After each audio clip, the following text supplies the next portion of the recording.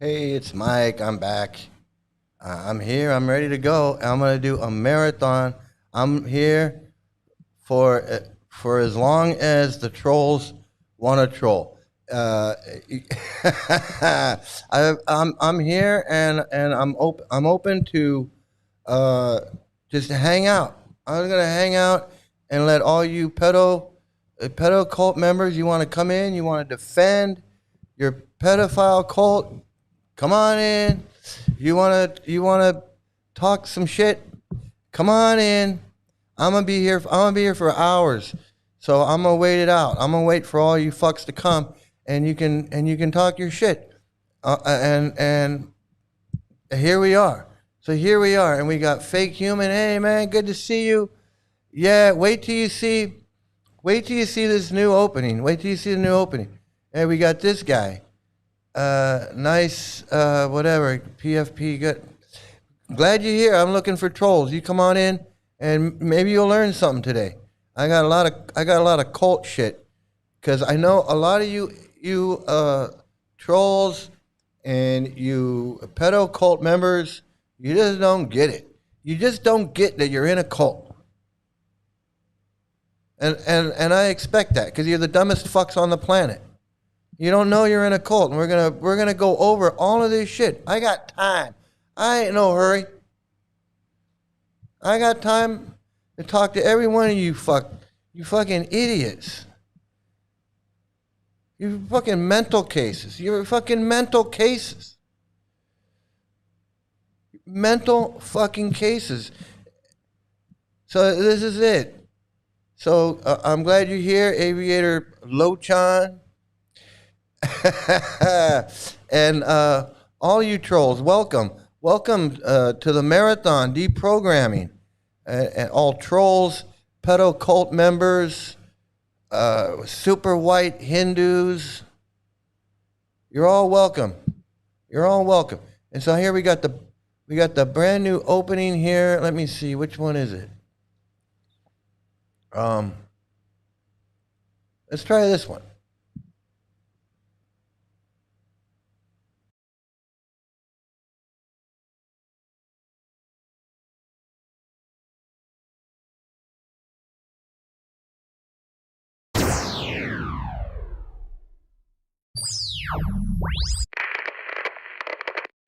Hello? Hello.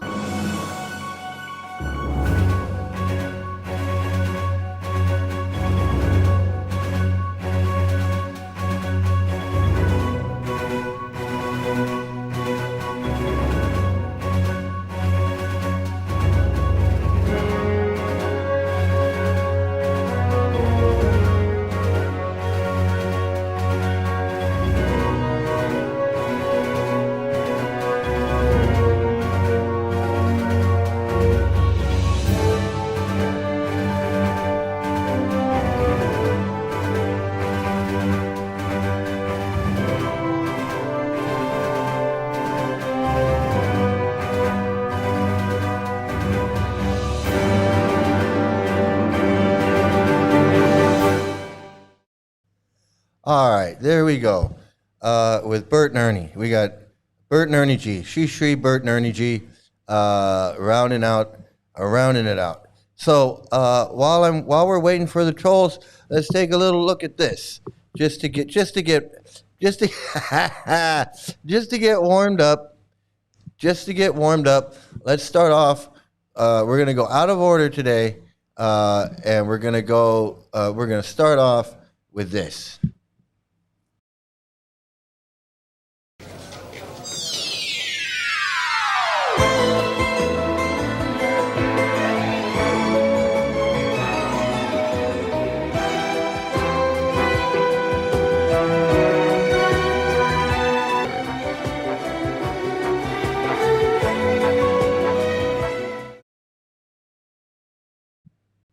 All right, here we go. Another.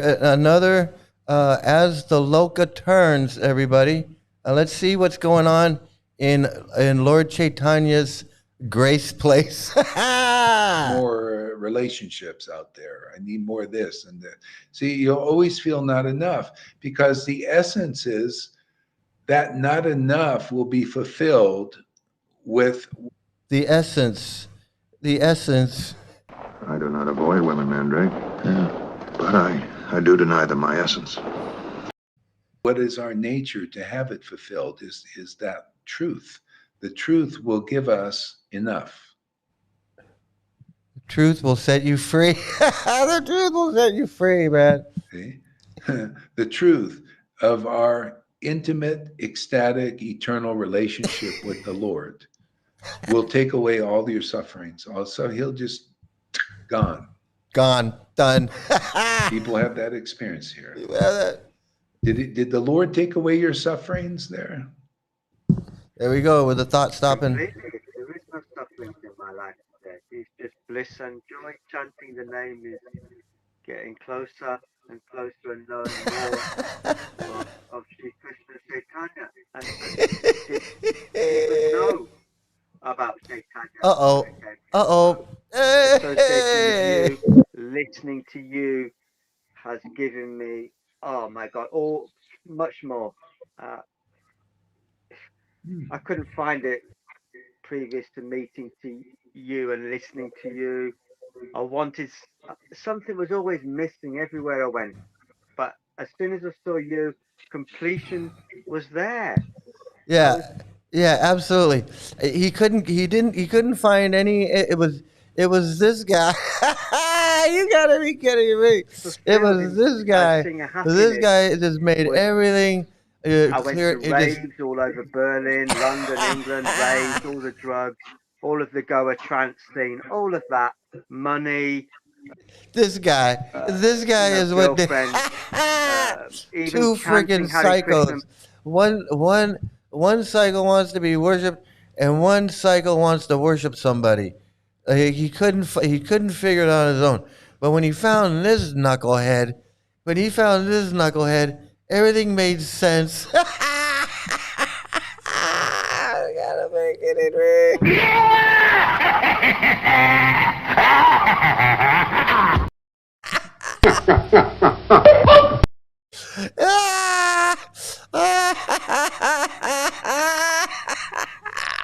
Mantra for 8 hours, 9 hours a day.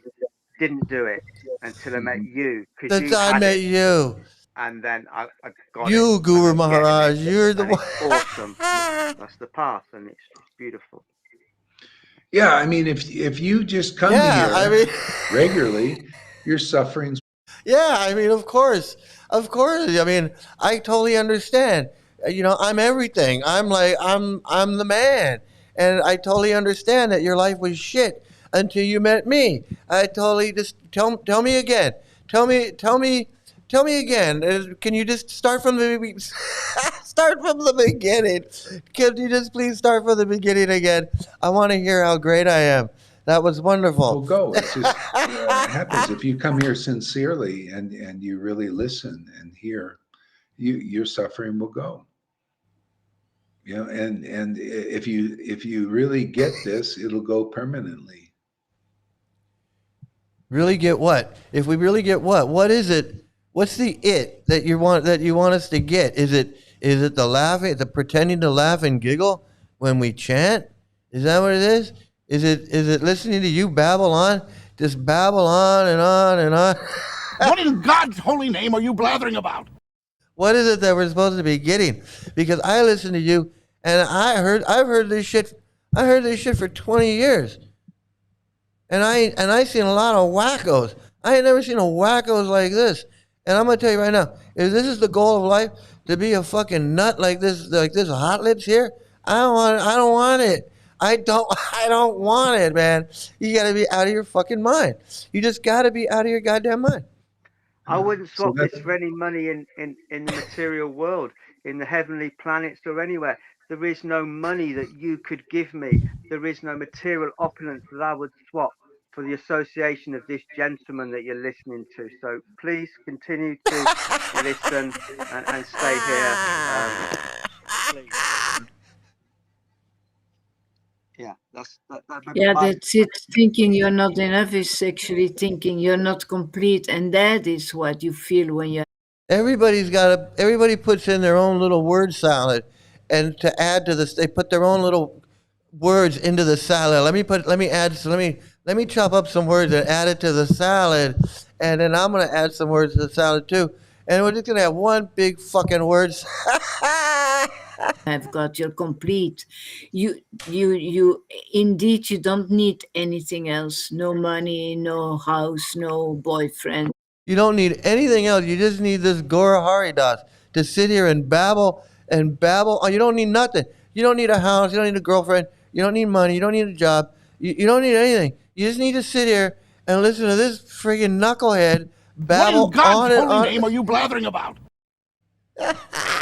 You gotta be joking. You gotta be kidding me, man. Because Where are the trolls? Where are the trolls defending this? Where are you guys? How come you guys aren't in your? How come you guys aren't defending this bullshit? Because it's friggin' insanity. It's insanity. You know it is. You know it you're is. so fulfilled with that power and that love of God, that relationship, that you are always happy from the moment you open your eyes until you I go don't to know. your bed again, I don't know, Lolita. I've seen you upset quite a few times. So obviously, this ain't something. Someone's lying, because I've seen you upset, and so how this?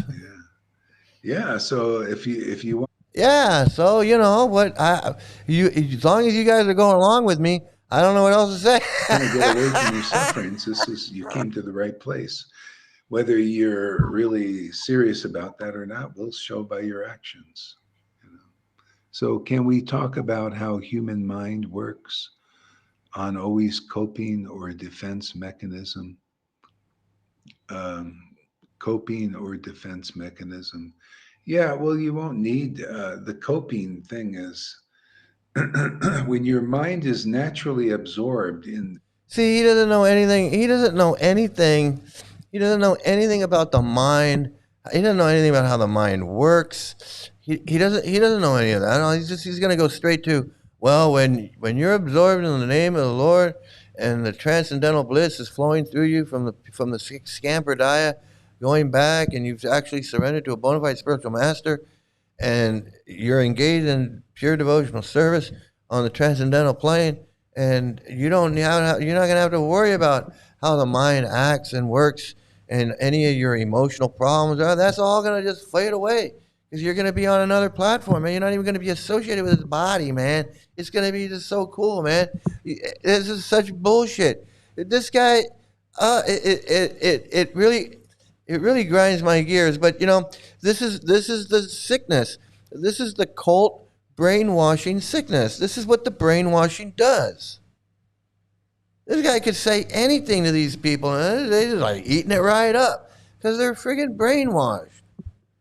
They've been brainwashed by Prabhupada's books, and this guy is what they call charisma by proxy.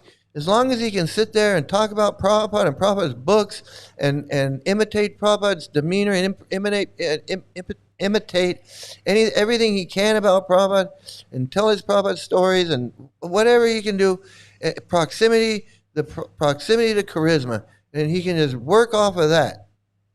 And it works because he's got them calling him Guru Dev and Maharaj, and nothing worked until I came in contact with you, and all of this bullshit. And if you can't see this as bullshit, man, you are just in a cult. You can take your prasadam and shove it up your ass. I don't want your fucking prasadam, man. I'm trying to teach people about fucking cults. If you trying to teach people in a cult, you're talking about fucking prasadam, about fucking cult bullshit. I don't want to hear about fucking cult bullshit when I'm trying to teach people about cults. You fucking idiots. You want to prolong the shit. You want to keep the suffering going. You want to keep children getting molested. You want to keep these gurus in power over people's lives. Women being abused, women being raped, little kids being abused, little kids being raped. Little girls being married off at 12 years old. You're down with that shit. You're down with it. Just come out and say it. Just fucking come out and say it, man.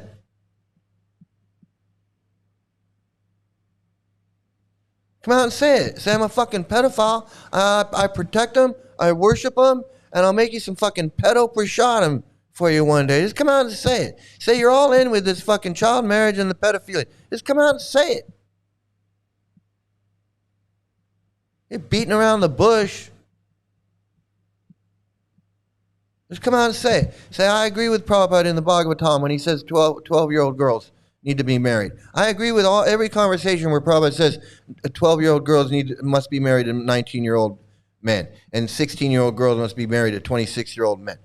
And I don't have a problem with Prabhupada being married at 22 to an 11-year-old girl. Just come out and admit that you don't give a fuck about any of that shit. Come out and say it. Just come out and say it. No, you don't want to say that. I'll make you some prasadam one day. Anything but let's talk about anything but what we're talking about. Children being abused. You don't give a fuck about what's going on in ISKCON. You glorifying these gurus. You go into your fucking Hridayananda disciple or fucking Gaurahar. You're fucking one of them.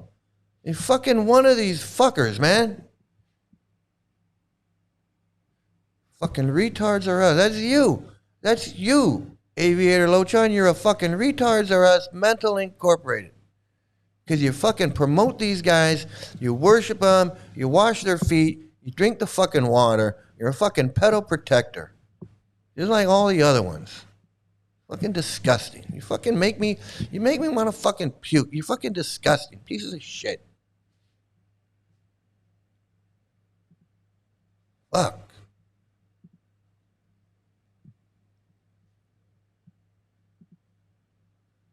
Fuck. People like that. Fucking brainwashed. So fucking brainwashed. And they come in and go, I'm not brainwashed. I'm not brainwashed. I'm not in ISKCON. I'm not. You fuck. Take your bullshit, shove it up your fucking ass. You don't give a fuck about women. You don't give a fuck about kids. You don't give a fuck about anything. Because if you did, you wouldn't be in here defending them and talking all this shit. And this is the bottom line. That's it. The only people that do that are people that are fucking supporting them, fucking promoting them, distributing their books, and all that other crap. Talking about making prasadam. I'll make you some prasadam one day. You take your prasadam, shove it up your fucking ass. All you fucking trolls. You don't want to talk about the child molestation. I'm sitting here fucking talking about child molestation, child marriage, and you're fucking stupid ass bullshit. That's the fucking mentality of these fucking brainwashed fucking idiots. Well, let's hear another one of you fucking speak up. Speak up, sacred cow, and all you other fucks. Say something, you fucking stupid white Hindus. Fucking A.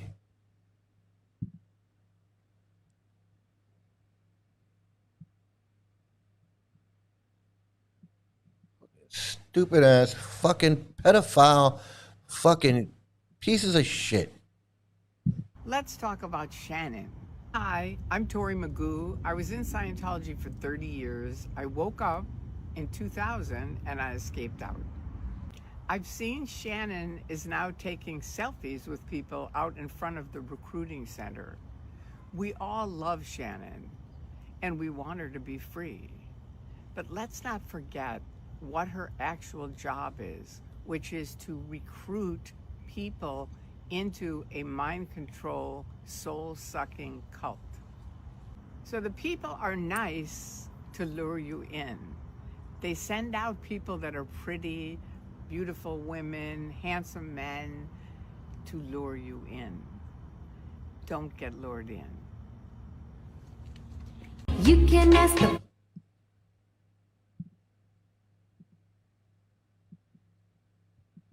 And that's the truth. Every cult does it. And ISKCON does it too. They send their women out, they make these videos, they put all the women, they make all fancy videos, and then they hit the internet with idiots like this. Aviator Lochan. Because of course he's got to put his Lochan in there because that's not the name he was born with. I'm sure that's for fucking cult name. You know, seem all nice. I'll make you some prashana. Oh, there's fucked up things in ISKCON. Don't forget who these people are. Don't forget who these people are. They don't give a fuck about. Magoo. I was in Scientology for 30 years. I woke up in 2000 and I escaped out. I've seen Shannon is now taking selfies with people out in front of the recruiting.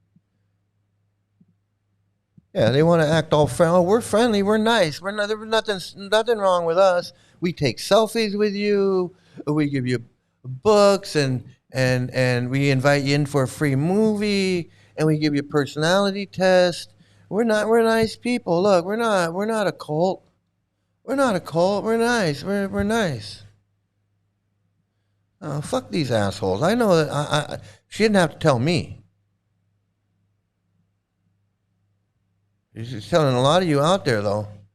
You guys are getting fooled by these videos of these big festivals. Everybody looks happy and they got all the women out there and it's all happy. Oh, it makes me feel good seeing all these smiling faces and all this shit. Yeah, you think they're gonna show you all the kids that have been abused and are being abused? All the women, how depressed they look when you go by the temple. Go to Vrindavan and walk around the Krishna Balaram temple and take a look at the faces of all the women that are walking around there. They ain't happy. Well, they're happy when they're doing their little TikTok video and they're all dressed up and they're doing dancing around. Just like Shannon's looking all nice when she's out in front of the Scientology building taking selfies with everybody. Hey, click. Hey, click. You don't see the shit behind. You don't see what's going on behind there. You don't see that shit. Just like you don't see all the children that have been abused. You don't see all that.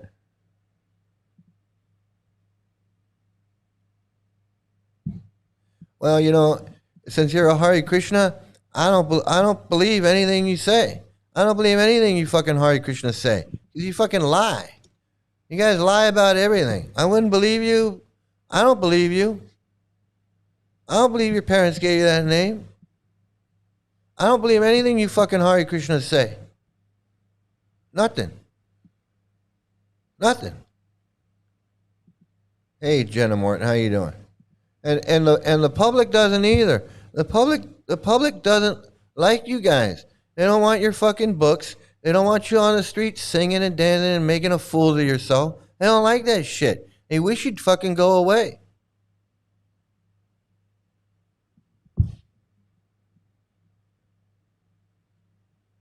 Fucking A. You got to come in here though. That's the thing, is you got to come in here. You're happy being a Hare Krishna, but you got to come in here. Whenever I'm on, you got to come in here.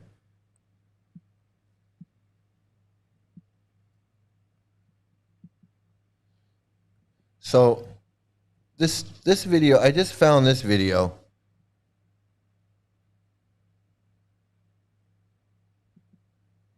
One day you may be on a plane I fly, then you will have to believe what I say. I fucking hope not. God damn it, I sure hope not. I wouldn't trust anything to you fucking Hare Krishnas. I wouldn't. If I knew I was getting on a plane and you were flying it, I'd cancel my flight. I'd say I don't want to go on that plane. If I was waiting for my flight and I saw you walk by, you're the pilot, and you're gonna pilot my plane, I'm heading right to the counter and canceling that fucker. I'm saying I'll take a bus. I ain't getting on a plane with that idiot. That guy fucking thinks that demon head eats the moon. What the fuck is he gonna do? He's the fucking dumbest person on the planet. I don't care if he can fly a plane. He's still a fucking idiot.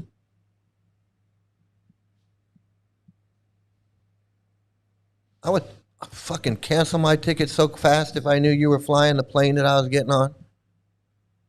Cancel my ticket so fast? Fuck. That's funny. That's funny. Like I would purposely get on a plane I knew you were flying on. and you fucking believe in reincarnation and who the fuck knows what else. You probably fly like you believe in reincarnation. Fucking insanity, man. Today for Devotions with Daniela, we are reading from the second book of Daniela, the Cult. Because you fucking super Hindus, you super white Hindus, you ISKCON freaks, you pedophiles, you don't know you're in a cult. You don't know, you're too dumb. You're too fucking dumb to realize you're in a cult. You want to debate.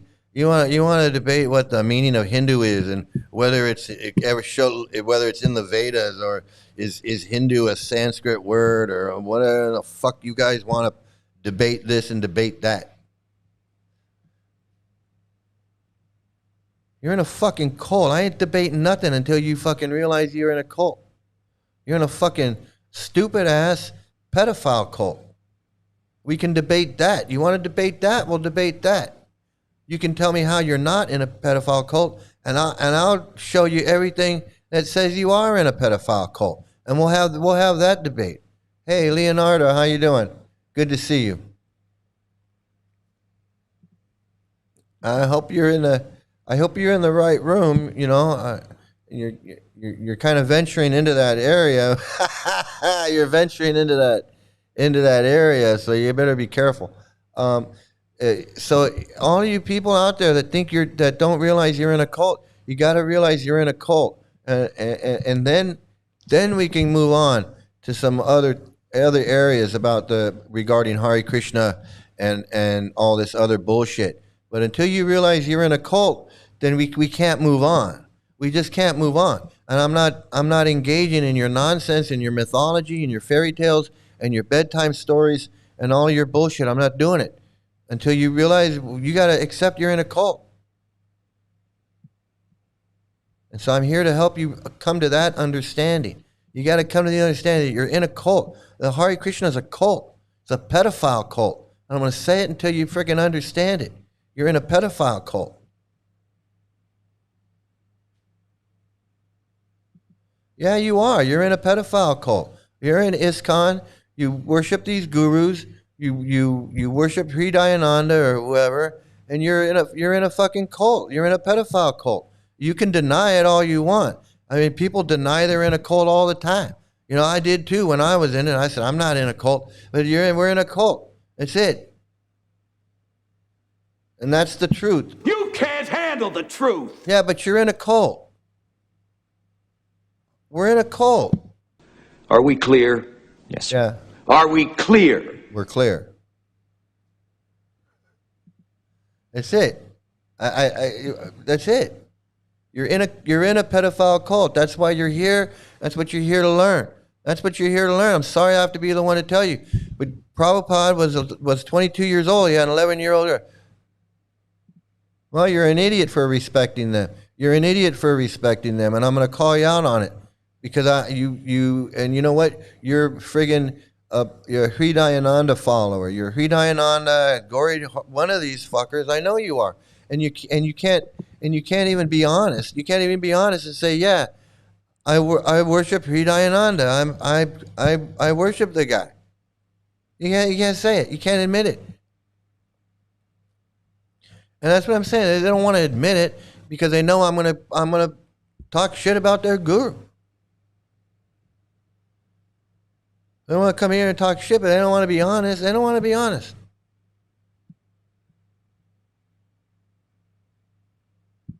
Not only, not only is it full of pedophiles.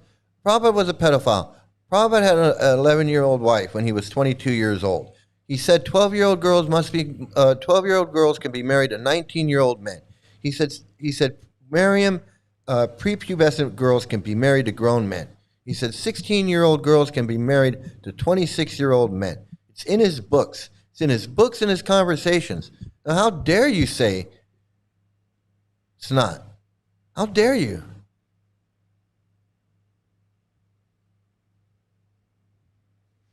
I mean, you're just going to straight up lie?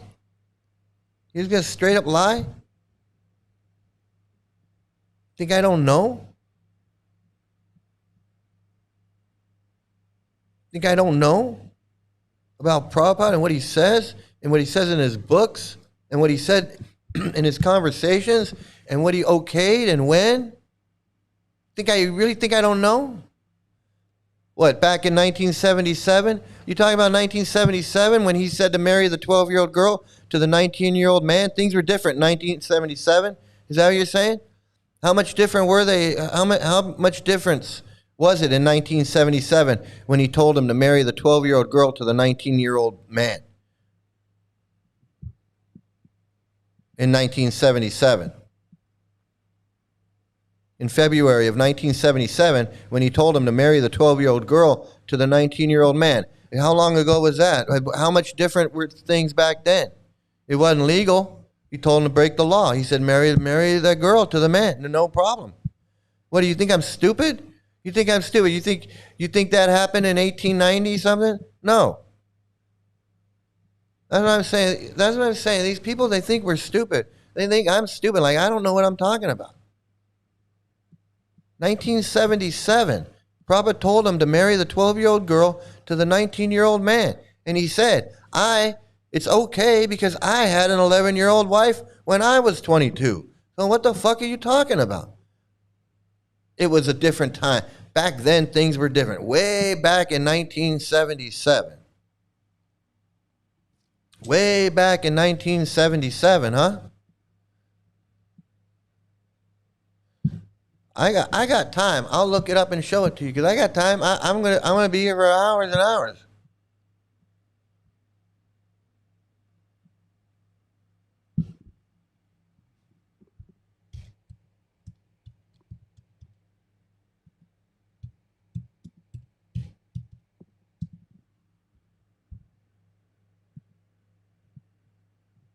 I'll look it up and I'll show it to you. We'll talk about it because then we can debate that.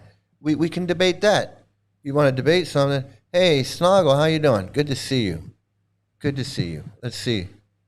Let me give me a second. I'll pull it up.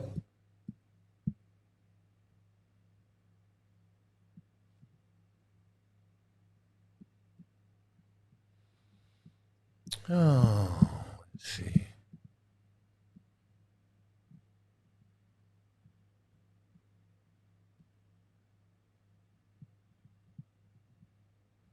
So kind of going through here. It's going to be a minute, but I'll find it. Don't worry, I'll find it. Let's see, room conversation.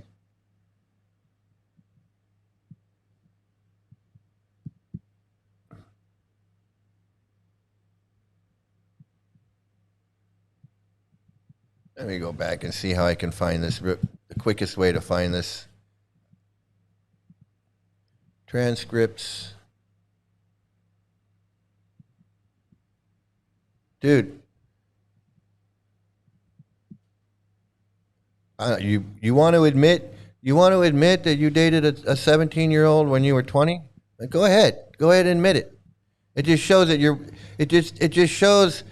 you're trying to defend it. You're trying to defend Prabhupada having an 11-year-old girl. You're trying to defend Prabhupada marrying a 12-year-old girl. You're saying, hey, I was 17 and I was 20 and I dated a 17-year-old.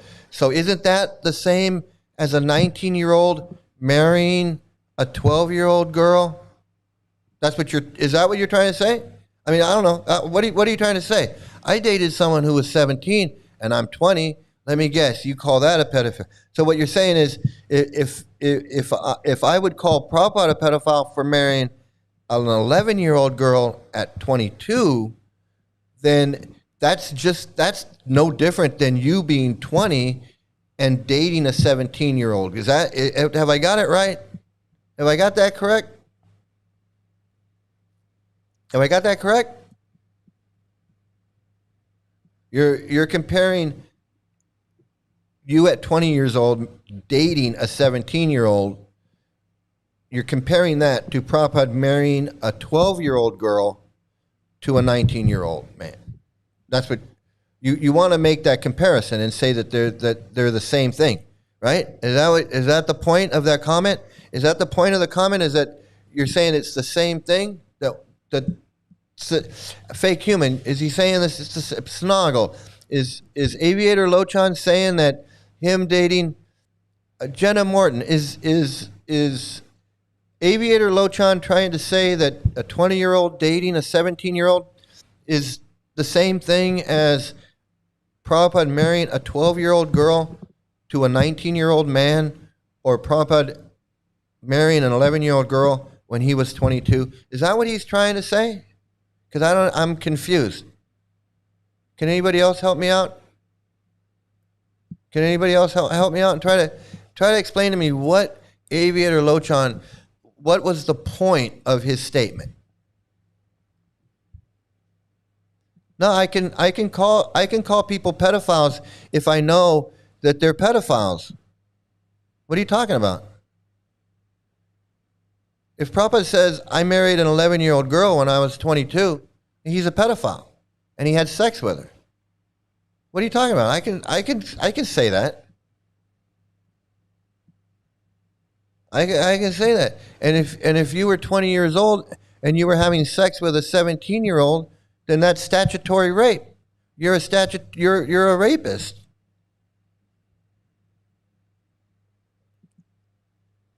Yeah, he's trying to defend Prabhupada, but he can't compare a 22-year-old marrying an 11-year-old.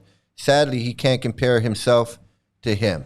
Yeah, but he's trying to say, hey, if you're calling him a pedophile, then you would call me a pedophile too. I'd say no. I'd call you a statutory rapist. I'd say you were a statutory rapist. You're saying in India that time was different. So you're saying in 1977 when he said marry the 12-year-old to the 19-year-old, that was a different time? Does he not get it? Is Aviator Lochan like not getting it that it was 1977 when Prabhupada said to marry the 12-year-old?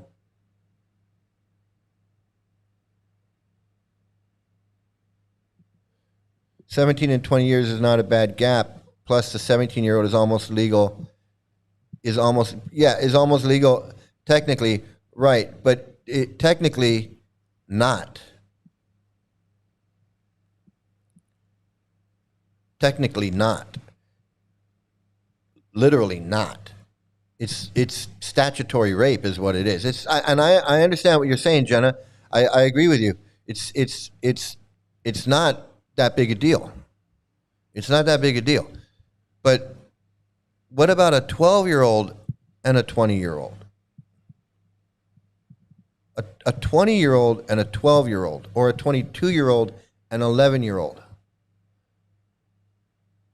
Plus, I still want to know why he keeps saying in India that time was different. Why does he keep saying that when I keep telling him that Prabhupada was approving a marriage at a 12-year-old girl getting married to a 19-year-old man in 1977? Why does he keep saying it was a different time? Otherwise, it's not legal. People can go to jail. Yeah, I know. That's just it. That's just the law. That's just the law. And I'm not saying a 20-year-old and a 17-year-old, the 20-year-old and a 17-year-old, I'm not saying that's a big deal. It's illegal. It's illegal. But I'm saying that's technically they're youngsters, okay? But the 20-year-old is still able to rape the 17-year-old, and the 17-year-old can't consent. That's the whole point. If he did that, then he did do it. Do I have to bring it up and prove it to you? I'll do it. I'll bring it up. I'm halfway there already, because I know you don't believe me, but I'm gonna bring it up anyway. I don't care.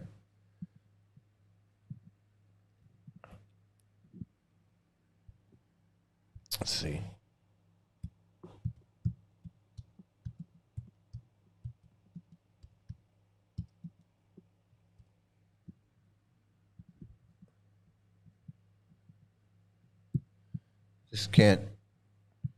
It just won't. It's just not that easy to find when you want to find it.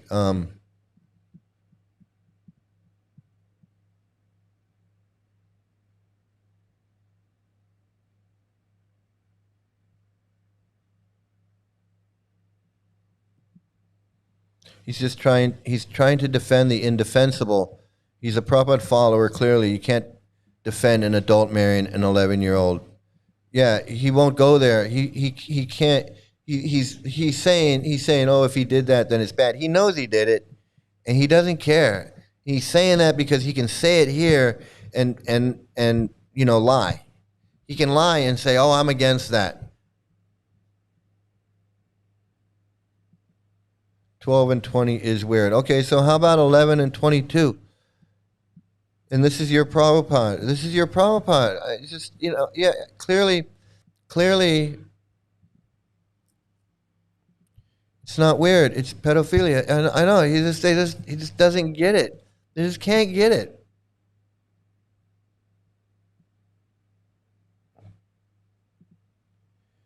My boy Charan Day was pitching this bullshit when he was teamed up with Keith Han.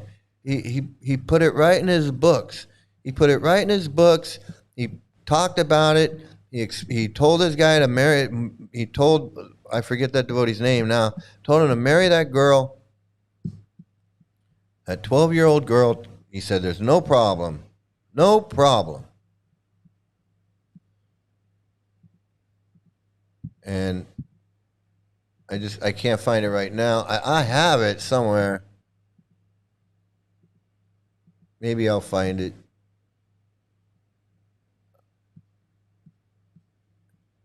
Is this it? No, this is not it. I did a lot of searching on this Veda base, but I might find it here. Let's see. No, I don't.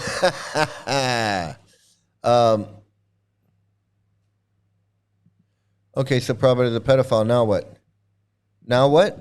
He started a pedophile cult that's still in action today. It's still molesting little kids today. What do you mean now? What do you mean now what? What are you, stupid?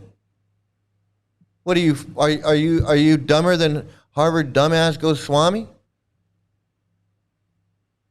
I got you to admit that Prabhupada was a pedophile. He married an 11-year-old girl when he was 22, and he put it in his books, and he taught it to his disciples, and they marry off little girls at 12 years old. And they molest little kids. I mean, what is it that you don't understand? What's so hard to understand? Fuck. They fucking remove your brain from your head when you join this fucking cult? Oh, so Prabhupada's a pedophile. So now what? I'm a fucking idiot. I swear to God. You could show him exactly where Prabhupada is responsible for this, that, the other, and he'd say, okay, now what? It's like, now what?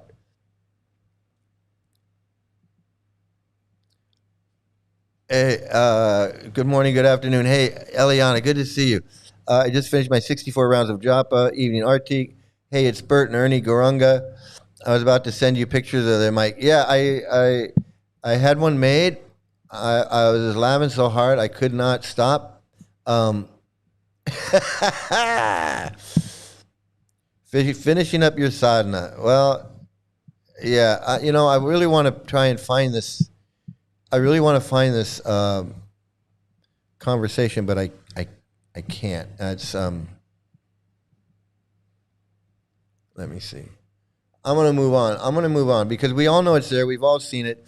We've all read it. And Aviator Lochan is just dumber than we thought he was. He's dumber than he thought he was. And that's what I'm saying. You can show these people that Prabhupada was a pedophile. He had an 11-year-old wife. He put it in his books. All the molestation, all the abuse, and they don't care. They don't care. They just don't. No, it can't reform. There's no reforming. There's no reforming it when that's what it is. I don't get it, man. These people are so stupid. You can't reform it because that's what it is. It's a pedophile cult. You can't reform it. That's what it is.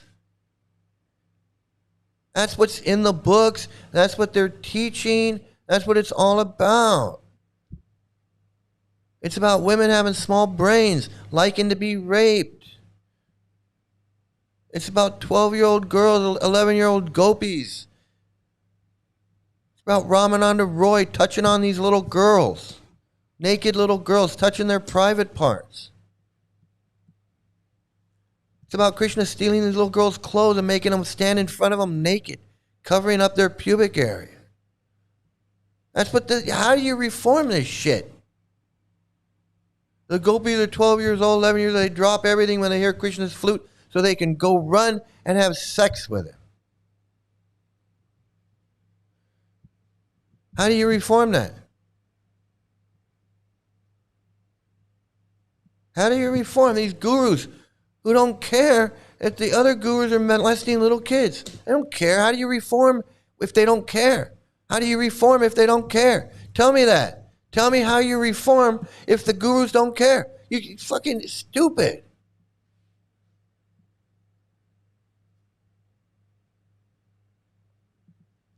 Which book does Prabhupada say this, Mike? I've never joined this kind, so I have not read the books. Well, let's read it together. I got time. We can read it together. Because, let's start with the Srimad Bhagavatam, and we'll go right to Canto 1. And we'll go to chapter 17. Let's do that. Let's go to chapter 17. And we'll go to, let's see, advanced view. We'll go to text, what is it, 38?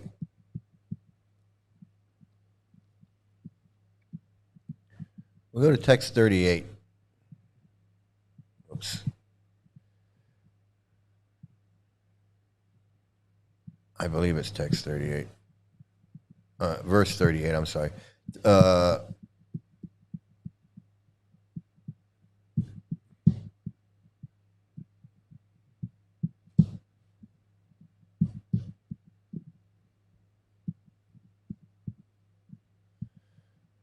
like that comment, though. Okay, Prabhupada's a pedophile, so now what? I don't know. What are you going to do about it? I did. When I found out, I did what I had to do. I left. Well, what are you going to do about it? That's the question, is what are you going to do about it? I already did what I needed to do. I can't make anybody do anything. The question is, what are you going to do about it now that you know that Prabhupada did that?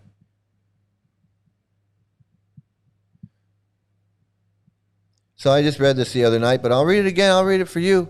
It's not a problem. I don't have a problem. And I'll show you where it is. So it's Canto 1, chapter 17, verse text 38,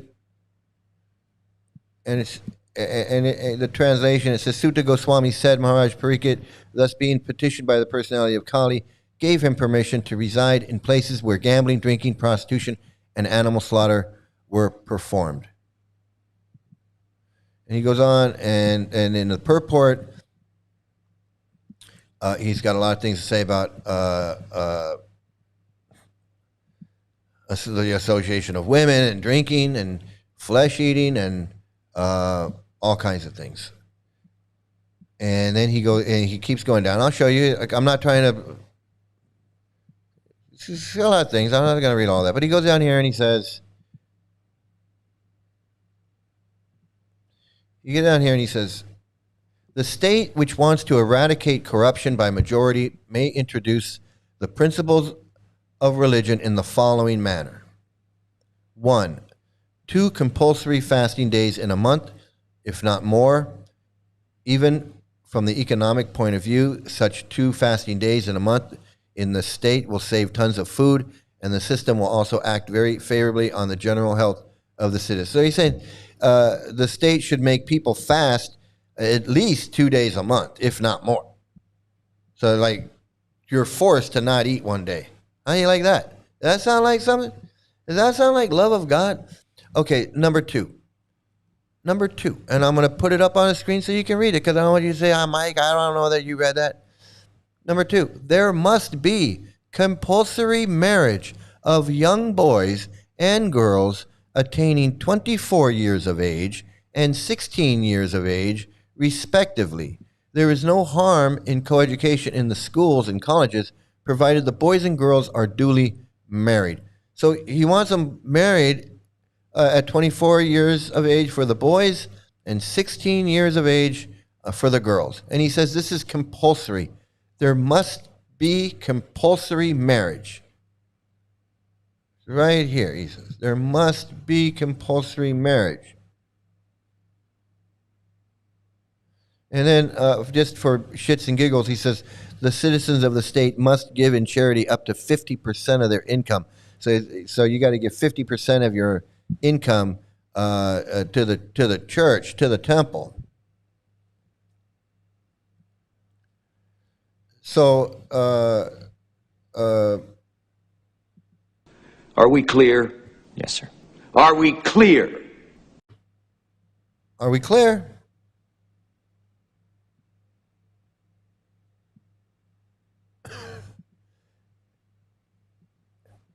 You can't reform something which is essentially a pedophilic, misogynistic, abusive, racist, and dehumanizing cult. You can't. You can't. And that's why, because you don't understand that you're in a cult, you think that you can reform this. You think that there's some way to fix these things.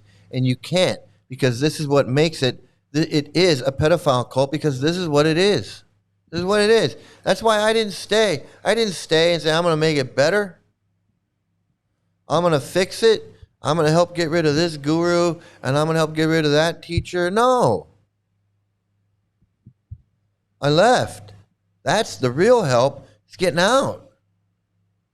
I'm not going to be part of it. I'm not going to be part of this pedophile cult. And then I can figure out what I'm going to do about it, whether I'm going to talk about it, whether I'm going to become a cult expert, whether I'm going to become a psychologist and help ex-members, whether I'm going to have a YouTube channel and talk about it and yell and scream and rant and rave, whatever it is. But you got to get out first.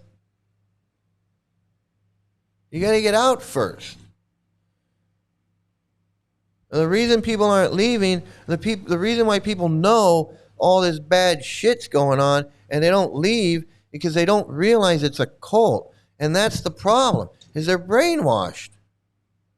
And we understand it. We got out. We understand why you can't see it. We understand why. That's the whole point. That's the whole point, is that we get it.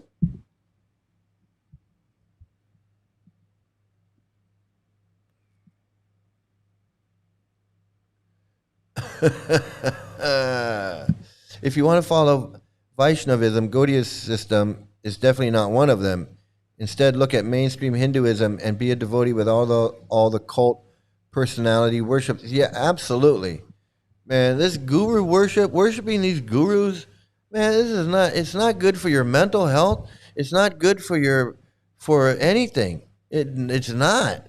And that's part of the brainwashing, is worshiping these guys. All these humiliation rituals, washing the feet, bowing down, offering them prayers, praying to these people. You don't know who these people are. You don't know who these people are. And they're getting down on the ground and bowing down. It's so fucking stupid. Bedtime stories with Mike. I know. I need an opening. I need a little opening. I was gonna make an opening for the Super Hindus, and I forgot. I started doing something else, and I forgot. Interesting stuff. I've heard other Vaishnav cults asking for 20% of your income. Yeah, I mean, these cults, they live on donations and scamming. I mean, that's what they live on, scamming, and getting donations is part of the scam. And that's cults are about. This is what a cult is. A cult is a group that uses coercion and manipulation and coercion tactics and manipulation and brainwashing to exploit people's labor. That's what a cult is. But it's a group. It's a group, like Gorahari's group. And he's exploiting those people for his own, so he can feel good about it. And I don't know, I guess they send him money. I mean, if they're calling him Guru Dev and they're praising him like he's some great thing, I would imagine they're sending him money. I would imagine they're sending him money and it helps fund his lifestyle. I mean, that only makes sense. As Mike covered Perugia. Now, I haven't covered him. I've heard of him. I'm sure I've seen him. I recognize him if I saw him, but I haven't. But he's another. I didn't know.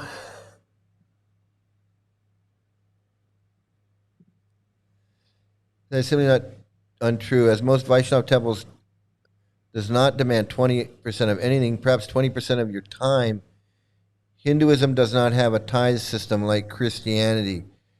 Yeah, Hinduism, like when I've been to India or I've been to any Hindu temple, not ISKCON, but any Hindu temple, you see the people coming in with like bags of food and rice and giving stuff and putting money in the box and giving rice and vegetables and fruits and whatever and it's not anything like ISKCON. It's not anything like Dakshin and Guru Dakshin and scamming the public. Nothing like that at all.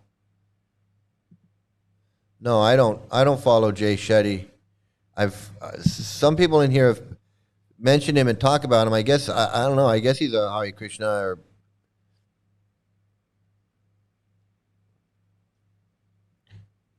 Hey, how you doing? Probably not. Good morning to you. It's the evening for me. I started a little early. Jay Shetty, I know him personally, and he's a scam and a cult asshole. Yeah, that's what I've heard. That's what I've heard. Jay Shetty is an ex-ISKCON Brahmachari. He's still a devotee too. I don't know to what extent he follows, but he is. Yeah, I don't know anything about him. Just that I keep hearing that name. I keep, like I said, I've been out for so long.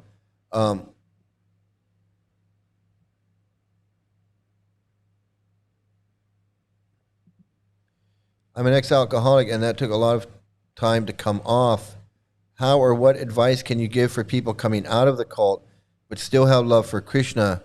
It must be tough. I'm going to tell you right now, it is tough. It is tough, because if you spend a lot of time in ISKCON, your mind is warped, and it's you feel like it's ISKCON or nothing, and that's what you've been taught. ISKCON teaches that all this other stuff, everything else that's not ISKCON is don't trust it. It's not whatever, like following Shiva or worshiping Durga or worshiping Kali or whatever it is. It's just like it's a recipe for disaster. You don't worship demigods. Don't worship whatever. So coming out of the cult can be traumatic for a lot of people. Well, just about for everybody, because their whole identity is tied to this cult. They have a name, they have a function, they have service, they have whatever it is that they're doing, maybe family in there. It's really hard. You know what? I would say the best advice I could give is therapy. If you can afford a therapist that you can go talk to, I would recommend that. That's really what I would recommend. And I would recommend anyone to seek others that have left, like the many chatters in here. I would say to find a group like this where you can share and you can hear what others are going through, and so they, because I didn't have that. I didn't have that at all. I did it cold turkey. I did it by myself, and it wasn't pleasant at all. It just wasn't pleasant at all. There's a period there where it's just like it felt like there was nothing. I had nothing. I had no friends. I had nothing to do. I had all this time because I wasn't being a Hare Krishna.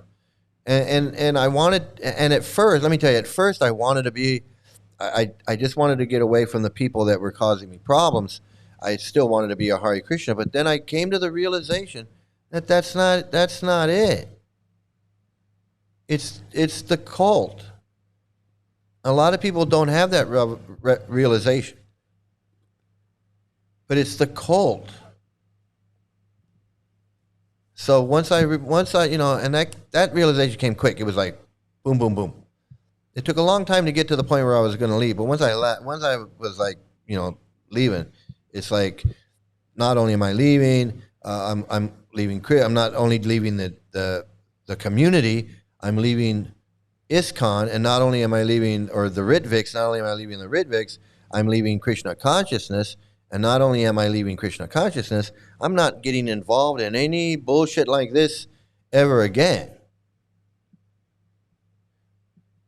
But it was because I did. There was a couple of days, maybe a week or so. There was like maybe a week where I was like trying to be this independent Hare Krishna. I'm still a Hare Krishna, but I don't have anything to do with anybody, and all this other bullshit is bullshit, and that didn't last long. I'm gonna tell you, that did not last long. It lasted like that. I was like, this is bullshit. If this is bullshit and this is bullshit too. And it's a hard realization. It's a hard thing to come to grips with. So what's this about Jay Shetty? I'm learning about Jay Shetty here. He's an ex-ISKCON Brahmachari, but he's still a devotee of ISKCON in London. So is he like when I heard that name, if somebody asked me, playing, Who Wants to Be a Millionaire, who is Jay Shetty? I would have said he sounds like some kind of musician or performer or like a DJ or something. That's what I would say. But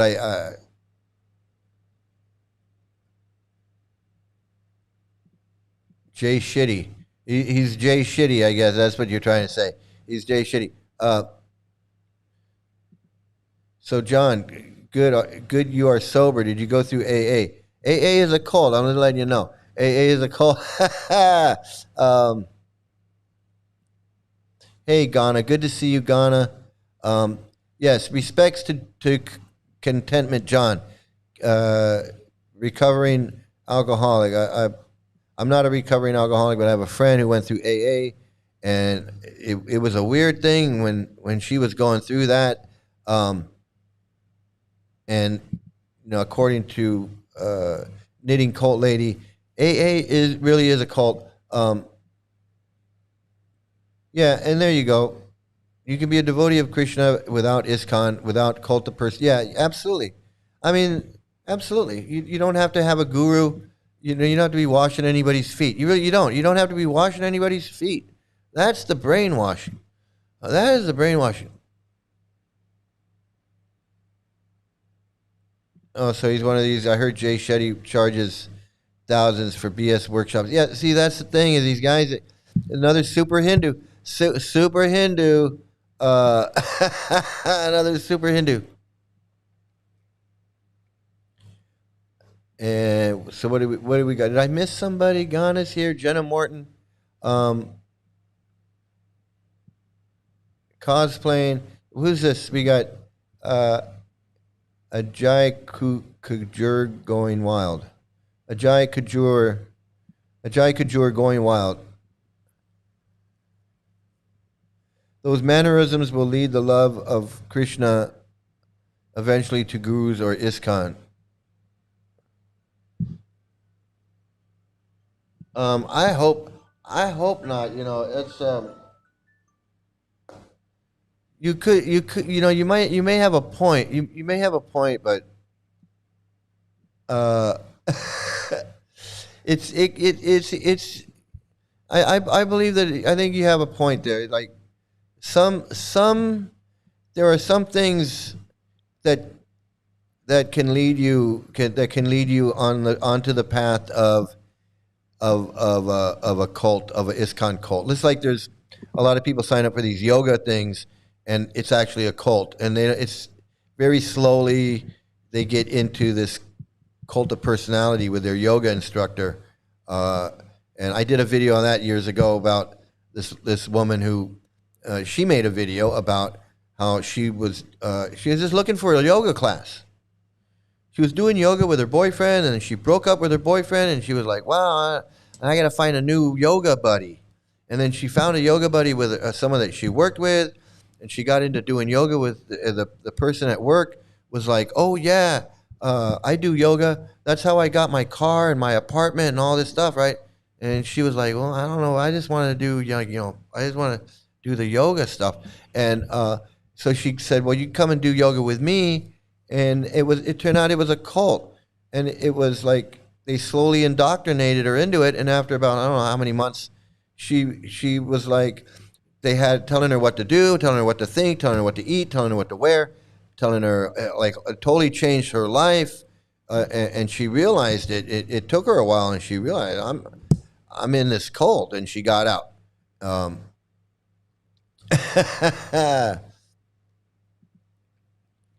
He pretends just like Dickie Head Slavin pretending to have wisdom. Useless, lying, idiotic clown. Yeah, they all are. They all have that. And so we're 1 hour into this marathon. I mean, I guess I'm just getting ready to getting going. Yeah, hey, Contentment John, I'm here to help people. Actually, I'm not gonna lie. I'm rough around the edges, and I get going, and I rant and rave. But really, everything I say, I back it up. I back it up with videos. I back it up with statements. I back it up with testimony. I back it up with Prabhupada's books. I back it up with everything. I was like,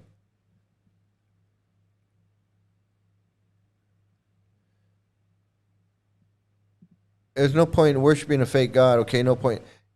Yeah, there's no point in worshiping a fake God. But I think that if people want to believe in something, like people don't want to believe in God, but then they use the universe. Well, the universe sent me good vibes, or I want to send good vibes out into the universe, or I want to send thoughts and prayers, or the universal oneness, or the infinite knowledge guy, whatever they want to call it. People want to have that. I mean, I think that's part of our human evolution, our human nature. There's still part of our brain that still wants that somehow. Like it somehow it gives us some kind of pleasure. It gives us some kind of comfort, some kind of. I'm not saying it's right. I'm not saying it's right. I'm just saying that somehow that idea that maybe there's something. It as an animal, our animal instincts and our brain evolution is somehow it gives us some kind of a security blanket type feeling. I guess I don't know, but I'm sure there's some kind of psychological thing to do with it. And that's kind of the bad part. That's kind of the bad part. If faith requires you to submit through fear, it's not healthy, and that's with most religious. Yeah, I agree. I agree that if you gotta if you're doing something out of fear and you gotta convince yourself it's fun, then something's wrong. There's something wrong. If they're telling you chant 16 rounds of this mantra, you gotta force yourself to do it. And you go, there's no taste, there's no this or that. You got to convince yourself that you're feeling it. I'm feeling something. I'm laughing. I'm giggling. I mean, if you can convince yourself that chanting 16 rounds of Hare Krishna mantra is doing something for you, making you calm or making you feel this or you can convince yourself it's making you laugh and giggle and cry and sob and jump around. You can convince yourself it's doing anything. It's doing anything you want to convince yourself it's doing. That's not hard to do. I mean, you can. Something happened yesterday. with the neighbors and the people in front. It was kind of like, it was, it was kind of an emotional thing. And the grandma started crying. She got so emotional, she started crying. So there's a lot of things that can bring out emotions in you, and or you can cry. People can fake cry. People can fake laugh. People can put on a show and pretend they know a lot, like these gurus, and they don't know nothing, And so if they can convince you to do these things, this cult can convince you that you're chanting 16 rounds and you're spiritually advanced now. You're following 4 regular principles and you're chanting this mantra, and now you're His Holy Grace, Sri Mukunda Bhakti Venmo Swami. They convince you of that. Bhakti Venmo Swami.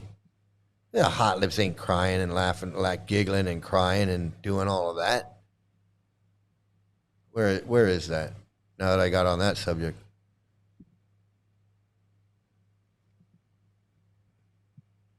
In our true nature, the common to all, which is that all goes. You don't have,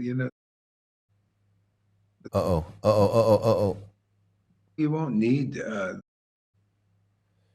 I think he does this thing. Coming and hearing about these truths sincerely. Yeah. Okay, that's good for the name. Go ahead and chant a little bit.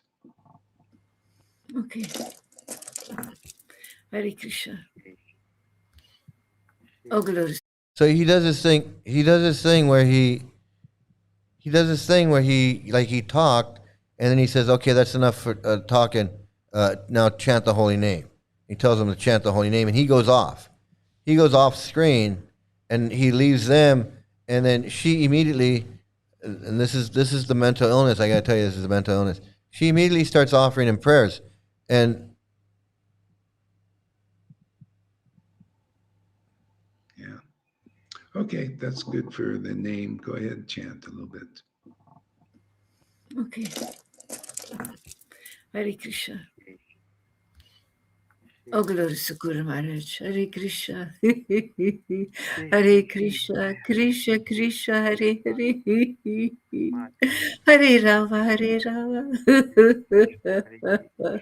Rama Rama. Hare Hare.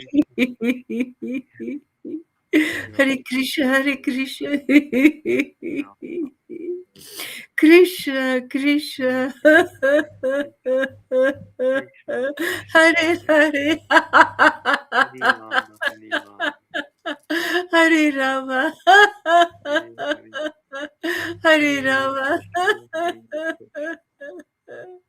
Rama Rama, Hare Hare.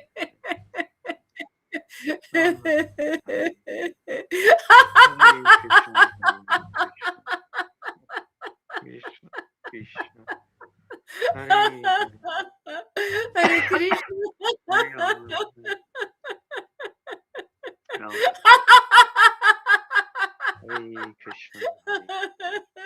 Hare Krishna. Krishna Krishna Hare Hare. oh my goodness! So I don't know where to go. I don't know where to go with that one. Hey, so let's see. I'm kind of skipping over some of these comments here. I got Dusk Within. Hey, good to see you here. And my daughter's here. Hey, it's good to see you. I can't believe you're going to be here. You're going to be here in just a couple of weeks. You're going to be here in a couple of weeks. We can go live together. It's going to be so much fun. Everybody's going to get to see us together. And I can't wait for that.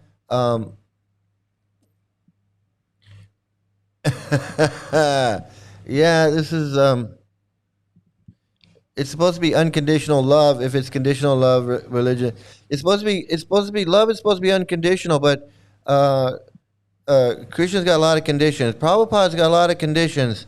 There's a lot of conditions. I don't even get into that. And let's see. I don't want to miss any trolls because this is a special marathon deprogramming.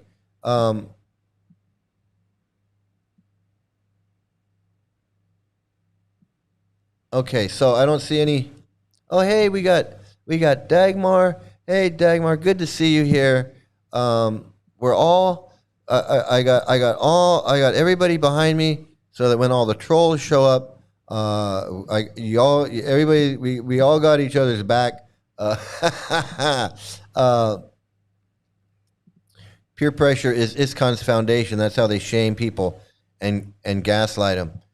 Yeah, and it is like second nature. You're gaslighting yourself. You're gaslighting yourself too. Oh my goodness. Hot Lips sounds like she's medicated. First of all, she calls this guy Guru Maharaj, and that to me cannot be good for her mental health. I just it's not good. It's not good. It's just the whole thing is not good, and I want it to be. I know it's such an ick. It's such an ick when I see him doing this. I know, and it's like watching that. It's like watching Cuckoo's Nest, and watching them argue and fight, and knowing that lady, that Nurse Ratchet, is just like she's enjoying. She's sitting there just like she's loving it, and this guy's doing it, and this guy's loving it too. He's loving it. He's like, yeah, these people think I'm a guru. And they're laughing and giggling because I told them to. Lolita's crying. It's so mental. It's such a mental illness. It's such a mental illness. It's concerning. I mean, I really. The laugh cry is wild as fuck. It's so delusional. It's so delusional. And he does it too. He does the same thing with the laughing and the crying. And this shit goes on. This shit goes on. Sri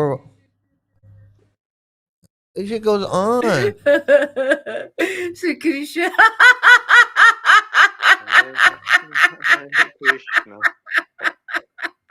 Hare Krishna. Hare Krishna. That's not healthy. That is not healthy. I'm sorry. It's just not healthy. That's not healthy. And him convincing these people that this is spiritual advancement. This is spiritual life. Sitting there doing that, acting like that is how you show that you love God and that you're on the right path and you're making advancement and you're this and you're that. Is the whole world gone crazy? Am I the only one around here who gives a shit about the rules? Yeah, people sit and watch that. You should see how you should see the expression on some of their faces when they're doing this. Let me see. Can I find where's Noodles? We gotta find Noodles. I gotta find Noodles. Where is she? Is Noodles in here? Yes, here she is. Here's oh my goodness. Watch this one. Is how nice that feels to be grateful. See, people don't know what that is until they're really grateful, when it's transcendental. Otherwise say, oh, I'm so grateful, but they don't really experience that. And then it shows in their actions, their gratefulness. Oh, they're not so grateful. That's good. Get it out. What in God's holy name are you blathering about? Show what's really inside. Like Putana. See? She was exposed eventually. Otherwise, she was just on the outside looking like a nice devotee, right? See, Krishna exposed her by bringing the poison out. Isn't that what we do? We expose the people coming here, bringing their poison out, which is good for them. Eventually, they'll become free. Yeah. I gotta say. I know it's giving a lot. It's giving cringe. It's giving drugs. It's giving mental illness. It's giving all this. But seriously, it's this guy convincing these people that this is spiritual, and this is being holy and spiritually advanced, and they're on another level. And this is, and what did he say about me? He said, I'm like a dog looking at itself in the mirror. He said, when Mike looks at us and we look crazy to him, it's really Mike looking in a mirror and seeing how crazy he is, like a dog looking at itself in the mirror. So he's trying to compare. He's saying, we look crazy, but this is really what the real world looks like. No, dude, no, you look crazy. You guys are all friggin' nuts, and we see it. And I'm showing the world that you guys are nuts. And you're trying to explain, that no, we're not the nutty ones. Position. This is why this is a sign of strength. When I look at as the devotees are tested by these people, they come here and say they're really on board and everything, but inside they're really not yet. And you don't go with them. See, that shows you got some spiritual strength to resist. No, he's saying some people come in and then they leave. Like they join us, but then they leave. And you guys are strong enough because you don't leave with them. You stay. Oh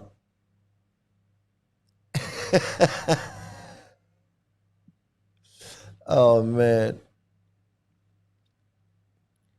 It is sad. It's sad. The reason why it's so sad is because we know she's got mental problems. She's got issues. She's got serious issues. And I mean, anybody can tell. You don't have to be a doctor to see that. But she's got issues. And that's why it's sad, because she needs to be getting some care. And instead she's listening to this friggin' knucklehead. She's listening to this knucklehead, and he's only making it worse. Now, Noodles, on the other hand, Noodles down here in the bottom middle, I think she's got her doubts about all this. She doesn't look convinced, and I've never seen her laughing and crying. Otherwise it's irresistible. If you're weak, you're a baby, then you're killed by the Putana. She kills babies, baby Bhaktas. Yeah. What do you think, Rajiv? You got a word for us? So he really thinks he said something profound there. That the Putana kills the Putana's the baby killer. He kills the baby Bhaktas. If you're not strong, if you're not a real Bhakta, you're just a baby Bhakta. Then Putana comes along and kills you. This cult is something else, okay? With the baby killing and having sex with little girls. It's it's disturbing. It's like every other word, every other thing, every other video they make is disturbing. Like those little girls sitting there talking about Krishna and all that stuff. It's disturbing to see this shit.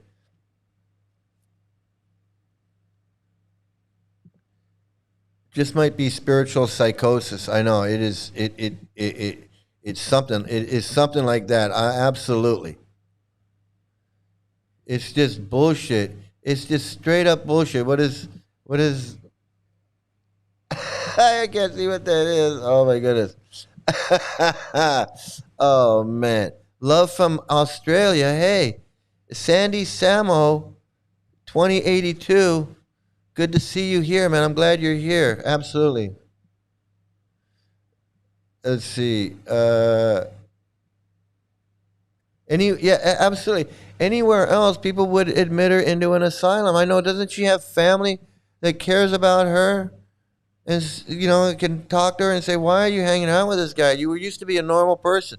You used to be a normal person. Yeah, Noodles is giving blink twice if you need Noodles, blink if you need help, Noodles. Definitely. Let's watch a little bit more Noodles here. And Okay, great. Is Lalita's ecstasy understandable for most of you? Yes or no? Oh, I can't understand it. Oh, he's got questions about Lolita's ecstasy. Oh, good question. He's saying, "What do you got? What do you all think about this? This." That was a good one. And he's right in there. He's like, Nobody can understand the ecstasy. Even nobody Krishna can can't understand the the ecstasy of Lord his Chaitanya. devotees. Nice. So Guru is as good as Krishna. Yeah, in that sense, yeah. The devotees, it's very personal. Yeah. Thank you, Gurudev. Yeah. Yeah. Well, Krishna, he's inside the person and there's an understanding. See, but that's Krishna in that person. But when Lord Chaitanya or Krishna is outside, see, it's very similar because that's like us. We're outside, right? And so What the in God's devotees holy name are you experience their blathering personal about? relationship, but they can reveal Noodles things. is looking at him like he's nuts. See? That's why I ask people questions. I ask Lalita, "Oh yeah, what are you realizing?" See, and you can get something like that. You get what they call remnants. See, that's I the actually remnants. don't understand it all the time myself because I actually never know what is coming. I never know what is coming. I never know what he's going to explain to me, what he's going to tell me. I never know that before. So it's always a surprise. It's always a surprise. Yeah. And that's one thing that's common across, isn't it, Guru Maharaj? He always surprises. Like never know what's coming. That's a constant, at least with fun. Hey, I got my hoodie. I got my Gora hoodie. So I'm I'm Gora hoodie now, and there. So because we never know what's coming. Because you got to get the taste of the holy name, man. And if you don't get that taste, man, then then you're just lost. You're like a baby Bhakta about to be eaten by Putana, and you don't want to do that, man, because you need that ecstasy, man. You need that ecstasy, because now who can understand the ecstasy of a devotee? Nobody can understand that. Obviously, Lalita's she's fully absorbed in the holy name. Fucking nuts. You gotta be out of your mind. You gotta be out of your friggin' mind.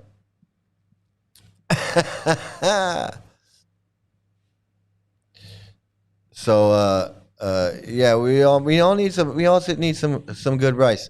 So I wanted to play.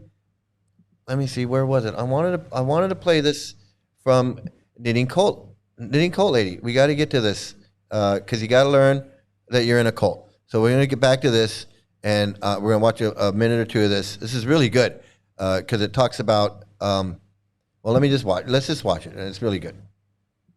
Today for Devotions with Daniela, we are reading from the second book of Daniela, The Culting of America. This is about the types of language that cults use.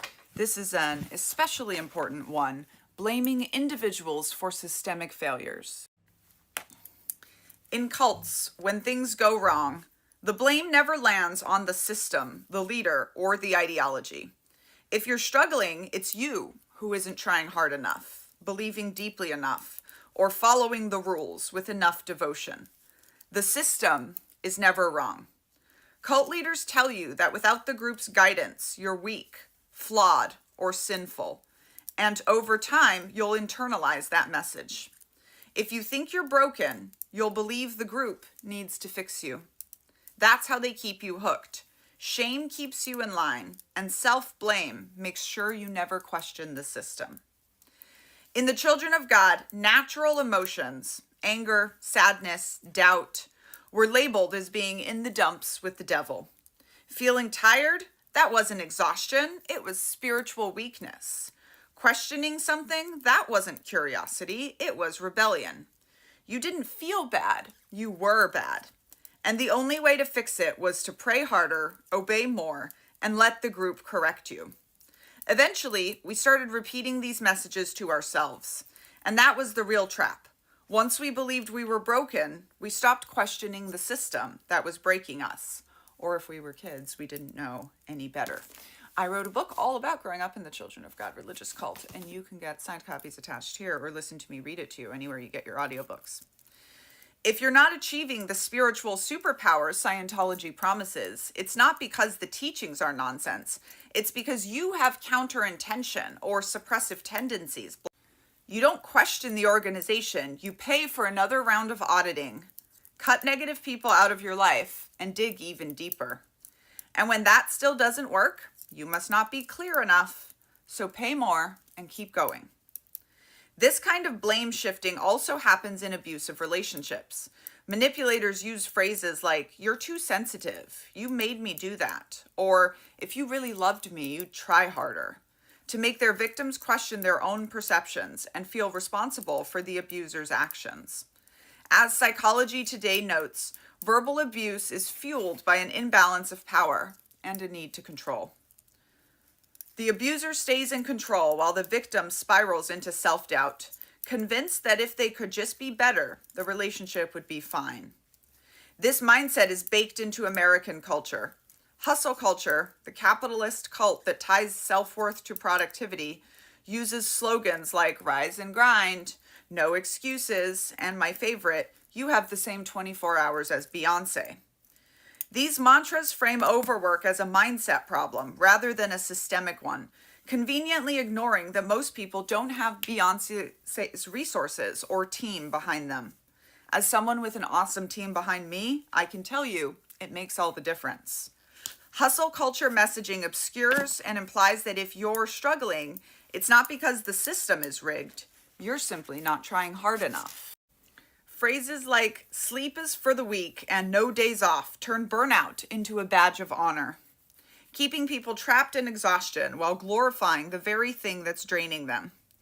As an aside, I find it telling that many of hustle culture's macho thought-stopping cliches also show up in gym culture.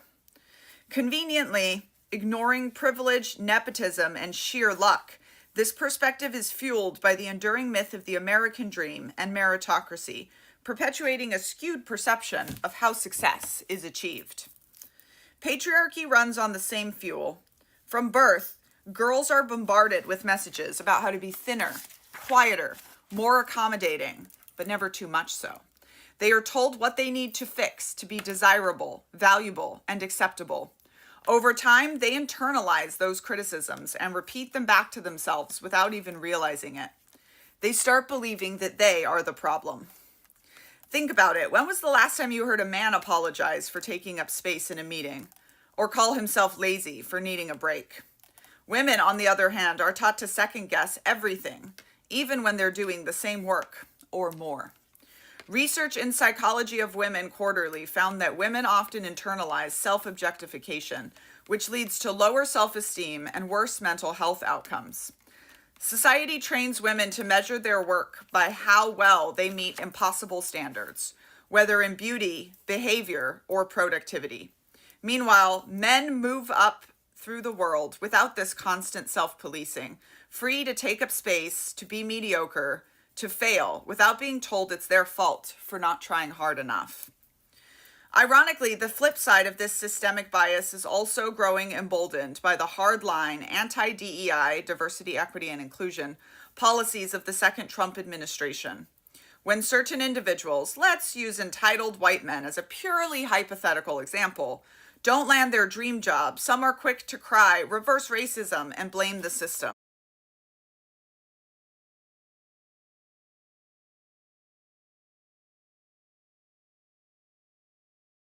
Are we clear? Yes, sir. Are we clear?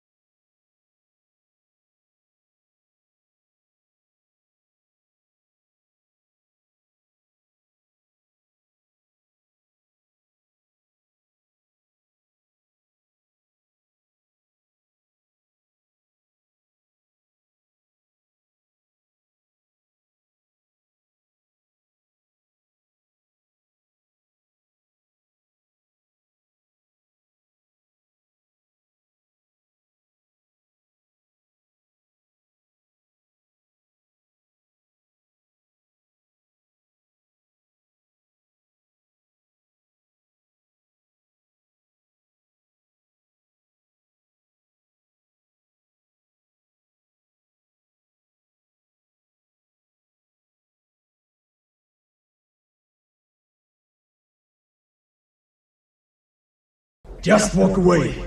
There has been too much violence, too much pain. Just walk away, and there will be an end to the horror. Just walk away.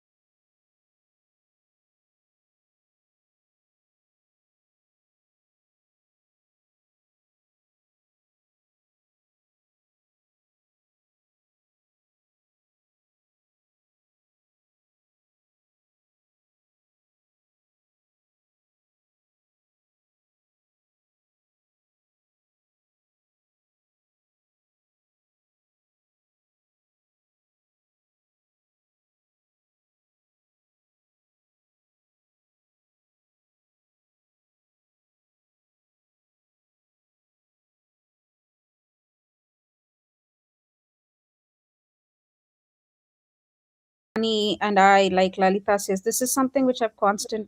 Is it a constant? Like, because I have seen, like whomever I've seen, it's like you never know what he's gonna do to you.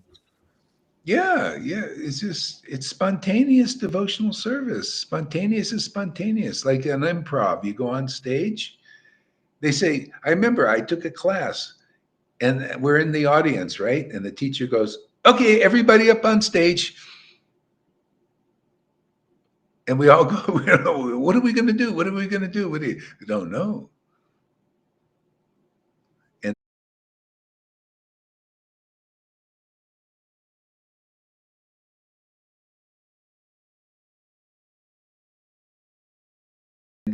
then she says, okay, with the devotees, it'll happen by that association. And that's how it is. It's by the association of the Lord and his devotees that things spontaneous manifest. What in Lord God's Chaitanya holy said, name are you blathering about? Okay, here's an example.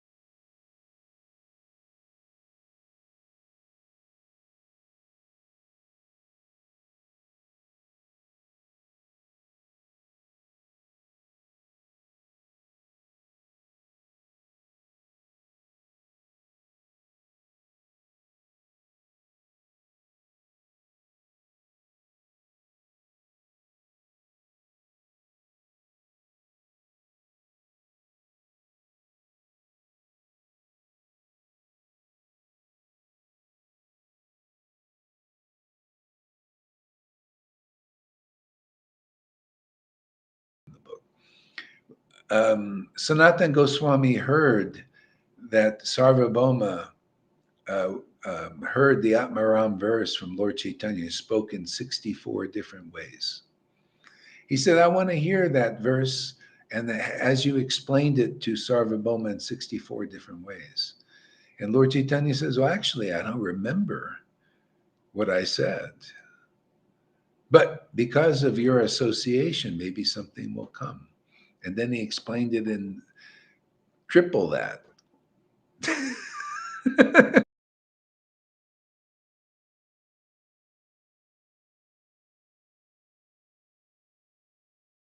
What in God's holy name are you blathering about? Is the whole world gone crazy? Am I the only one around here who gives a shit about the rules?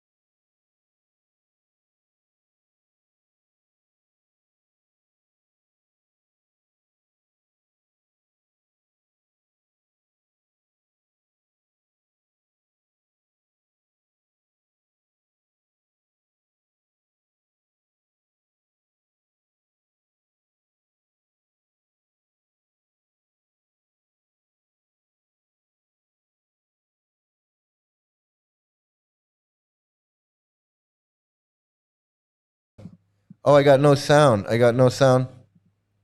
I wasn't talking. Hey, Weird Planet. You're Weird Planet. How you doing? Great to see you here. Well, I'm doing a marathon, so yeah, my sound went off. Hey, I'm back. So I was waiting for the trolls to come in. There was a couple trolls that left comments on my videos, and I was waiting for them to come in here so we could. Because he was leaving comments and calling me an idiot and calling me this and that, and yeah, I'm sorry. There's no sound. I'm sorry. Cincinnati Cult Lady. No, they didn't do that. I'm sorry. I can't keep up on the comments you guys doing. So I would have got to the mic problem way before. Okay. No monkey chewing through my wires. But let me see. Let's go back here.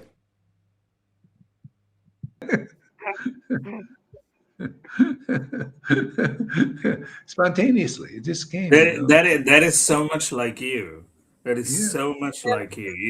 You don't remember what you said, and then we can't. So it's like I used to think I can pin him down on this. He said this. He said this, but you don't remember it. So what's the point of pinning someone? Yeah, the trolls are missing today. Yeah, I was saying this guy, Sacred Cow, and I think this other guy, I think that, I don't know, it's Sacred Cow, one of them, was telling me, leaving some comments on my video, telling me that I'm stupid and I don't know what a Hindu is. And I said, well, come on in here. And I know that I'm the one that calls names. I'm the one that calls people an idiot. He was telling, yeah, and I said, what are you, another white Hindu, super Hindu? Another super Hindu?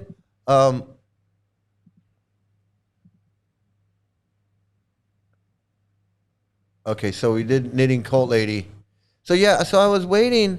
I was really hoping that this Sacred Cow character would come in here because I wanted to, and that's why I decided I would do a marathon today, because I figured, well, no, I'll go for 4 hours.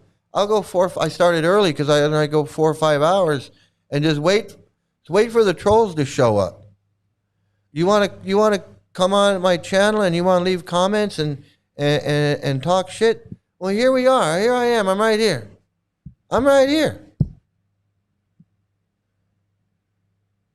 Prawn John, he can come in here and talk shit if he wants.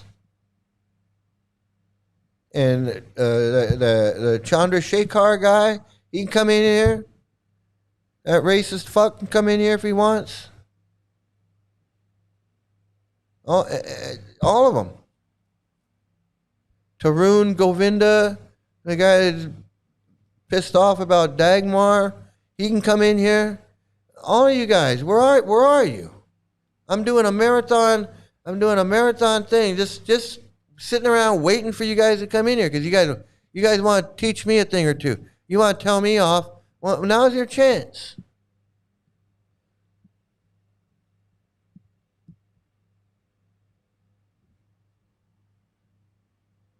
So I was sitting here waiting, just waiting.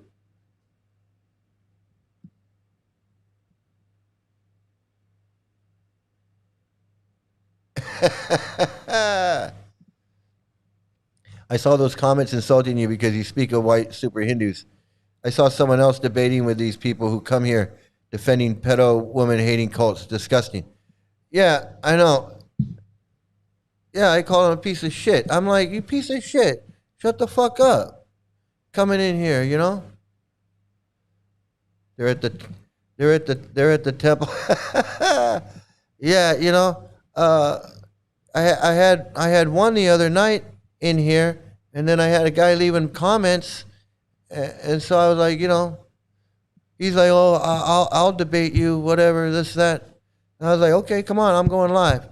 Come on. So I don't know. I don't know where he is. They think they're superior. They think they're super white here, super white Hindus, because they're following Prabhupada. They read Prabhupada's book, and now they get to decide who's the Hindu, who's not. I'm going to decide who's the Hindu.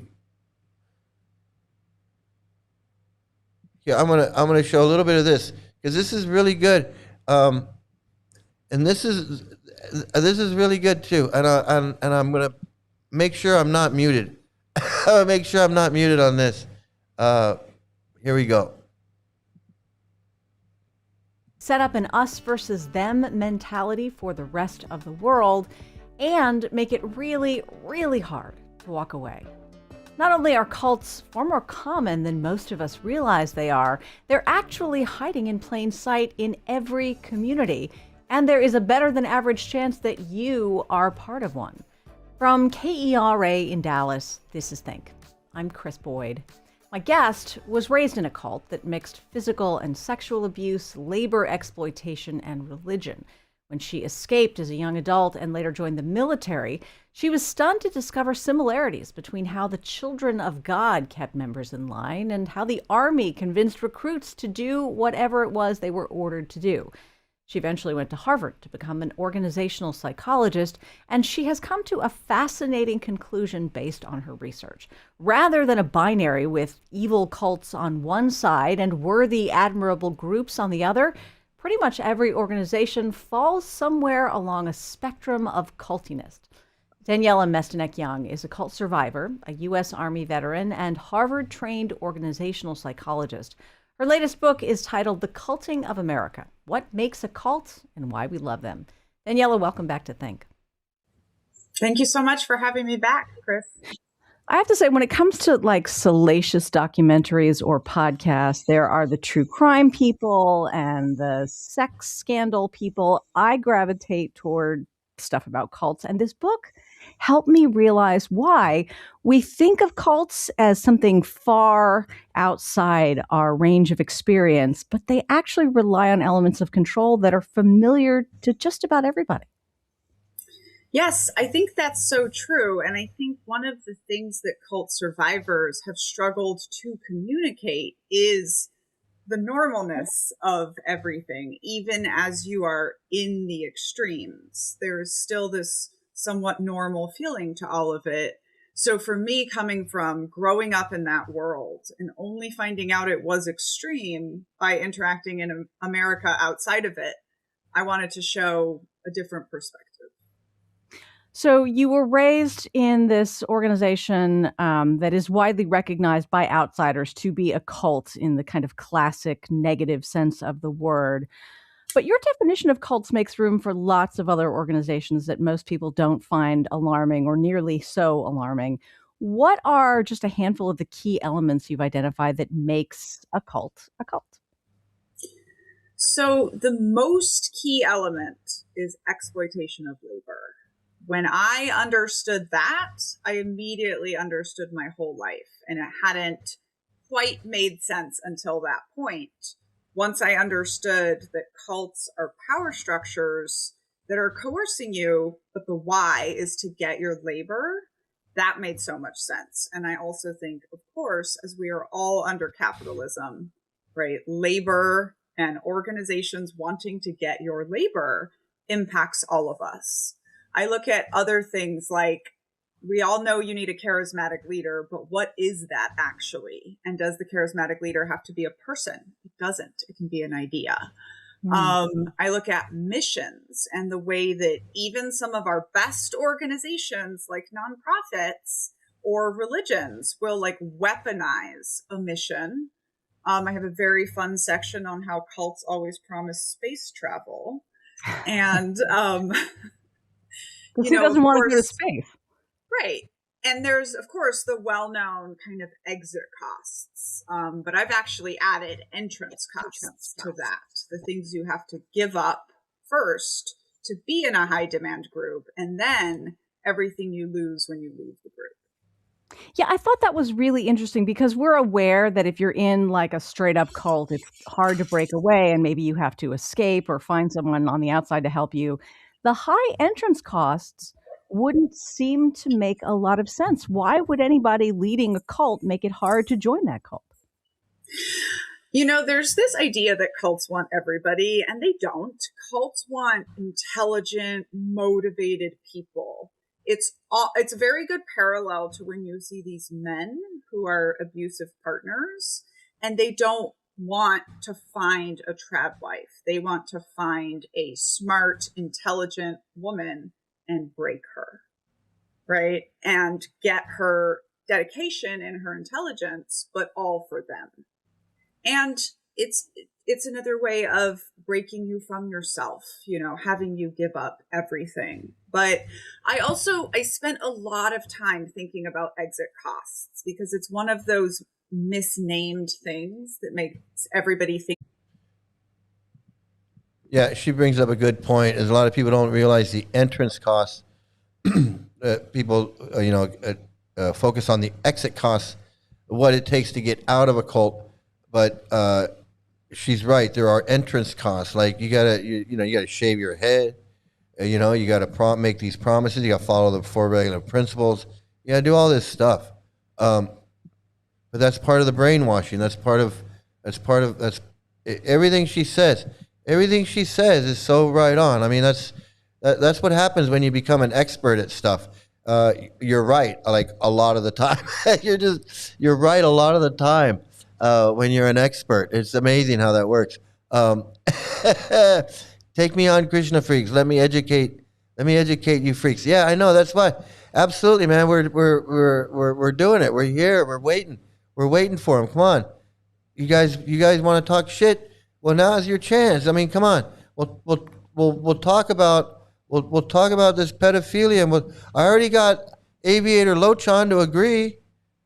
I got Aviator Lochan to agree that Prabhupada's a pedophile. He said, okay, Prabhupada's a pedophile. Now what? I already won that one. Where is that one? Let me go back and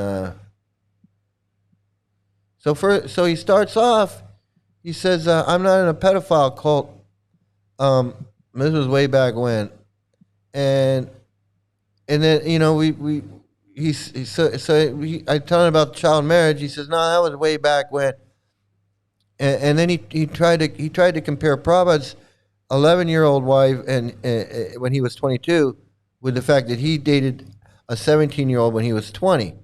And I said, what are you trying to do? You're trying to compare that? And he said, no, my point is don't call people you don't know pedos.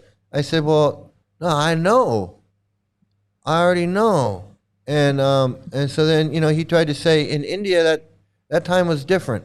And then I showed him where it was 1977. And he said, okay. I said 12 and 19. Showed him the conversation, whatever. He said, yeah, 12 and 20, that's weird. He agreed on that one. I got him to agree. I'm just telling him the truth. So then he says, okay, so Prabhupada is a pedophile. Now what? So he admits it. He admits Prabhupada's a pedophile, but he's just like, now what? Now what do we do about that? And I told him, I said, well, what are you going to do about it? Because I already did what I needed to do. I left. So it's not about now what. Now what do you do? I already did what I needed to do.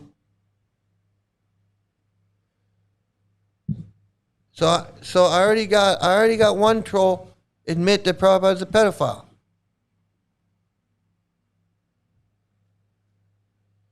So then he says, well, ISKCON should reform. And I had to explain to him, you can't reform it because Prabhupada's a pedophile and he put that shit in his books. His books got all kinds of shit in there. You can't reform it. It's beyond reforming. It is what it is. It's a pedophile cult. You can't reform it. So we got that guy. We got that guy. He tried to come in here.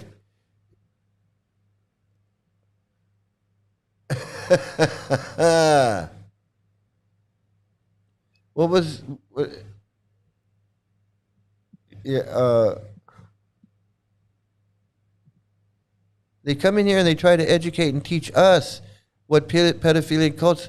Who do they think that? I know it never ceases to amaze me.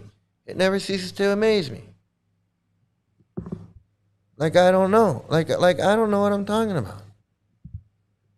You know, and then that sacred cow, he leaves a comment on my video saying, "You don't know what you're talking about." Yeah, I do know what I'm talking about. That's why I told him, come on in here. Come on in here. You know my channel. You know I go live every friggin' night.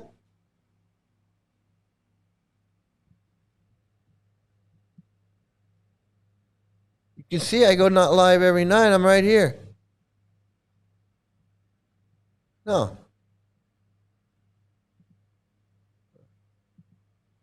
It's just some more nut. Look, and this guy, this is what I'm saying, with that Gora Hari character, tell me this ain't the same thing. This is exactly the same thing. Look at it. And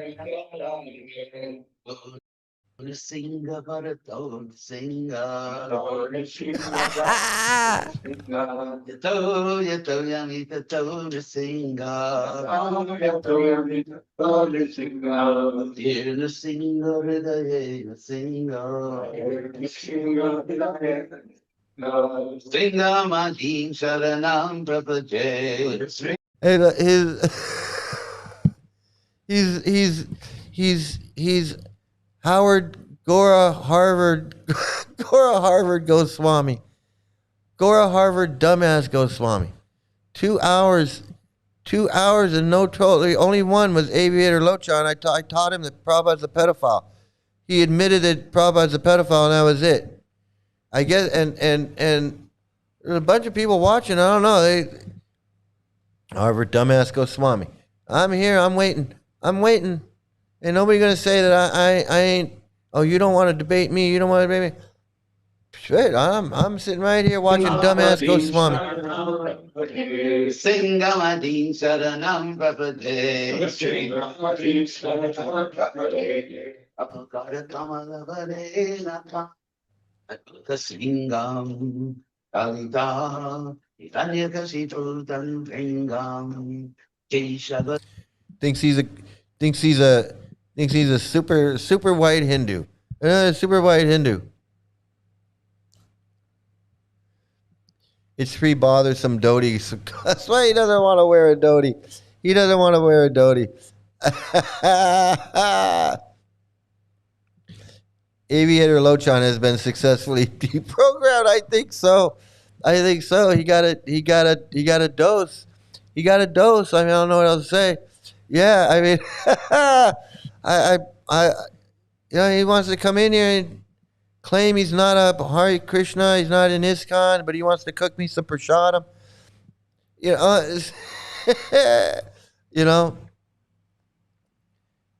So, even I got him to recognize that Prabhupada is a pedophile, but he doesn't care.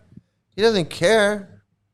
But that ended the thing, because what else are you gonna say? I mean, that was the whole point. That's the whole point. Here's take a look at this nut. Maybe we'll get a troll. Maybe we'll get a troll on this. Maybe if somebody like clicks on the thumbnail and they'll see.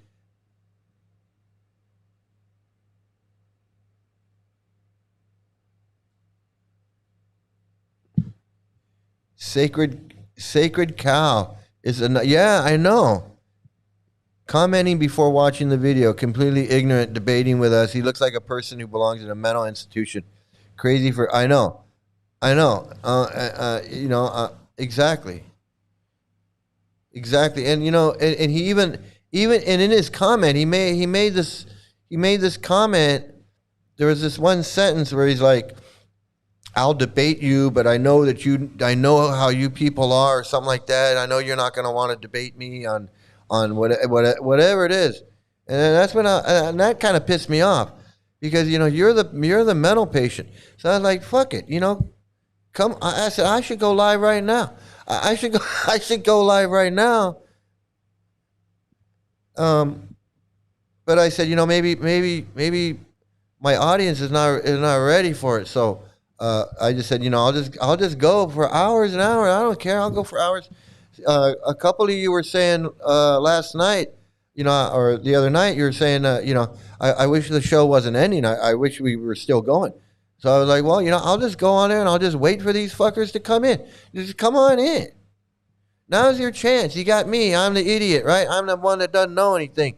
I'm the one that, 20 years in the Hare Krishnas, 10 years with your Shodanandan, 10 years as the secretary of the Hare Krishna Society and doing all of that crap. But I don't know. What do I know? The fuck do I know?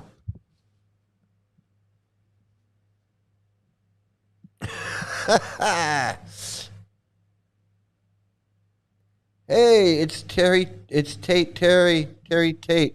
Good to see you. Glad you made it. We're gonna watch this knucklehead. This guy at the racist fest. At the racist fest. Let's see. What is it?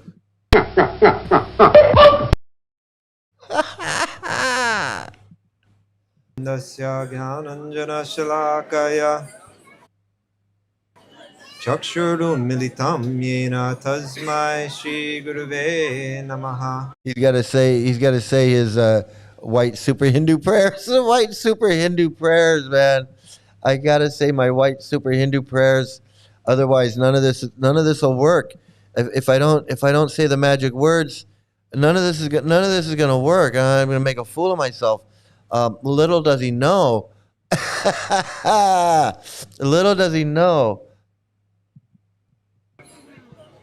Avakara Kamalavare Nakam Adbhuta Singham Alita Hiranya Kashipu. He can sing those Hindu prayers like a good white super Hindu. Let's see if we get past this nonsense. Do you call it daily? What do you call something that you do every evening? I don't know, or daily, or regular? A regular evening gathering here at the Rishikesh Kirtan Fest, where we have our Q&A session from 7 until 8:30. I always enjoy spending this time with you. We do it every single night, and we're ready to go again.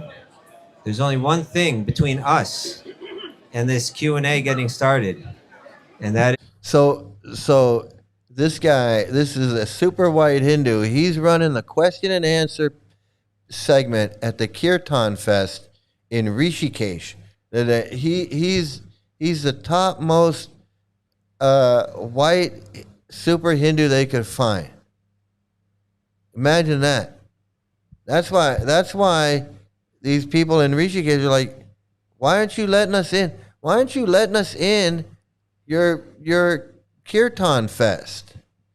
And they're like, because we don't want you to know what we're doing here, because we got this white guy. We got this guy. This guy's gonna give a lecture. And you see that other guy with all the little girls? He's our Swami. And you see that other guy over there? That's our Swami too. And we're not very proud of that. So it'd be best if you didn't come in here, because then you're gonna be sitting and listening to this guy. This is the best we got. The punk to flunk to monkey guy, monk to flunk, the punk to monk to flunk guy. That's the best we got. That's the best we could do. It's like at the pawn shop. He's like, we need a guru. Best I can do is Kastubadas. That's the best we can do. Is a question. Okay. There we go. Hi, yeah. So I don't know if it's like a week ago, 2 weeks ago, you talked about spiritual attachment, maybe. All right, and I was just wondering, when devotion becomes part of our identity, how do we know whether it's true surrender or just another thing that ego is holding on to? Okay, now listen to his answer. Listen to his answer, because that's a good question. He's saying, how do we know when our devotion is real or just part of our ego? like, I have, I'm sitting up here, like, I'm guru, I'm here, I'm smart, I'm giving question and answers. Like, how do I know that you are, that's what he's really saying. How do I know that you're for real, that your devotion is real and not just part of your ego? Because the question applies to him too. It applies to everyone. He's saying, in the royal we. He's saying the royal we. He's saying, how does one, where it's all one, how does one know if one's devotion is real or part of one's ego? So how do I know that you're really devoted to this and this isn't just part of your ego trip to sit there and be Mr. Question and Answer? How do I know that for real? How do I know that for real? What's your answer, Mr. Kashtuba Das? I suppose there are many ways you could handle that. Like one answer would be when you know, you know. Because the idea is that when you know, you'll know. When you know, you know. And when you don't know, you don't know. So basically he's saying you don't know. So he's saying one answer would be when you know, you know. Because the idea is that there is. Why did you laugh when you said? Well, when you'll know, you know. When you know, you'll know. And then he laughs. Why are you laughing? Because this seems like a serious question. Like how do I know that you're how do I know that you're really devotional and you're for real and you're not just cosplaying? How do I know you're not cosplaying?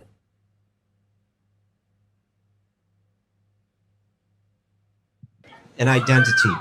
There is the true nature of the self with its attributes and with its own personal way of loving, its own. But how do I know that you Kastuba Das, how do I know that you are for real? It's real devotion and you're not just cosplaying. How do I know that? This is a good question. How do I know that? Because I asked it. How do I know? Identity. There is the true nature of the self with its attributes and with its own personal way of loving, its own personal way of being. And that is what bhakti can uncover. It can, all the. Okay, so he hasn't answered yet. He hasn't said anything yet. When you know, you know. When you don't know, you will not know. When you are 50-50. So basically you're just 50-50. Like sometimes you know, sometimes you don't. Basically you just don't know. That if he's saying when you know, you'll know, well, obviously he doesn't know yet, because if he knew, he'd know. So the fact that he's asking the question means that he doesn't know. So the answer to the question is you don't know. You don't know now, but you'll know when you know. So until you know, you're not going to know. The answer makes no sense. Obviously, it's basically, trust me, bro. 50-50 Swamis and devotees. Now he's going to go on. He's going to talk, and he's going to say all this stuff, but he's not going to address about how do we know that you're not just cosplaying? How do we know that you're really sincere and devotional and not cosplaying? All the texts that speak of the nature of the self, like if you go back to Vedanta Sutra and so on, and into the Upanishads, they speak of this perfection, the perfection of the self. The self completely free.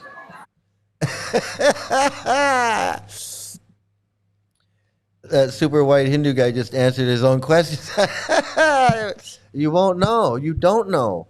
He's saying, I don't even know. Because if he knew from experience, if he's like, well, I'm going to tell you how I know. I'm going to tell you how I know that I'm real. Because I'm this, that, and the other.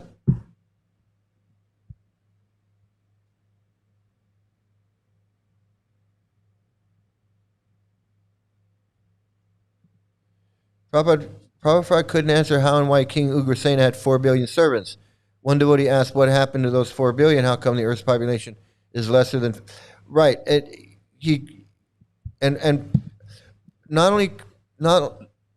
not that Prabhupada couldn't answer, it's that Prabhupada wouldn't answer. Prabhupada said, I'm not answering that question. Prabhupada couldn't answer because Prabhupada didn't know the answer to the question. But he said, I'm not going to answer that. I don't have to answer that. Prabhupada said, I'm not answering that question. I'm not. There is no answer. He said, what I've said, I've said. What's in my books is in my book. He said, you don't like it? There's a door. Can you imagine going up to Prabhupada and saying to Prabhupada, how do we know that you're sincere and you're not just cosplaying as some guru? What do you think Prabhupada would have said to that? Rocket science gone wrong. Keep trying. You'll know when you know. Keep trying. You'll know when you know. You'll know when you know. Then you'll know. You do it. Then you'll know. Like special ed.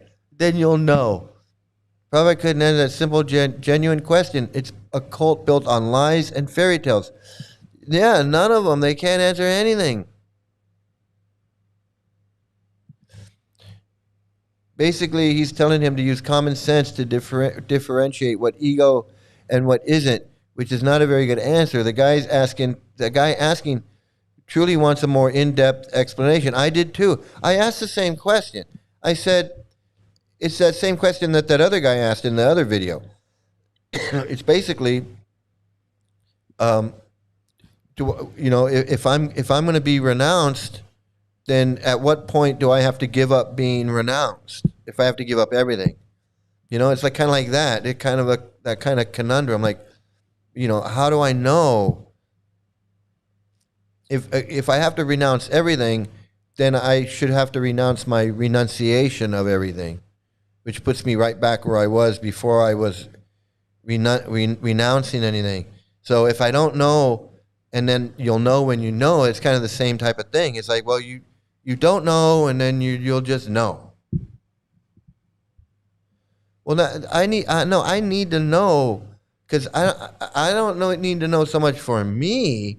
I need to know so much for you. How do I know you are sincere? How do I know you're the pure devotee? How do I know that you're not cosplaying as a pure devotee and you are for real a pure devotee? What to speak of just having devotion and not having false ego? But absolutely, it's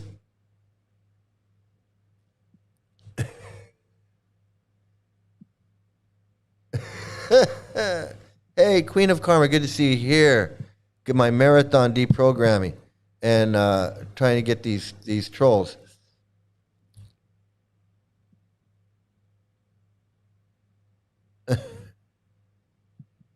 What do you say? Prabhupada told Tamal Salami, if modern astrophysics scientists can't see the true Vedic model of the Earth, they can basically go fuck themselves. Prabhupada, yeah, I mean,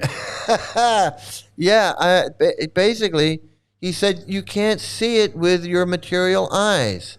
He just straight up said you can't see it with your material eyes. You gotta have the salve, the love of God.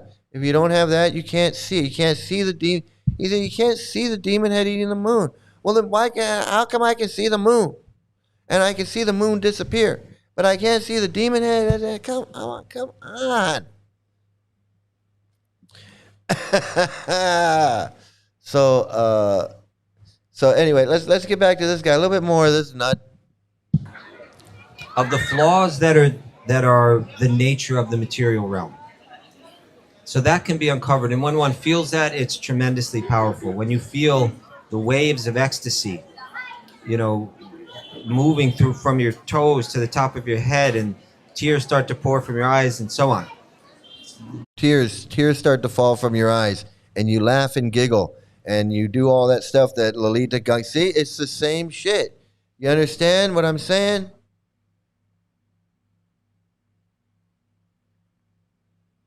Did you catch did you catch what he said? I'm gonna go back and play it again.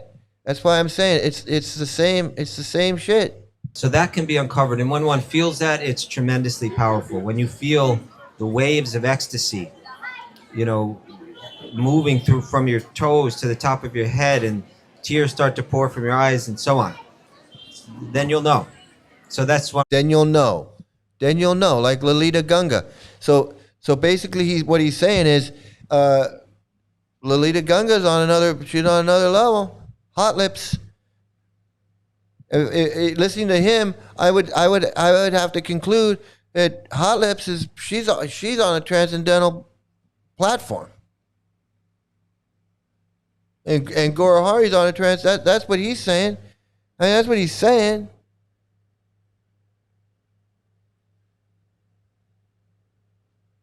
I mean, serious. That's what he just said. He's saying that this nut. He's saying that this nut. That when you start doing bhakti yoga, you'll come to realize that this guy is the real deal. Who doesn't remember it? Now I feel like, do you remember that point? I found it was useless. Let's be here now. When you know it, you'll know it. How you are. But sometimes those points come back, and it's like Krishna playing the flute. He doesn't have a book out there. He's just playing the flute, and it's just the contact. His flute is a person. You see, flute. He's got lips, and then what is he saying? What is he saying? I mean, we know. I know what he's saying. He's saying, because the flute, the gopis are like, what did the flute do in its past life that it gets to touch the lotus lips of the Supreme Personality of God? I know all that shit. I'm not stupid. But what I'm saying is, what is he trying to say in this context? It's just, in the context of what he's explaining, all of a sudden he's talking about the flute and the lips and... What in God's holy name are you blathering about? He's blathering just like this other guy. That's what I'm saying. He's blathering just like this guy. One way to say it. But I suppose we also want to know that we're on the right track as we're going there. Yeah. And so you brought it up in the context of spiritual attachment. That and again, there are essentially two schools of Vedanta. One where the idea that attachments must all be let go of. So he hasn't answered. He hasn't given any answer yet. I don't know how long he's been talking for a few minutes. He just has not answered this question. Hey, Joel Wiedenfeld. Yeah, you came in. I missed you when you came in. You kind of snuck in. Good to see you here, man. Science of the Supreme Fraud. Science of the Supreme Fraud. When crocodile tears start to fall down your eyes, you got to try, and then you'll know. If you know, then you'll know. You do it, then you'll know.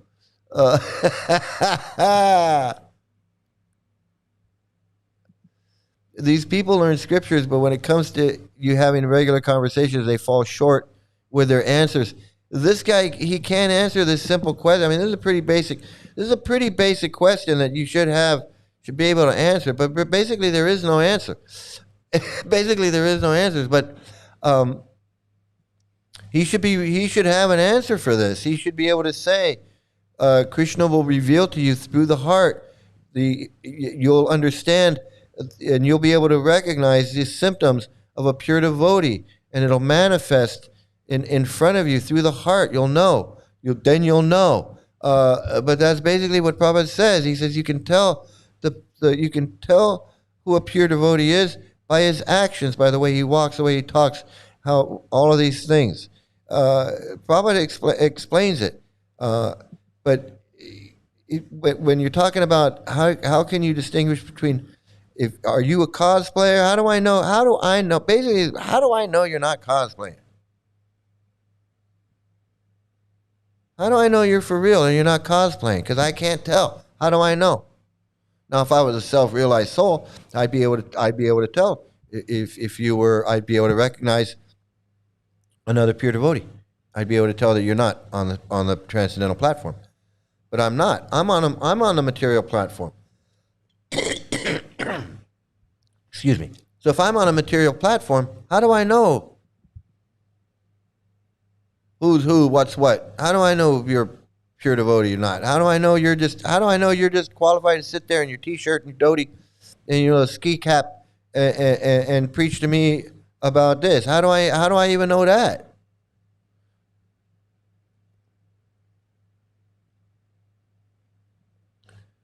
Absolute bonkers. Absolute bonkers. Where are the trolls? I'm waiting for the trolls. Too much gesturing for so little, for so many words with nothing to say. I know, laughing gas girl.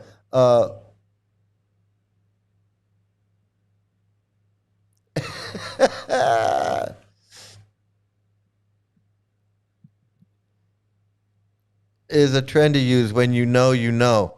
When you know you know. When you know you know. This guy. And then when all the attachments are let go of, then there's nothing left but the self. In this school of Vedanta, understanding the self is all about understanding what the self is not. You eliminate everything that the self is not, and then you have the self. And commonly, the connection. This is. There's so much background, but let me say this. He can't. What in God's holy name And I've are you shared this on blabbering other about? evenings. Let's pause right where I was, and let's get a little background. He can't answer this question. He can't answer this question. This is it. Bottom line. Bottom line is he's got no answer. I mean, the best answer he had was you'll know when you know. I mean, that was that was basically the best one. But this was. I almost want to just keep watching and I get to see what his answer finally is. But you guys keep bringing up Noodles. I want to get back to Noodles because evidently she is the star. She is the new star. She is taking over. Hey, Ann, good to see you here. What are we doing? We're 2.5 hours in. Do a marathon. They're great. They're great at talking in circles, never actually saying anything. Absolutely, like a multi-level market, like a multi-level. There's talking in circles, just round and round and round we go, and never saying anything of any meaning. You're late, but I'm gonna go. I'm gonna go for a couple hours because I'm waiting for the trolls. I'm waiting for the trolls to come in and they all want to come in and give me a piece of their mind, and so here I am. And I didn't see one. I didn't see one. Well, one, Aviator Lochan. I converted him. I deprogrammed him. So it's 1-0. It's 1-0. I deprogrammed one. But let's get over here to this, because this seems to be like the hit of the night right here. This one. Their communion, something comes. That association. And same thing with devotees. When people come and ask questions, it's not like I'm sitting there studied or anything, and the person comes and asks a question, and then an answer may come. Usually does.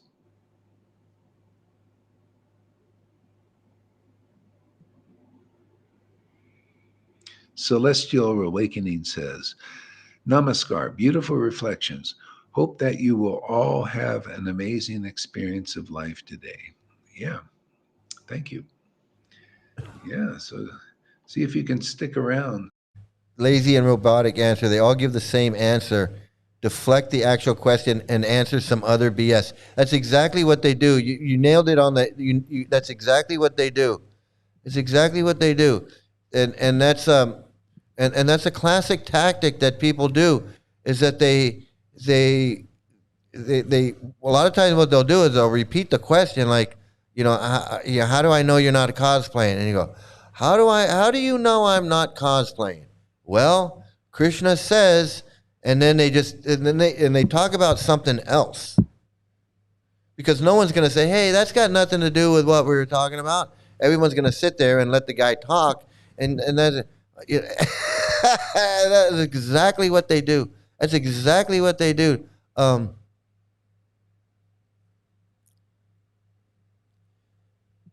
Yeah, they get up and they take 4 steps and they fall over. Absolutely, I've seen that. Our brains can do a lot. I mean, our brain, and not only that, but our brains can convince ourselves that we're like a guru, or we're a god man, or that we got some special powers, or that we can make people laugh and giggle.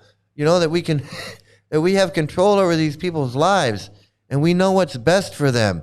And all of these things, it's crazy. The Swamis have no answer. How good any troll will be. I know exactly. Exactly. These guys can't answer. It's a circular argument. A circular argument is a logical fallacy where the conclusion is used as one of the premises, creating a loop that proves nothing. And instead of providing evidence, it assumes the conclusion is true. Yes. Therefore, the swan can drink milk, separate milk from water in its mouth or whatever. Yeah, I mean, it's crazy. I know. That's it. That's what it is. That's exactly what it is. Oh, my God, this is so funny. It is so hilarious. That's exactly what it is. That's exactly what it is. So I'm still waiting. I'm still waiting for the trolls. It sounds like she was giving her goodbyes, but people come and they think, "Oh yeah, this is just another nice thing," They have no idea. Yeah. Nobody comes and thinks it's another nice thing. People come and they see these people and they go, "This is a freaking wacky. This is a mental institution. These people need to be committed." I feel like I'm watching security camera on a mental hospital. Like I'm in the security booth and I'm watching all the people's rooms where all the mental It's like patients coming are. when Jesus was here, and you say, "Oh, have a nice day. Have a wonderful day. I'll see you later." And Jesus is there, right? It's always like that. Oh, again, the devil's advocate. Oh, you think you're like Jesus? Yeah, you got to be like Jesus to pull this off. People getting the Holy Spirit here, right? They got it with Jesus. They get it here. Okay, so did you hear what he said? So he just said that people are getting the Holy Spirit from him. It's similar to the Holy Spirit, right? They get the Holy Spirit from Jesus, and you guys are getting something like that from me. So he says, I am like Jesus. He just said, and I'm not exaggerating. That's exactly what he said. He goes, people say, oh, you're like Jesus. He says, well, I kind of am, because, people getting that from Jesus, and you guys are getting it too, right? This is what he just said. That's what he just said. Yeah, the trolls are boycotting. I guess they are. I guess they are. I guess when I put out the word for them, they don't want to come because they know I'm ready for them. They'd rather just kind of walk in here. They just kind of want to walk in here. I have seen that same pattern in Prabhupada's purports, also totally off topic, and finally points to joining ISKCON. I know, absolutely. And I got to tell you, when I first started reading Bhagavad Gita and stuff, I noticed these circular arguments and these therefores and similarly and so because of this, then because of A, then B, or because of A, then B, because of A and B, then C, and they have nothing to do with each other. But he'd say, because women are married at 19, then they're having bad kids, and the bad kids are growing up to be bad adults, and that's causing the problems in the world. So the problems in the world are directly related to women having babies at 19. That's Prabhupada's logic. That's Prabhupada logic, and he does a lot of that. He does a lot of that circular reasoning, logical fallacies. It's straw man arguments where he starts off saying, addressing an issue or a question, and then he just answers something else. Just drink mass quantity. I know the cone heads.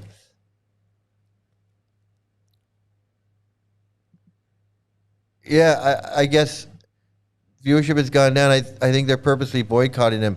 Yeah, I don't know. I guess so. I mean, because the last show I did is I got a lot of views. A lot of people were watching while we were doing it. We were having so much fun, laughing and joking, having a great time, and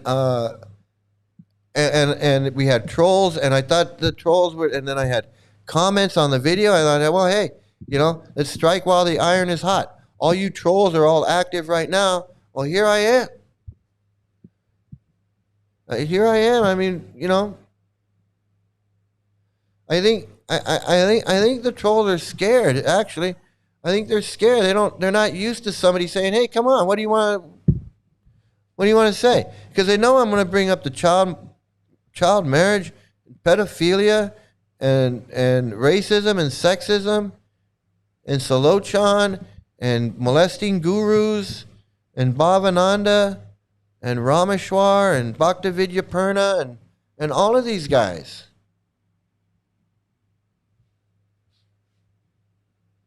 So I don't blame them for not wanting to come in here. I mean, what, you walk right into a firing squad like Aviator Lochan did? Trying to pull all the same ISKCON crap. Oh, that was 100 years ago, or this, that, and the other, and he never. No.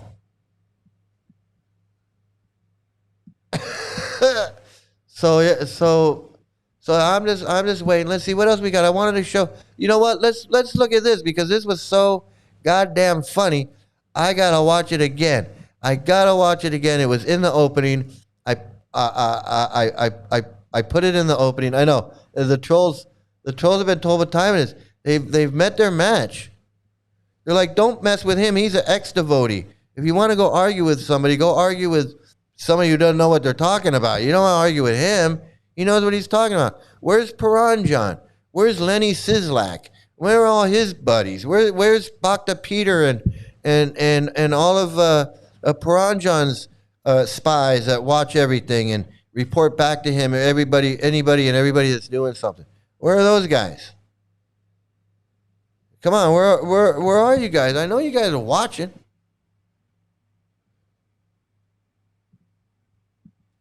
Let's watch this guy. Look at this guy with his Malibu Barbie. This Malibu Barbie playhouse, beach house. Malibu Barbie beach house. He's got his deities with the floaties on them. He's got little floaties on the deities, and he's gonna take it for a little aquatic swim in his pool. He's obviously got a nice little pool there. A pretty nice digs there, Guru Maharaj. Whose house is that? Well, I mean, the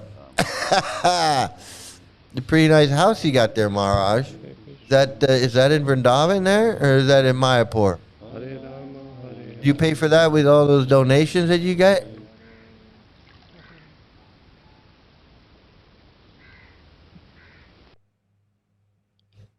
Friggin', that's the most insane thing I ever seen. That's the most insane thing. What if they say? That's why they got floaties. They got little floaties on. They got little floaties on. Oh my god! Oh my god! This is so ridiculous. It's so ridiculous. It's so ridiculous. We're gonna watch it again. We're gonna watch it again. We're gonna watch it again. So Hare Krishna, Krishna Krishna, Hare Hare, Hare Rama,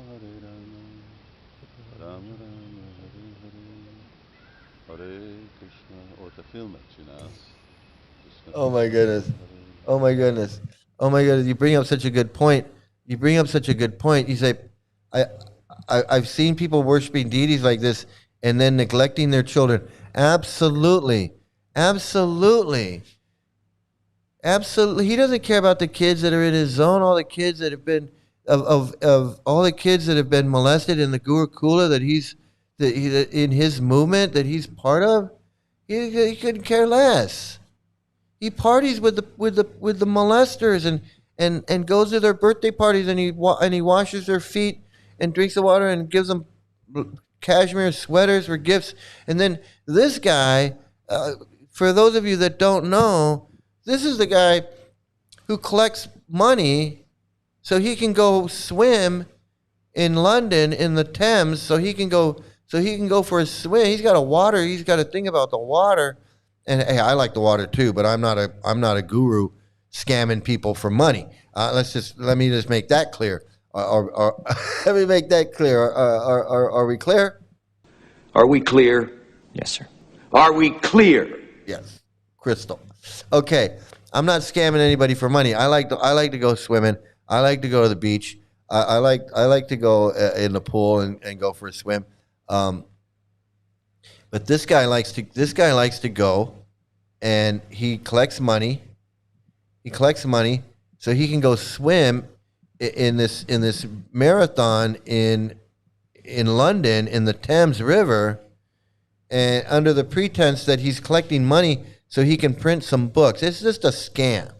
He doesn't need to swim. He can just collect money and print his books. But he does this whole thing where he swims in the river. And he's got this whole thing about, I'm old and all I can really do is swim. I can't really do much else. So this is what I like to do. And so he does that. And then I see this video of him playing in the water in the pool with his dolls. Let's call them what they are. They're dolls. And playing in the pool with his dolls.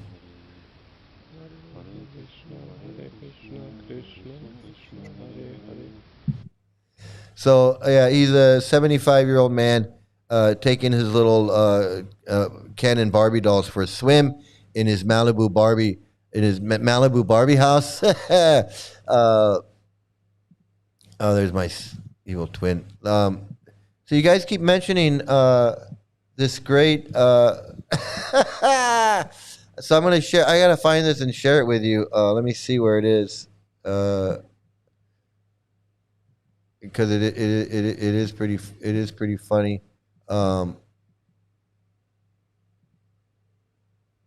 Where is it here? If I have it. Well, it's just waiting for the trolls, to come. Come on, trolls, here, trolls. Or waiting for the trolls. Take a look at this. I thought this was pretty funny. I've never laughed so hard. And I'll tell you, I had ChatGPT. I kept telling ChatGPT to make Bert and Ernie as Gornitai deities, ISKCON Gornitai deities, and it kept coming back saying it would take a long time, and it came back and said the image we're trying to make is copyrighted and we can't do it. And so then I went back and I said, okay, make Bert and Ernie as Gornitai from Hindu mythology or something. And then it went away, and it came back, and it said, I can't do it. It's the image I want to do is copyrighted. So then I said, okay, make Bert and Ernie from Sesame Street as Gornitai. And I just left it at that. And this is what we got. We got this. We got this, and I love it. I love it. It's the best. It's the best thing I've ever seen. Oh my god! Oh my god! So I'm gonna tell you. I'm gonna tell you right now. I laughed so hard when I saw that when this finally came through on the Chat GPT, and it showed it to me. I just about fell out of my chair. I almost had an aneurysm. Okay, that's how funny it was. Is this? Oh my God, I can't hear it.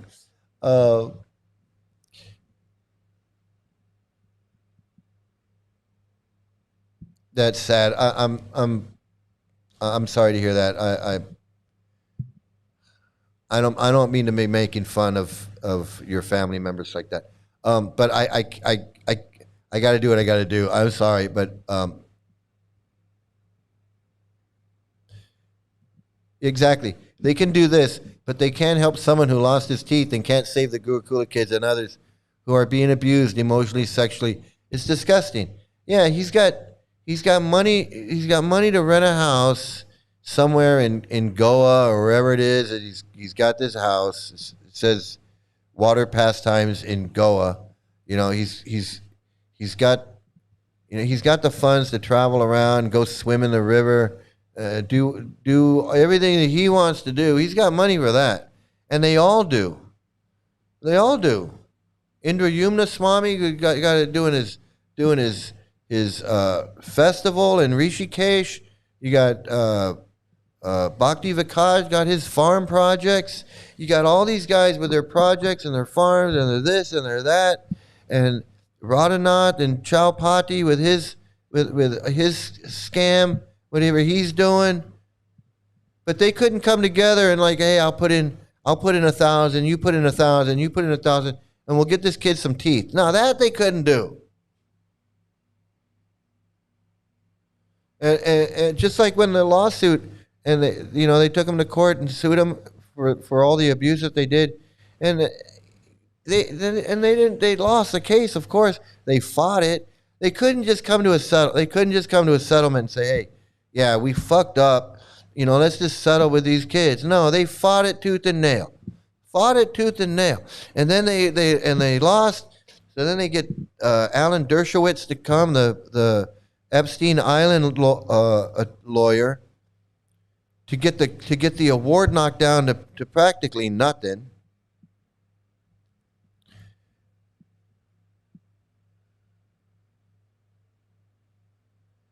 Yeah,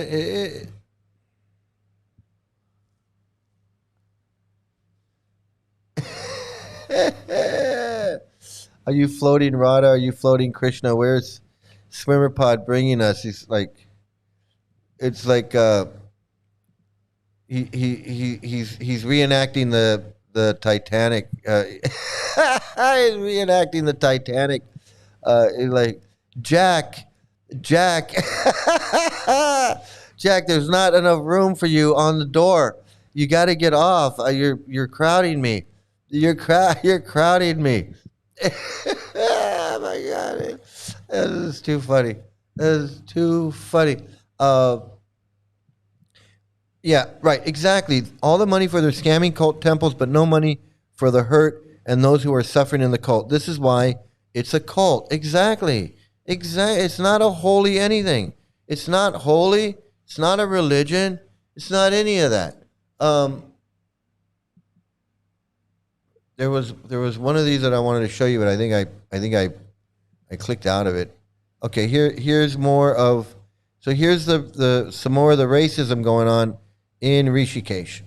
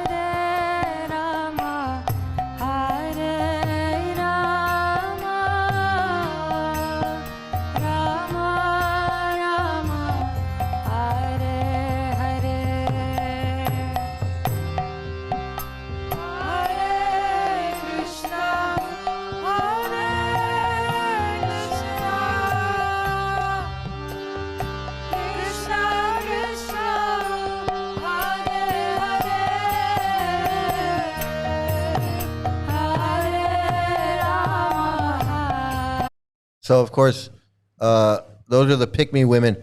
Those are the pick-me women who want to stay close to the white men in power, so they can feel safe and secure. But they're really just being abused.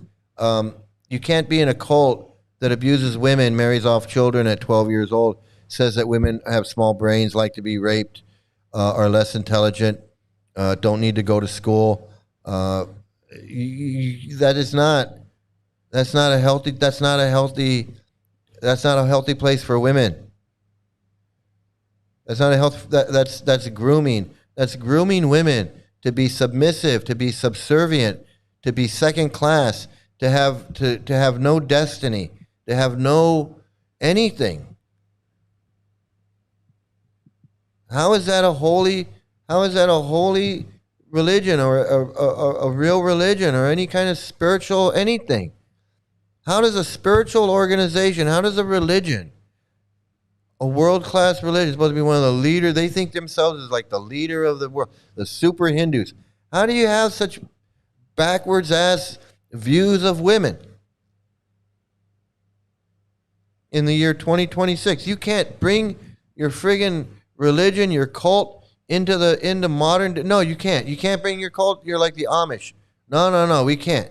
We can't treat women equal. We got to treat them like shit, because the book says that women are less intelligent. It says don't trust them. It says don't trust them. It says you can beat them. There's 3 things you can beat: a dog, a woman, a drum. And you can't respect women if you want to marry 12-year-old girls off to grown men. That's very disrespectful. So don't tell me you respect women. Don't tell me that you're all for women's rights and equality and we treat women equal and we're all for this and that. How dare these women sit there and be a figure, a token to sucker other women into this cult. To sucker other women into this cult. Look, I'm in it. I'm okay. I'm a woman. You don't see me. I don't have a black eye. I'm not abused. No one's abusing me. I'm happy. Don't I look happy? I'm sitting here. Would I be in here if it was bad, if it was horrible? Of course not. I wouldn't sit here and do this.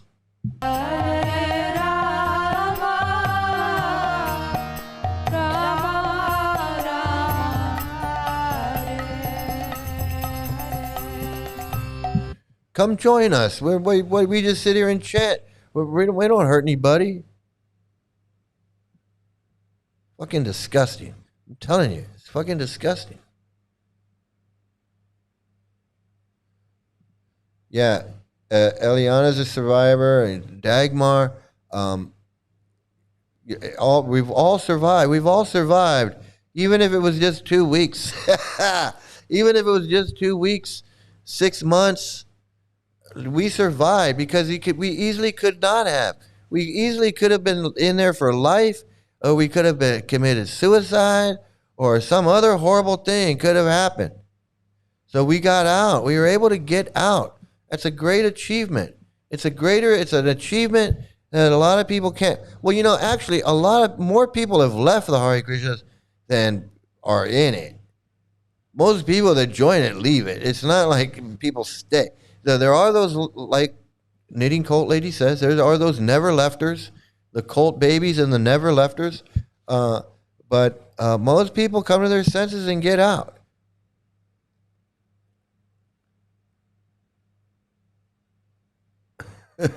No more. Still waiting for the trolls. I was really hoping there'd be a couple more trolls.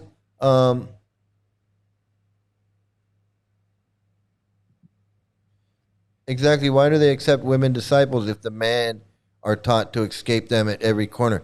I don't understand. I do not understand what women find appealing in these books. I don't understand it. I know it's part of the brainwashing. It's part of the brainwashing. The cult experts have explained it, how the women want to be next to power. It's the proximity to power, proximity to charisma. It's the skinny white woman. It's all of these things. It's the pick me. It's all of that. So I understand it's a whole psychological thing going on. It's like that for all of us. But but yeah, it is. It's like, why do they even accept women? And why do women even want to go in? Why do women want to be gurus? Why do women want to have anything to do with this? It blows my mind. It blows my friggin' mind.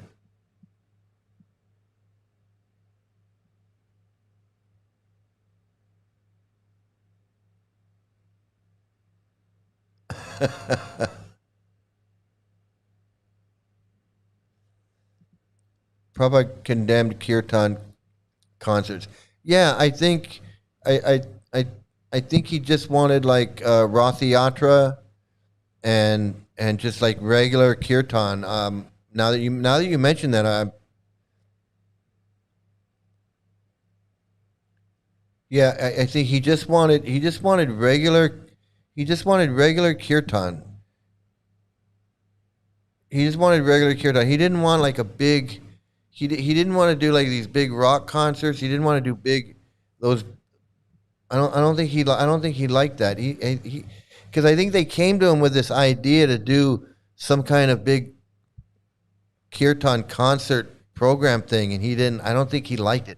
You'd have to look it up on the database, but I vaguely remember something about that he didn't approve. They came to him with some plans, and he didn't approve of it. He didn't approve of it.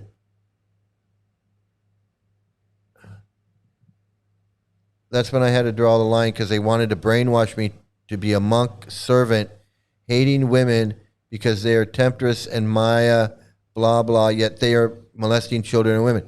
Yeah, and I mean, you could see it. Yeah, absolutely. Absolutely. Absolutely.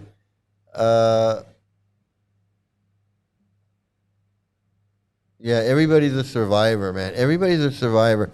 Everybody in here is strong and a survivor. And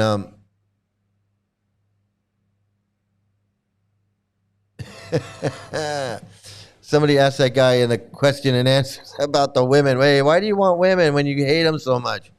Oh, ask him about the kirtan. Did they want the kirtan concerts? I think you ask him about the women. Yeah, absolutely. It's so healing. It's so healing to come in here. I come on here to be with y'all, and it heals in many ways. And I appreciate Mike and y'all. Yeah, I appreciate you guys. I really do. I really appreciate you guys and what we do together. So now we've been 3 hours in, and we have no trolls. No trolls. The festivals and dances make it seem like they worship with. Yeah, I never thought of it that way, but definitely, they definitely show them off like, hey, we got women. Like, we got women here. You guys that want a wife, we got them. That's really what it is. But it does. They do show them off. They show them off product. Like this is what we got. This is what we got. Like the one guru doesn't have any women around. He doesn't have any women. But some gurus, they like to keep women around because it attracts the guys. The guys go where the women are, and so then they go and they get guys, and that's been going on forever. They've been doing that. Hare Krishna has been doing that, using women to attract guys into the cult, and all cults do that. Really, when you get down to it, all cults do that.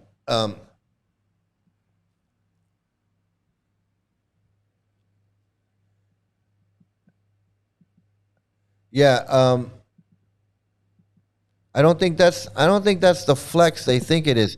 Someone told me, don't be surprised if anyone leaves. Be surprised if they're still staying. Yeah, I don't think that's the flex they think it is. It's like, wow, these people are still staying after all of this bullshit. So they're still in there. Yeah, and the kirtan traps them too. The kirtan traps them. I'm an early quitter, less than a year, 2 months in the ashram. Well, you're lucky. You're lucky that you didn't get brainwashed completely, and end up like 20 years like me, and some of us 20 years. I'm glad you didn't. I'm really glad, but you could have easily. I mean, I could have easily still been in it. If that Tattva Darshan, if that Tattva Darshan thing hadn't happened, I could have stayed in.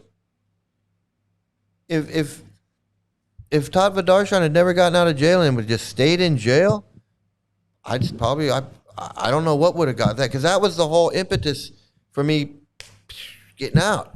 So if that wouldn't have happened, who knows? I could have stayed in another 5, 10. I'd still be in it now. So I'm fortunate it happened when it did. I'm glad you were able to get out after just a couple of months. I mean, but just think of how bad it had to be.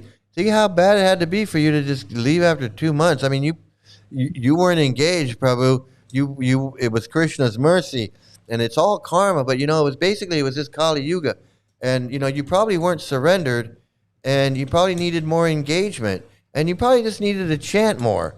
And what can you say? It's Krishna's arrangement.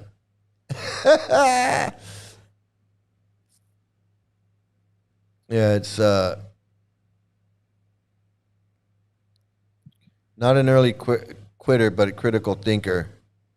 Harder to deal with cognitive dissonance, so you leave sooner. It was a good thing. It was a good thing. You got out early. You did. It was good. It was good. What, fake human? Crickets. Crickets. Yeah, no trolls, man. No trolls. I'm doing this especially for the trolls, and they're avoiding me. So, next time in the next show, I'm going to talk shit about the trolls. That when they had their chance to come in here, they had their chance to say whatever they wanted. Just say all that. Yeah, that's another thing. When I first saw Radha, Krishna and Radha on the altar as equal, which seemed to revere women as equal to Krishna, whereas Christian church was male-centered. Yeah, you were really, yeah, you, surprise. Yeah,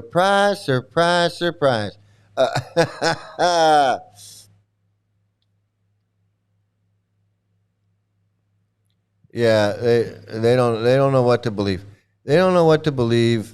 Radharani is a modern invention, invented, not that long ago in the scheme of things. And Radharani is a modern invention. She's mentioned in the 10th canto, which was added later, after all the other cantos were written, of course, because it's the 10th, but much later. And Radha does not even, she came later. She came later. And then all these stories about how she came later, like she was born and she didn't open her eyes until Krishna came. And he looked over the thing, and then she opened her eyes and she saw Krishna. And I remember some of these stories, and where she was born in Ravel or wherever. She appeared in a lotus flower that was growing out of a stream or something. I don't know. It's a latrine. I don't know. Somewhere she was growing out of a field, and the lotus flower, and she was inside of it or something like that. And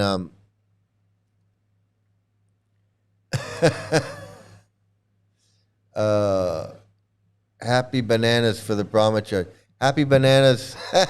Women, sorry. Happy bananas for the Bramacharis. That's funny.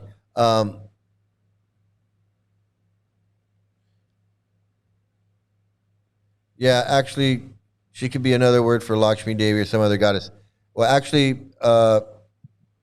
she is. It's in the Krishna books. Prabhupada says in the Krishna book that Lakshmi is an expansion of Radharani, or however you want to say it. Definitely, you're right. Absolutely. Bedtime stories with Mike. Yeah, it is. It is kind of. So, still waiting for some trolls. I'm ready to keep going. I wanted to show. Let's look at this. So this is Hare Krishna's in Australia, and let's take a look at a little bit of this, nonsense, and maybe we can say some prayers, bring some trolls in here. Maybe I don't know what do we need to do to bring the trolls in. Maybe I need to put this up there. Come on, trolls, come on in here. That's Bhakti Venmo, Sri Mukunda Swami.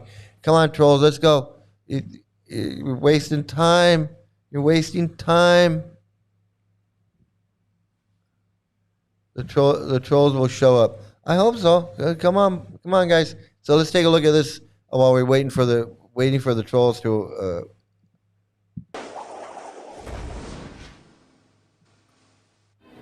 Hare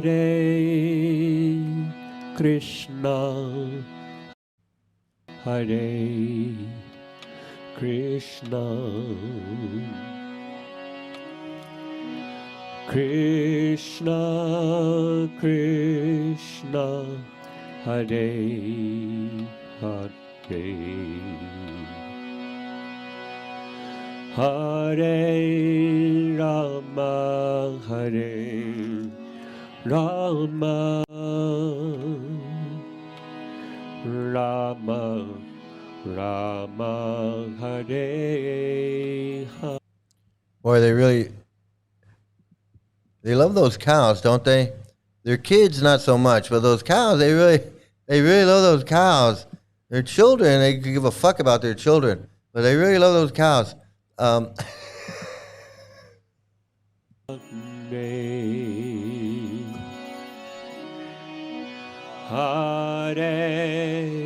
Krishna, Hare Krishna.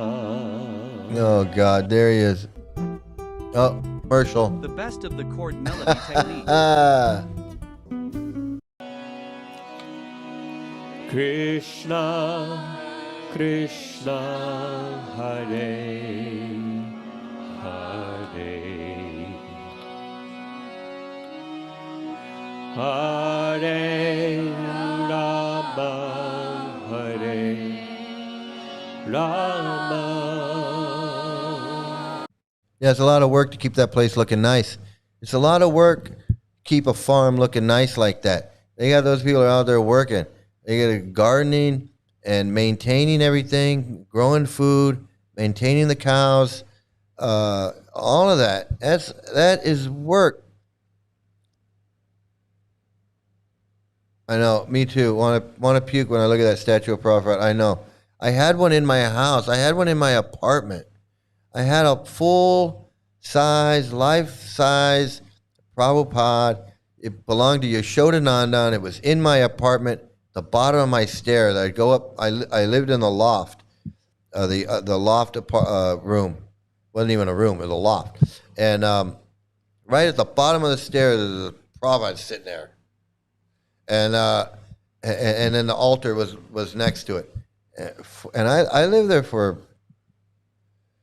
2008 and 2012, like 4 years, four and a half years, something like that, with that Prabhupada sitting in my living room. And Prabhupada everywhere, up on a wall. We had like a cardboard cutout of Prabhupada standing there. It's like everywhere you look, Prabhupada in my apartment. It's like, And I think about it now, and it's like, as waggy as Gora Hari. I mean, that's why I'm saying it's all the same, because I know. I lived in an apartment. We had an altar. We had a life-size Prabhupada. We had a big cardboard cutout of Prabhupada standing there with his dunda. That picture of him standing there with his dunda, and framed pictures on the wall, like up on the walls, because we had these really tall, high ceiling, a lot of wall space. We had all these devotional pictures up on the walls. My daughter lived there. Prabhupada sitting in the living room. Prabhupada just sitting in the living room. And then I had a little Prabhupada sitting on the bookshelf. I mean, deities everywhere, books everywhere. I mean, it was insanity, absolute insanity. That's why I say I know I was part of it. These Sacred Cow and Tarun Govinda Das and this Chandra Shekhar guy and this Kastuba Das and all these other fucks, you know, they don't know who I am. They don't. I'm not saying they need to know. I'm just saying they don't know.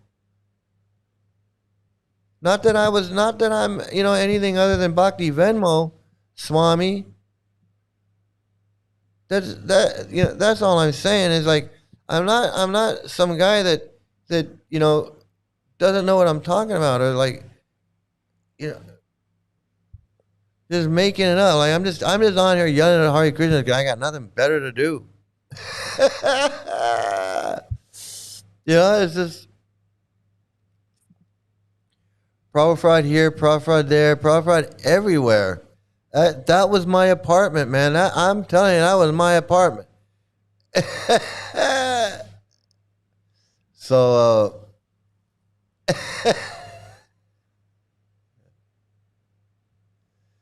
oh man,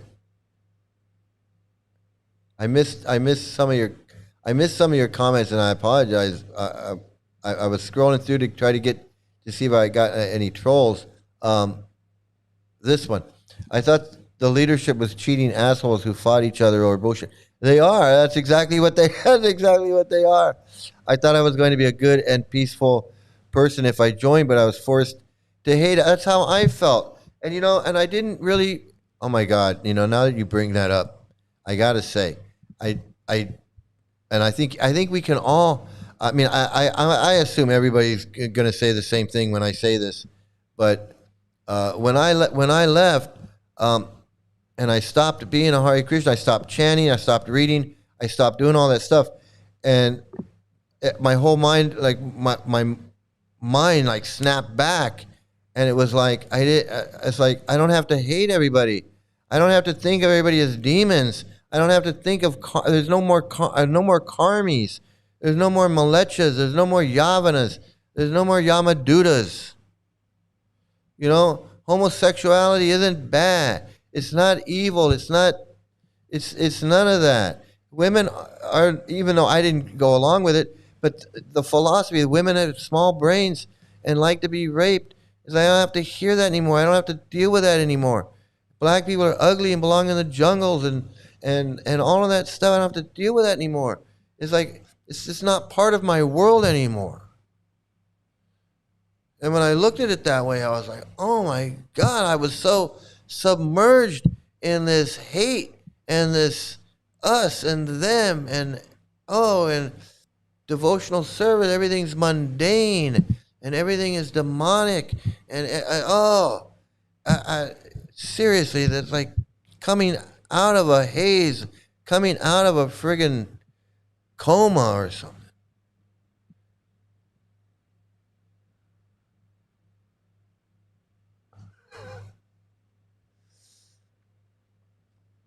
What did I miss? What did I miss? Like Jesus looking down, like, why do they keep celebrating my torture? Yeah.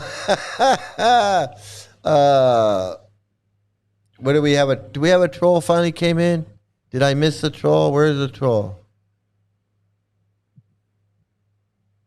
You got to be something these days. Hey, Dark Lord Kargan, how you doing? We've been waiting for you, man. What do you got to say?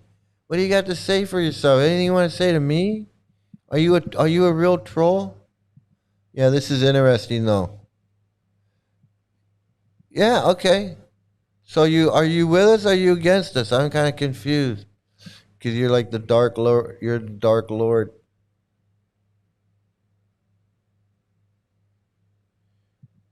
My pups were urinate on Prabhupada's small murtis.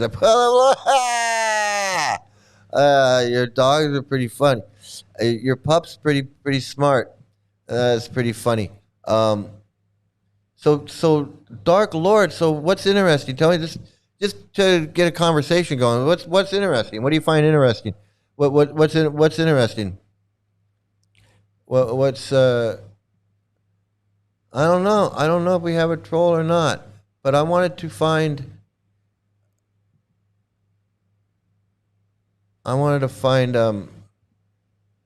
some more videos. Let's see, we find some more videos because I know. Oh, you know what we got? Here we go. While I look for some videos, we're gonna do.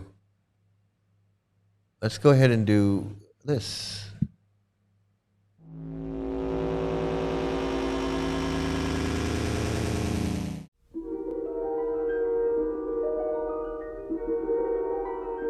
There is a fifth dimension, beyond that which is known to man. It is a dimension as vast as space and as timeless as infinity.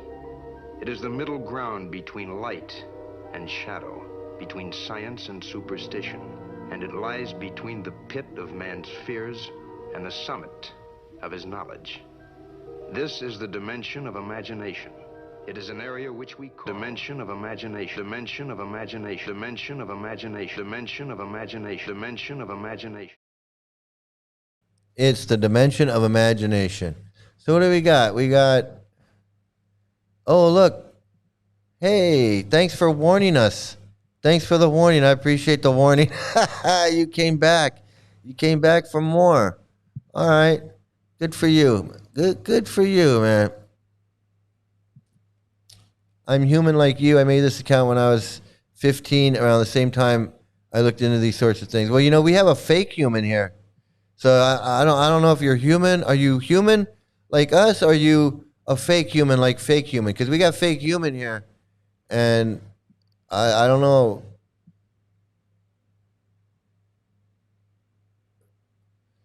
Yeah, animals have a powerful sense. They can tell evil and good.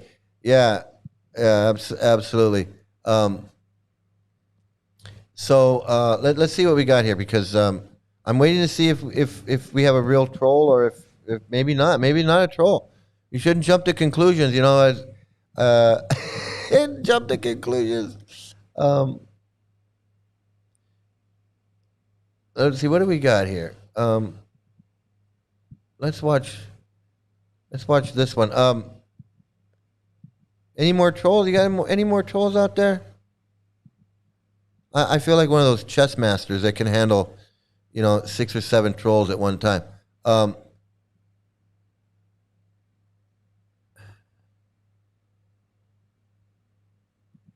Hey, yeah, we should do that. We should make a pool, like a football pool, and then everybody draws numbers, and whatever number you get is we'll see. That's pretty funny. Speaking of noodles and hot lips, let's take a look and see. Let's take a look and see what that's like right now.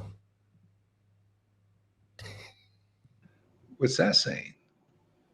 You heard Jesus and Lord Chaitanya and all the devotees that have come and gone, everyone put together. Yeah, I mean, Guru is one, but it's like, what are you getting through that one? What are they giving you? Are they giving you a Moses teaching or a Prabhupada teaching? Or are they giving you a Gora Hari? Are they giving you a Gora Hari teaching? They're going to give me the Gora Hari. Getting the Gora Hari is like when you get the shaft.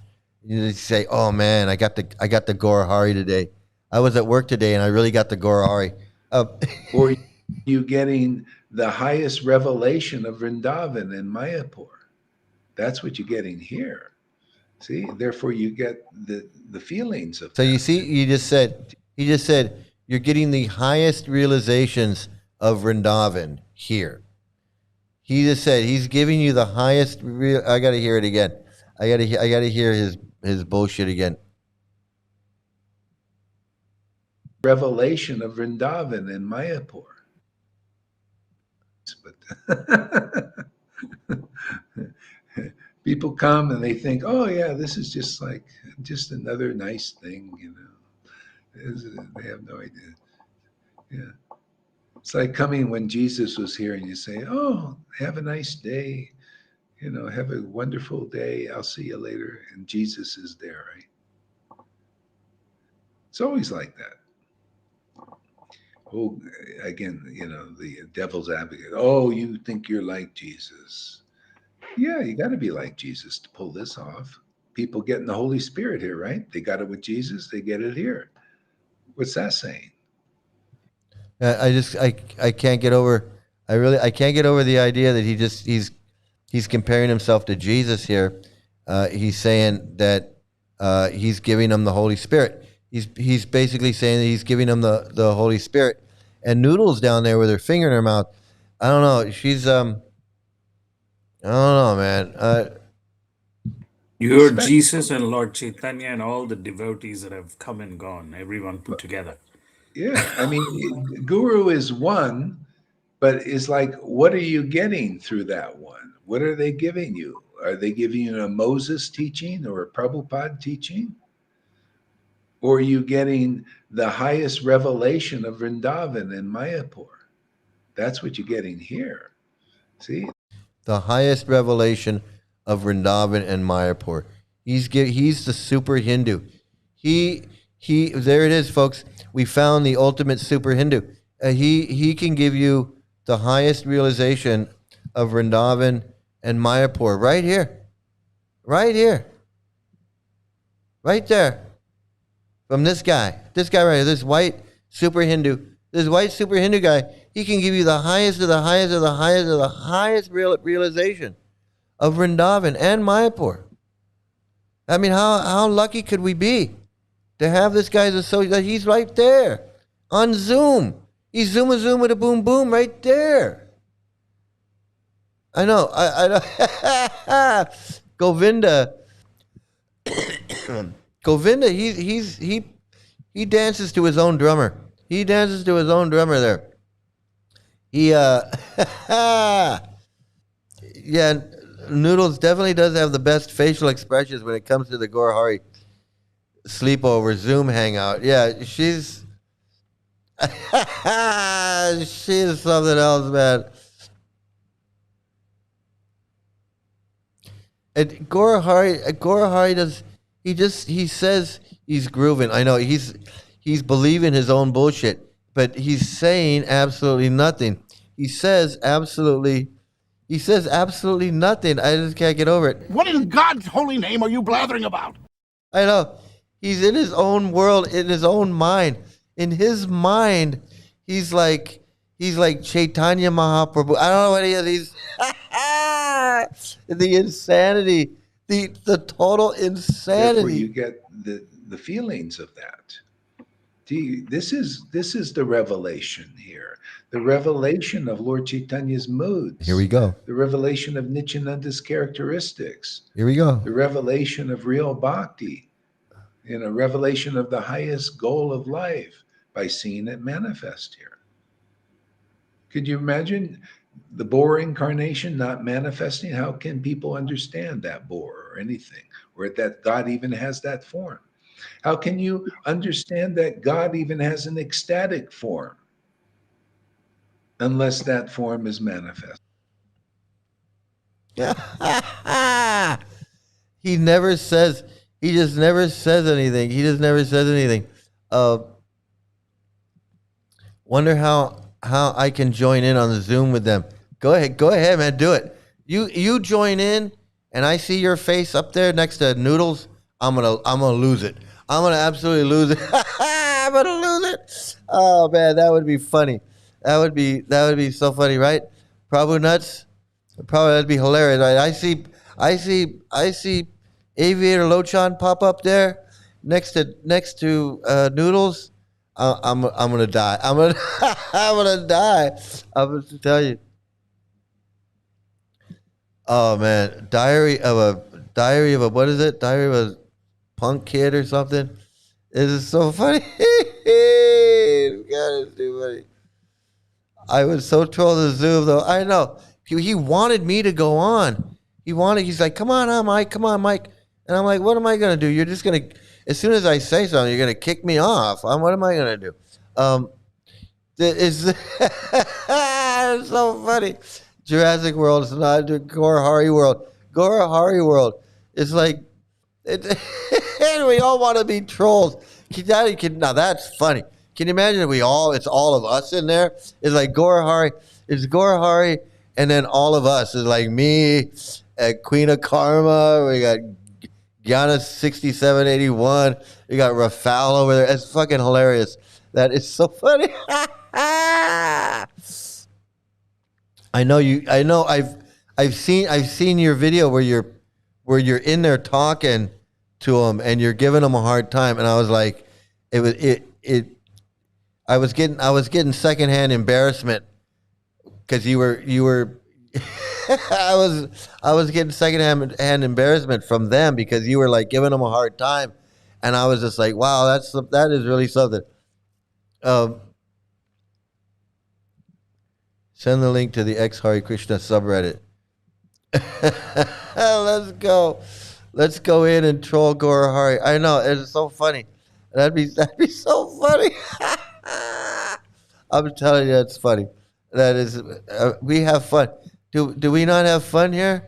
We have not. Is this like the most fun cult channel ever? I mean, knitting cult lady is, she knits and everything, and that other girl's pretty good too. But I mean, come on, we laugh and joke. We have so much fun. I mean, who else? Seriously, who else has? Where is it? Where's my? Here we go. I mean, who else has? Gorny Ty, Bert and Ernie G. Who's got Bert? Where else can you go to get Bert and Ernie G? Right there. I mean, that in itself is the worst.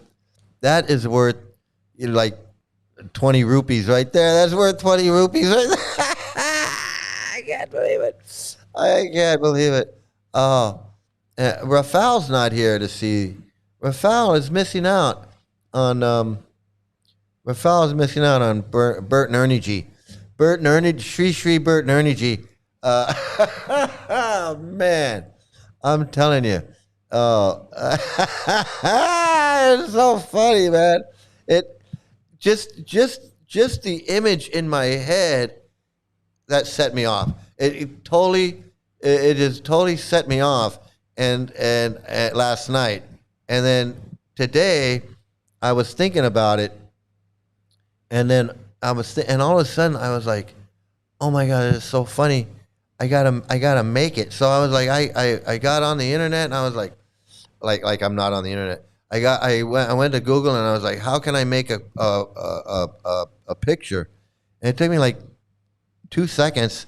Okay, like 2 seconds. And once it came up, I just fell out.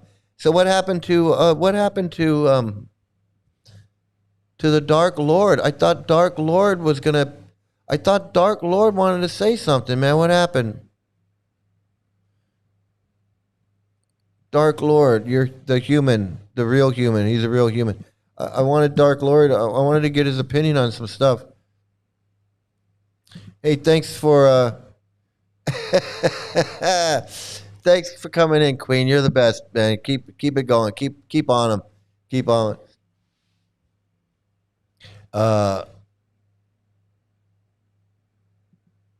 Gora Hari Das is on YouTube.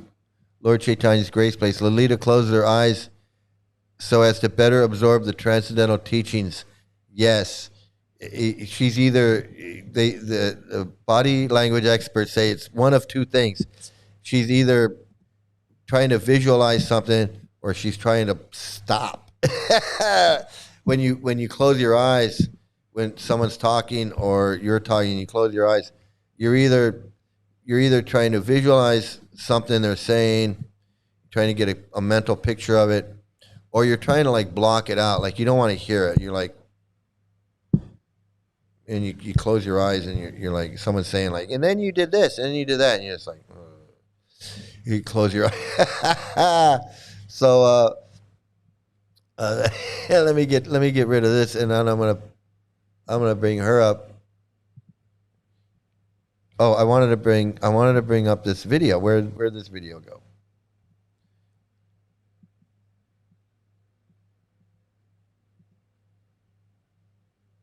I have no idea what this is.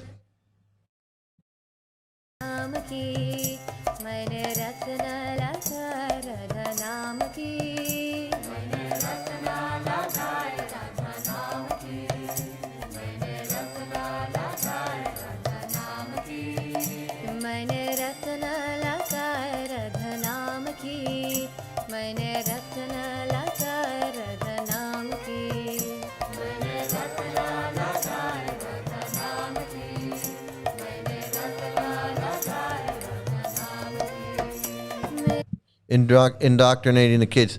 Indoctrinating the kids, and when I see kids in school, in a Gurukula school, or I see little kids anywhere around these Hare Krishnas, now that I read that letter from that boy that said that they ran away from home, and then the Krishnas snatched them off the street and stuck them in the Gurukula and brainwashed them into being Hare Krishnas. Now that's all I can think about. That's all I can think about now. All I can think about is how many of these little kids were snatched off the street by these fuckers and put into their Gurukula and indoctrinated into becoming Hare Krishnas. We have no idea. We have no idea how many. We have no idea how many, and I had no idea. I had no idea that they could do anything like. I mean, I'm not gonna put anything past them. They're evil, horrible, sinister people, but I just had no idea that they would just go snatch some kids off the street, stick them in their school. Like, you've got some little kids running. That to me is fucking scary. Like, and then they had them indoctrinated that when the parents finally found them, the kids are like, we don't want to go back. You're not our parents. We're Hare Krishnas. We belong to God. They told them, fuck you, go, leave. That to me is like sin. You just like stole their kids. You just stole their kids.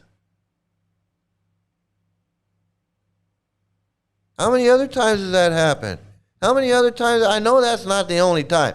I know that's not the only fucking time that they took some little street kids off the street and stuck them in their school. There's street kids running all over India. You can't turn a corner without seeing a bunch of little street kids running around. And they just go pick them, snatch them up, stick them in their school, and then abuse them, and then abuse a kid. He said he was abused for seven goddamn years. He was abused. And these trolls want to come in. Well, they're not coming in here tonight. They're not coming in here tonight. These trolls want to come in and tell me I don't know what I'm talking about. I'm stupid. You're making a fool of yourself because you don't know what you're talking about. You think Hindus, ISKCON's not Hindu. Oh, you're super white Hindu. Now you're going to tell me what's a Hindu? When I was in this fucking cult for 20 years? You showed Ananda's right-hand man for 10 years? And I don't know what I'm talking about?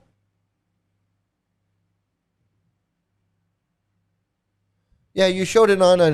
He picked me because what do I know? Fuck do I know? Like, I don't know what Varnashram, Sanatana Dharma. Like, I don't know what that is. Like I've never read Prabhupada's book where he talks about we're not Hindus. Just because Prabhupada says we're not Hindus doesn't mean that you're not Hindus.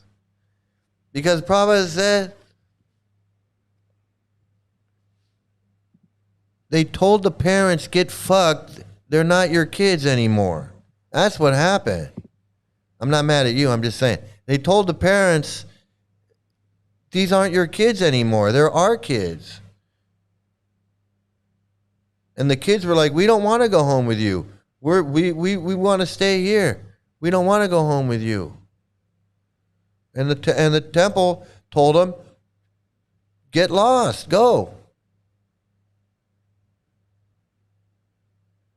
And it's fucking disgusting. It's fucking disgusting.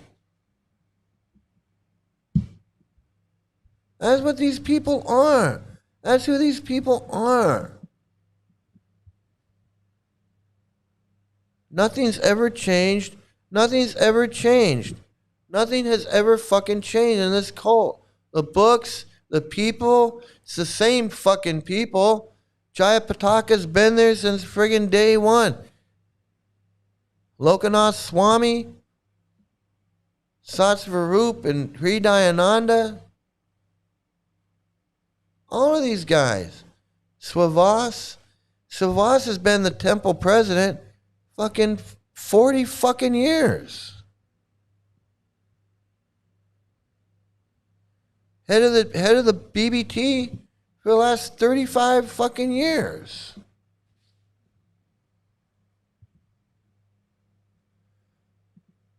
Yeah, you're disapproving of everything in here, but yeah, you're gonna go in and you're gonna go right back to Hridayananda's, and you're gonna be like, Guru Dev, oh yes, lecture some more, Guru Dev, from the Bhagavatam, Guru Dev.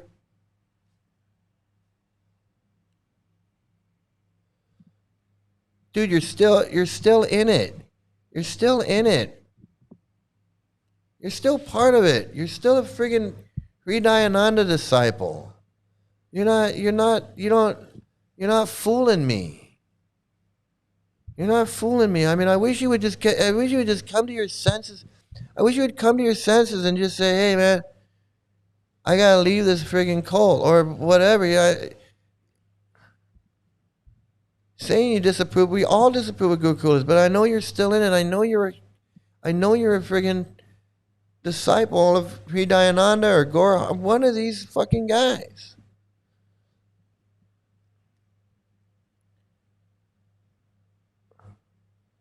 They all are. I mean, everyone. I'll say this. Yashodananda never showed any anger. It never showed any anger issues with me. He never was inappropriately angry or angry with me ever. And he never acted,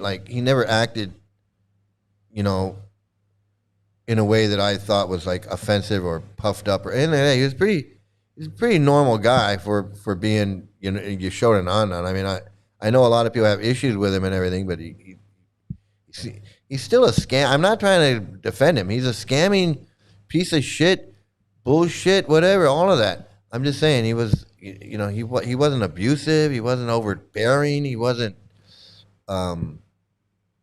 anything like that. I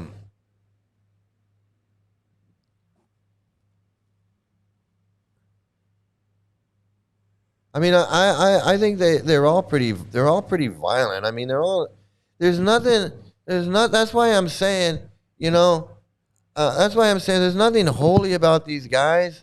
There's nothing holy about them. There's nothing holy about Radhanath Swami or Jayapataka or any of them. Any of them.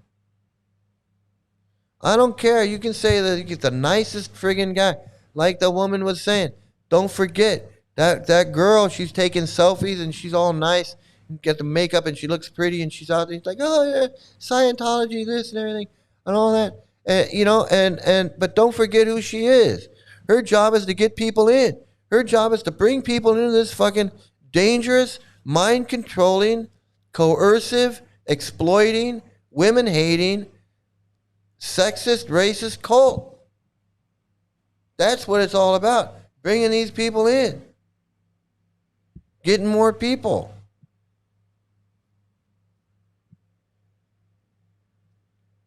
Hey, thanks for joining in. So much fun when you're here, man. I love it. It's great. We're gonna do it again. I'm gonna do it again. I'm gonna go for about another 20 minutes, and 4 hours. 4 hours of this.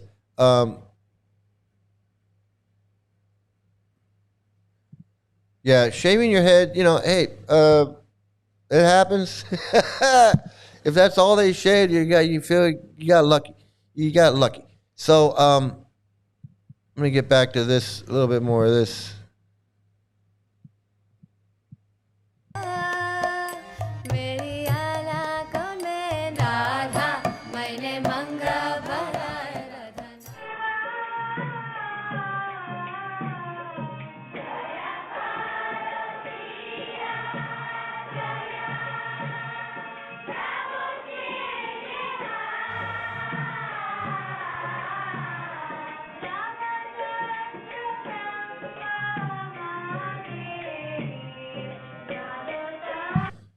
Those poor women. Justice for little girls, man. I'm telling you, those girls they're not going to have a happy life if they stay in this cult. If they're indoctrinated into this cult, they're not going to be happy. They're going to be miserable. There's like all these other women that we see in these videos that look miserable. That's what these kids have to look forward to. They have to look forward to absolutely nothing. Absolutely nothing. It's sad.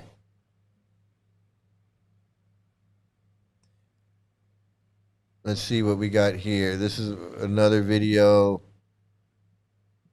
Rafal's up. ISKCON के founder आचार्य ऐसी भक्ति वेदांत श्री प्रभुपाद जिन्होंने अपने 63 की आयु में अपने गुरु भाई भक्ति प्रज्ञान केशव गोस्वामी महाराज से 1959 में संन्यास दीक्षा ग्रहण की थी उसके पश्चात ही वे भक्ति वेदांत Cult. It's a cult. That was probably when he joined the cult. When he Keshav Goswami महाराज से 1959 में संन्यास दीक्षा ग्रहण. Look at that freak. Look at those freaks. They're like 3 Goraharis right there. Fucking freaks, man. Freakiest fucking women-hating, racist, sexist, pieces of shit. Right there.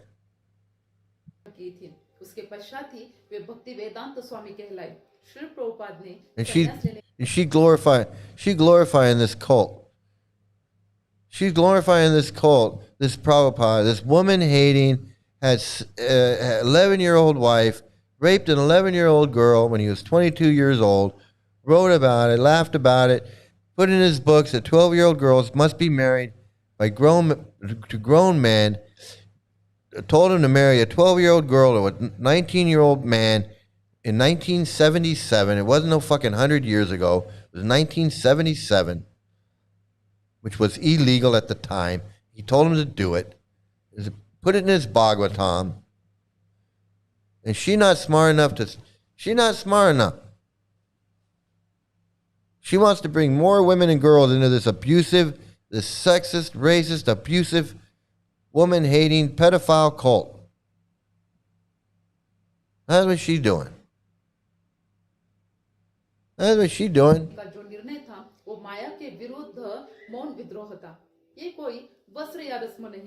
Thinking that this guy that raped an 11-year-old girl, he's some kind of pure devotee. What kind of pure devotee has sex with an 11-year-old girl? I don't care. I don't care 100 years ago, 200 years ago, 50 years ago, 5 years ago. I don't care.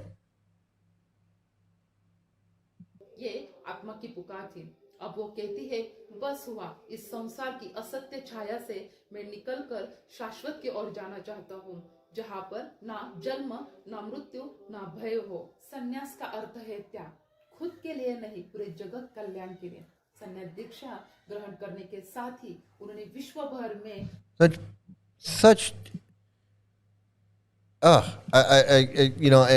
if it wasn't for that cult lady that explained it, how these women want to be up next to the power. It's like the skinny white woman in the cult. They're like the cult leader's girlfriend or wife, the skinny white wife. These women, they want to be up there next to somebody that has power. Either her husband, or she wants to get a husband, or somebody. Temple president, and promote this bullshit.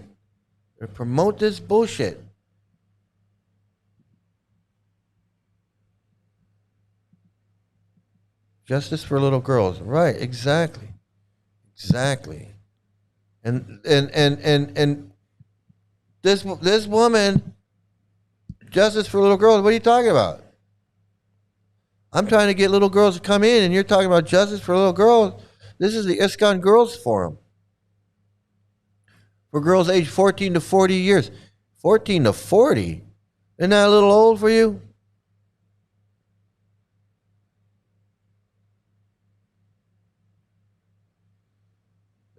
$14, isn't that a little old? Isn't that a little old?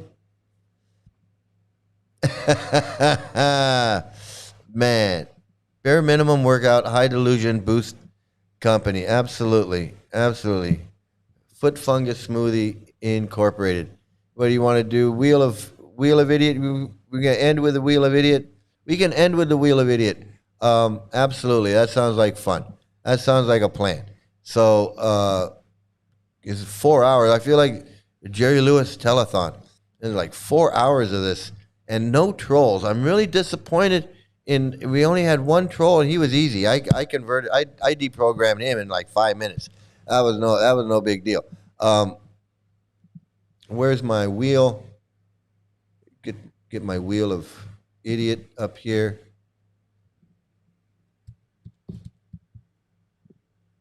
There we go.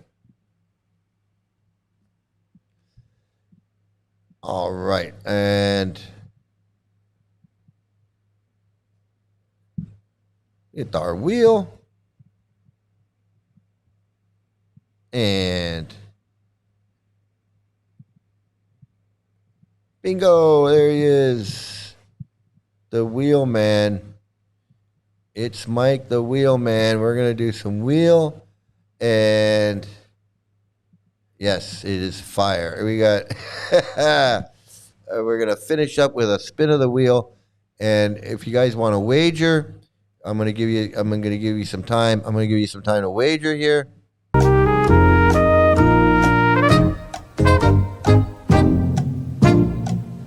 We got blue. We got baby blue. Where's Ghost Goblin? Hey, listen, I want you to know, Ghost Goblin sent me a message, and he said, hey, I'm not trying to cause problems. I left ISKCON, and I'm not trying to cause problems. And I said, hey, I understand, no problem. So Ghost Goblin, evidently he's all right. He's all right. Ghost Goblin. I was confused about him too, but he reached out to me and he said, hey man, I like what you're doing, and I'm not trying to cause problems.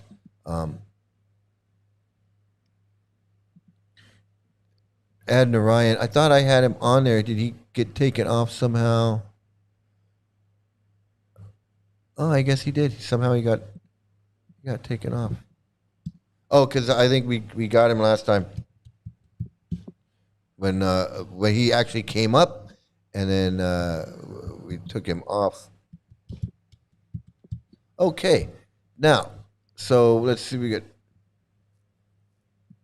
Yeah, well, he wouldn't have reached out to me if So I wanted to say that. Yeah, I hope he comes back. I hope he comes back. I hope he comes back. Okay, so did we get all? We got red. We got Snoggles got red, and Jeff's got yellow, and nobody wants to pick a name. So we got Bicycle Das. I had him up here, but yeah, he's right there. Vaisasiki. He's right there. Vaisasiki Bookbeggar. I got him on there. Bookbeggar on there. Premanand Mahafraud. Premanand, huh? Okay. Now they got to have videos so I can go get their videos. I hope they have a lot of YouTube presence on here. Otherwise, Premananda. Okay, so we got two Mahafrauds on there. All right, everybody, here we go. We're going to spin this wheel. Yeah, I got him on there. So we got everybody on there. Okay, so I'm rooting for Dr. Garuda Das. That's kind of who I'm rooting for. But I'll take anyone. I'll take any of them, man. I hope I'm not glitching. It seems a little glitchy right now. Okay, here we go with the wheel.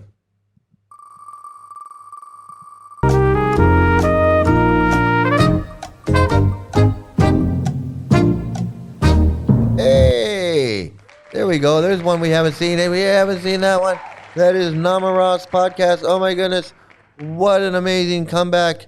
That's a Cinderella finish for Namaras. The Namaras Podcast. These guys. And so, who was the winner? It was Snoggle. Snoggle, the big winner. Big hand for Snoggle. Yes, big hand. big a big fake hand, and 2 trophies. And 2 trophies. Yes, Snoggle is the big winner, man. So good, so good. Close. It was close. It was right. Very close. Okay, and so let's see. We got to find Namaras on the. I'm having problems here. Okay. Evidently, I'm having problems. Let me go back to home base. We get back to slide into home base here, and we'll figure out. We got Namaras podcast.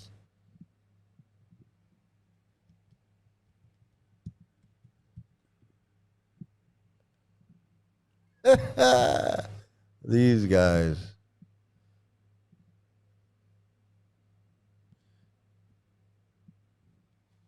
Let's see, what do we got here?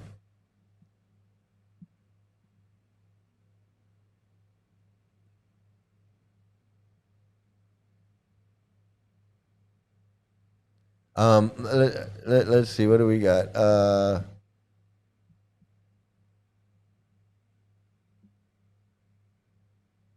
Some of these are so old.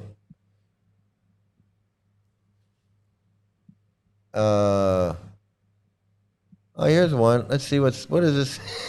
I guess I don't know.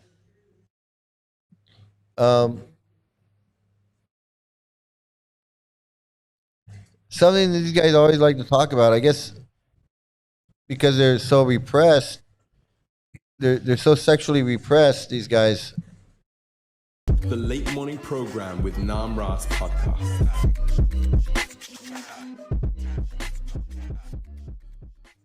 Hare Krishna, everyone. You're listening to the Namras podcast, the #1 Hare Krishna podcast in the world. I'm super honored to have Nakula Das on today.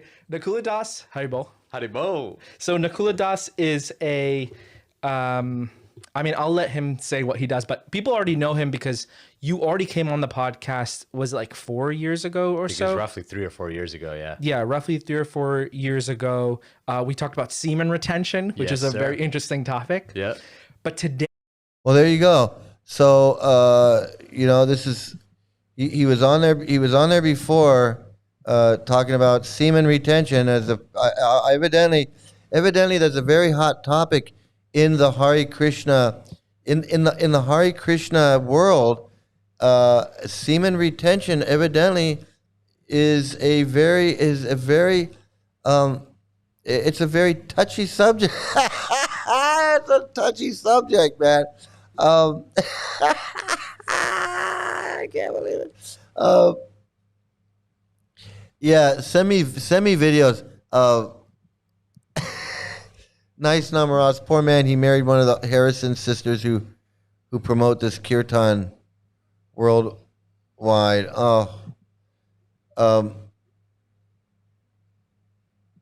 Namaras be interviewing every idiot. This is too funny. Namaras semen retention pod is the most ridiculous. I guess I clicked on the wrong one. I guess the #1 Hare Krishna podcast. What a flex! Hey, that's too funny. They have no right to talk about porn addiction. Yeah, I don't know. No plumbing zone. Semen retention, man. This. It's just so funny that it's so funny that he brought that. The first thing out of his mouth is semen retention. It's so vital. It's so it's so vital. It's so vital. Women sense my power, and they seek the life essence. I do not avoid women, Mandrake. Yeah. But I do deny them my essence. Oh my God. Oh my Oh my God, it's so funny. semen retention is another BS scam. Just like, yes, it is. It's the semen going up into your brain and then mixing with the milk, and it creates transcendental brain tissue. Please find my sarcasm. What?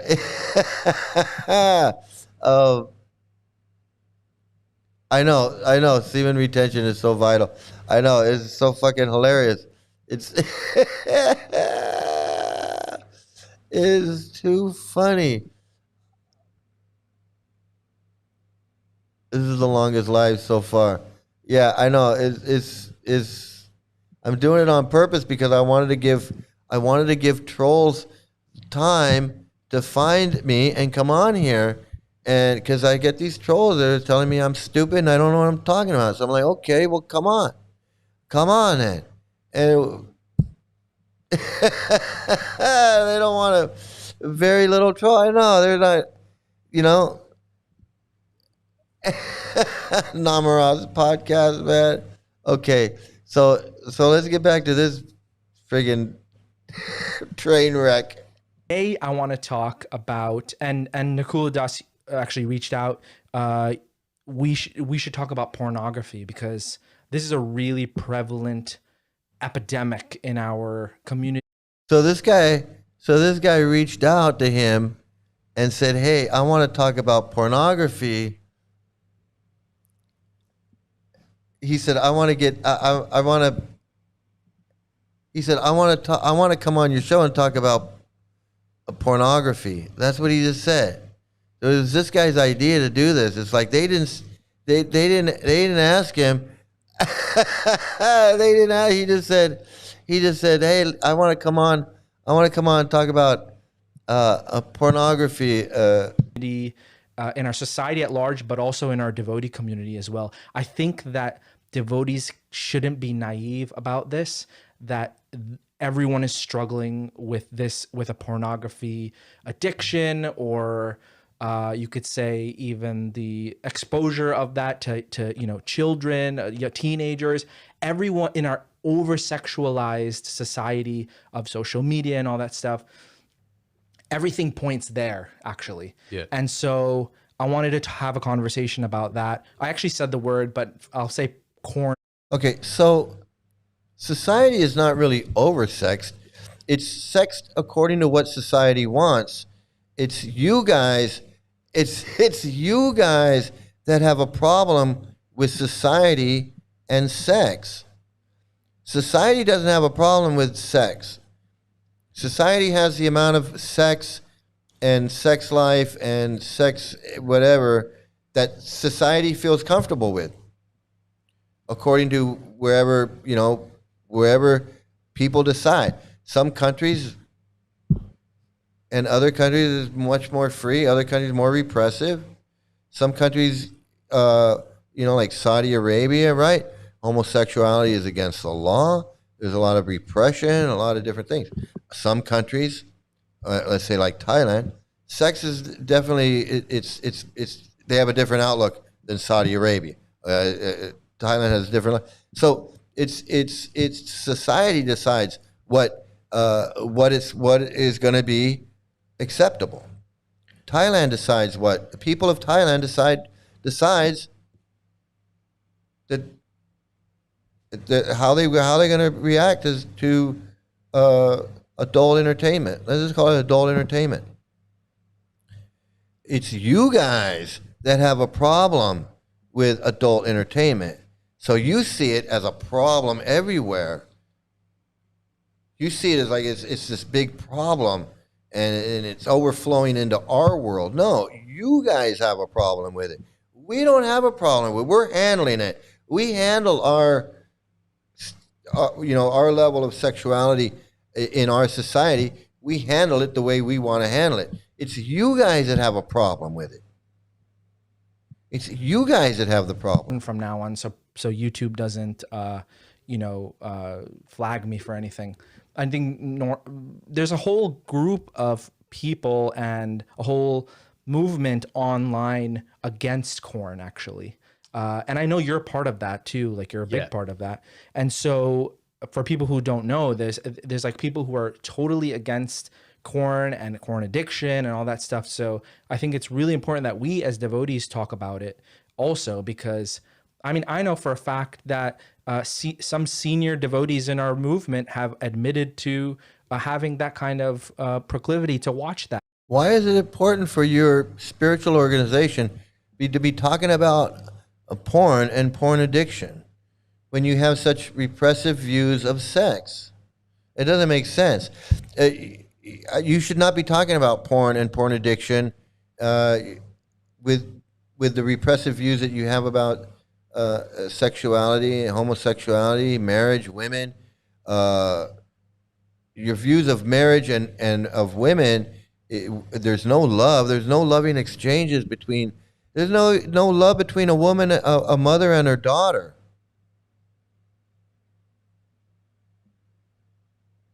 The woman was having feelings about her daughter because her daughter was having surgery, and they told her, no, you shouldn't be having.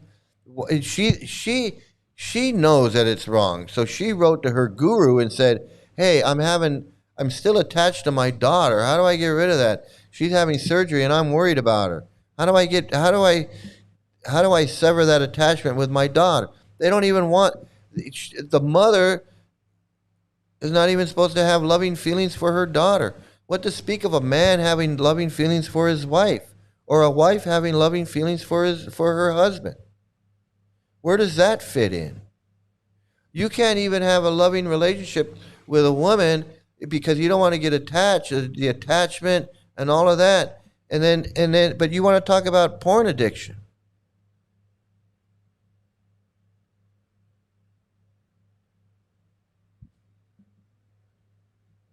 Exactly. ISKCON doesn't believe in love. It doesn't believe in love.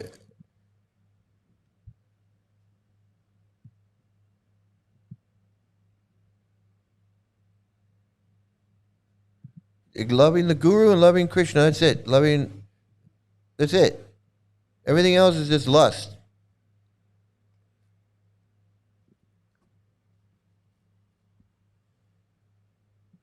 I agree. Sexual repression is the root of all evil in this cult.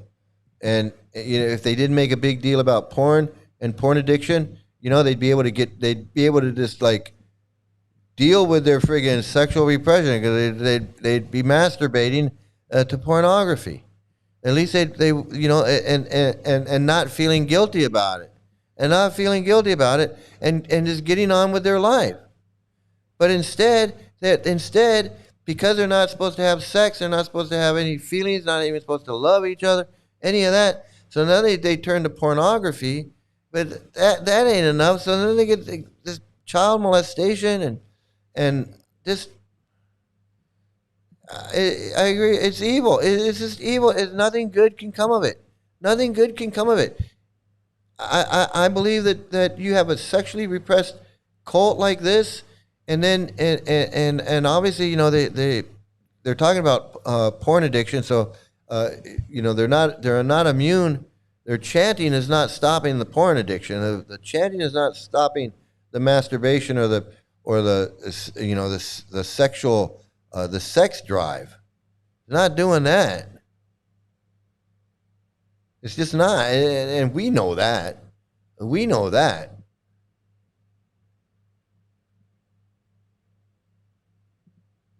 I need a wife. Go ask your guru. Go ask your guru for one. Don't you have a guru? Can you ask your guru for a wife?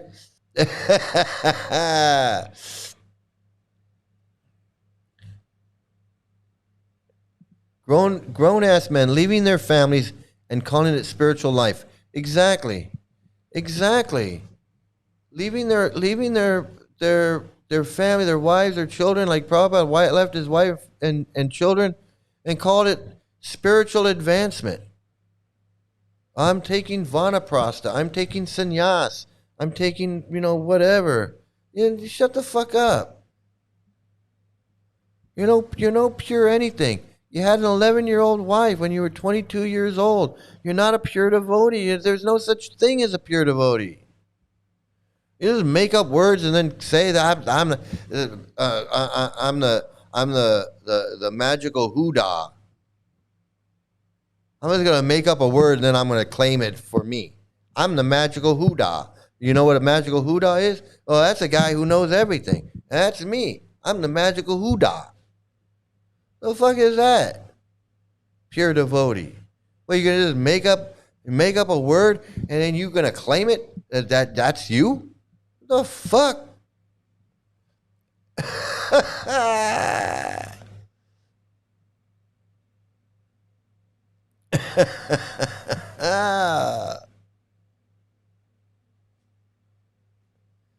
Oh man. Taking sannyas. I'm a deadbeat. Yeah, I'm a deadbeat. Exactly. This cult followers are the last people who ought to be talking about porn. Right, exactly. They should well, if they were following the rules and they were chanting and chanting worked, if chanting worked, if chanting just worked a little bit and they're chanting 16 rounds a day, and if it just worked a little bit, they shouldn't be talking about porn. They shouldn't have having any sexual desires. They shouldn't be talking about semen retention. They should be so happy and blissful like frickin' hot lips that they're just laughing and crying all day long. Right? They should be just giggling and laughing. They should be doing that all day. But they're not, because it's not real. It's fake. Well, you only feel that? You're only feeling that, what, when the camera's on? You're only doing that when you're in the zoom with a boom boom? That's the only time you're laughing and crying? You want me to think that you're sitting around your apartment when no one's around and you're walking around the room going, you gotta be out of your fucking mind. I ain't no fucking idiot. I know that ain't happening. Make up a word. Ain't that the truth? Yeah, I'm a pure devotee. What's that? I don't know. I just made it up.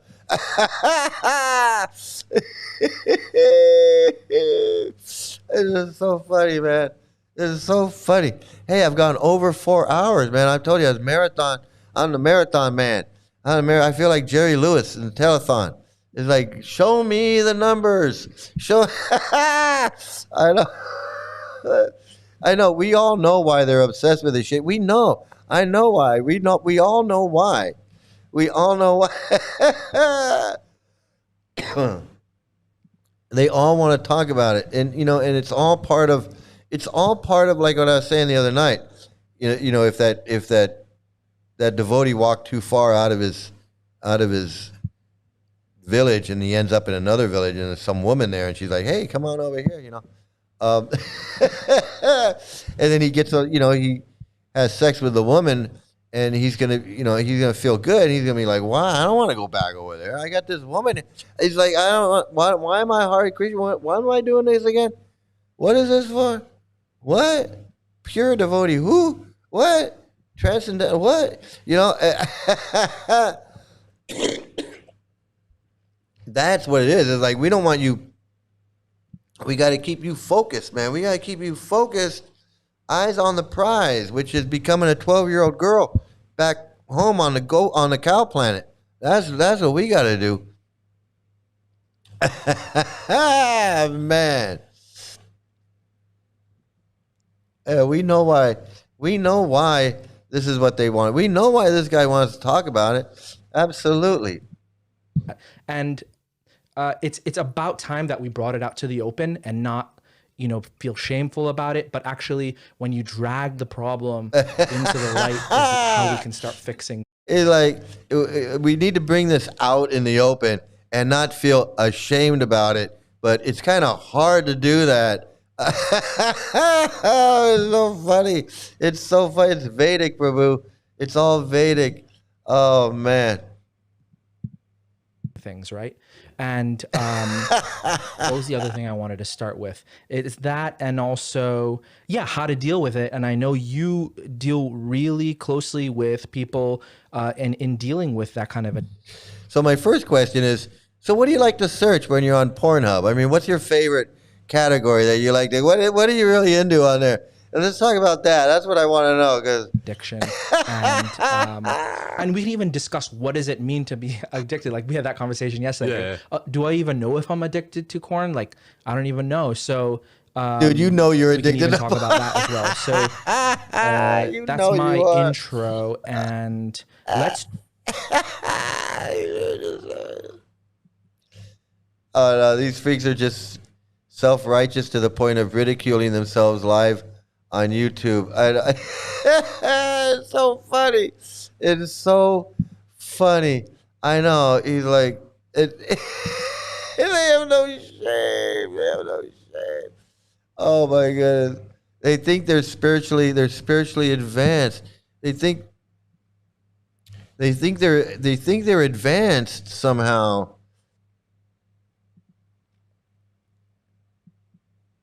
I mean, it's not a shocker. They're all sexually repressed married men and Bramacharis. Sex is sinful for all of them. Not surprised they all watch porn and that they're addicted. I know it's not. I mean, happily married men who are getting plenty of sex from their wife that they love very much watch porn. It's not. It's not.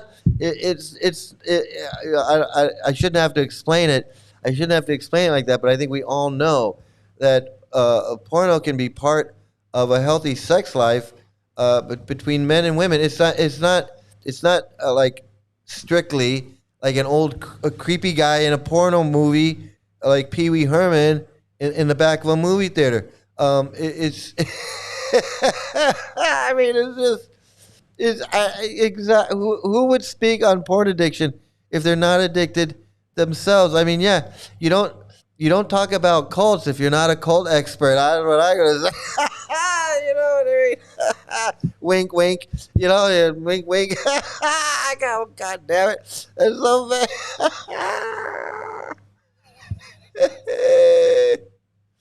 It's not rocket science. It's not rocket science. I know. It's porn science. That's what it is. It's porno science. Talk about. Would you have anything to say before I get into the rest of it? No. First of all, I'm just laughing. Do you have anything to say before I whip this out? It's too funny. Oh my God. I saw a comment earlier and I missed it. Oh, there's one right here. This Eliana. If you know, you know. If you know. That's coming. I heard that from another guy. I heard that other guy. If you know, you know. And if you don't know, you don't know. It's too funny. Eliana, it's too funny. Oh, it's too funny. I'm going to tell you right now, people come here to Thailand, they come from a country where they don't have, where, they're like from India, where it's, people go nuts. People lose control. They go absolutely out of control. They get out of control. Out of control because they come from a country or they come from somewhere where they don't have, where it's not open and there's no, it's not that it's so much open, but just it's a different mentality. It's a different world. And if people come here from like Saudi Arabia or from Yemen or from India or Bangladesh or Pakistan or Nepal, they get on a plane and they fly into Thailand and they come here or in Bangkok or and they're out of control. They're just out of control, man. They're just out of control. Not everybody, but I mean, there are those. I mean, there's just those that are just like. I can understand why countries are like, we can't allow that. We can't allow that.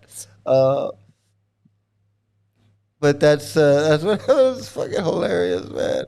Okay, let's get back. I'm going along. I'm not ready to stop yet. I mean, I'm over 4 hours. I'm waiting for the trolls. Come on, trolls.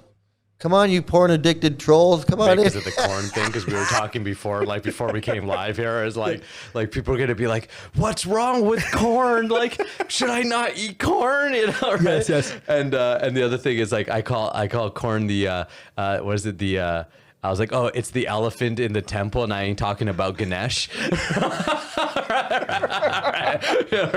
like that's funny. It's kind of like it's like.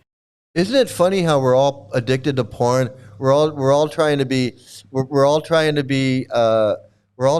holy men and follow the four regulative principles. Isn't it hilarious how everybody's addicted to porn? I mean, I find that really hilarious. Isn't that hilarious? It's pretty funny.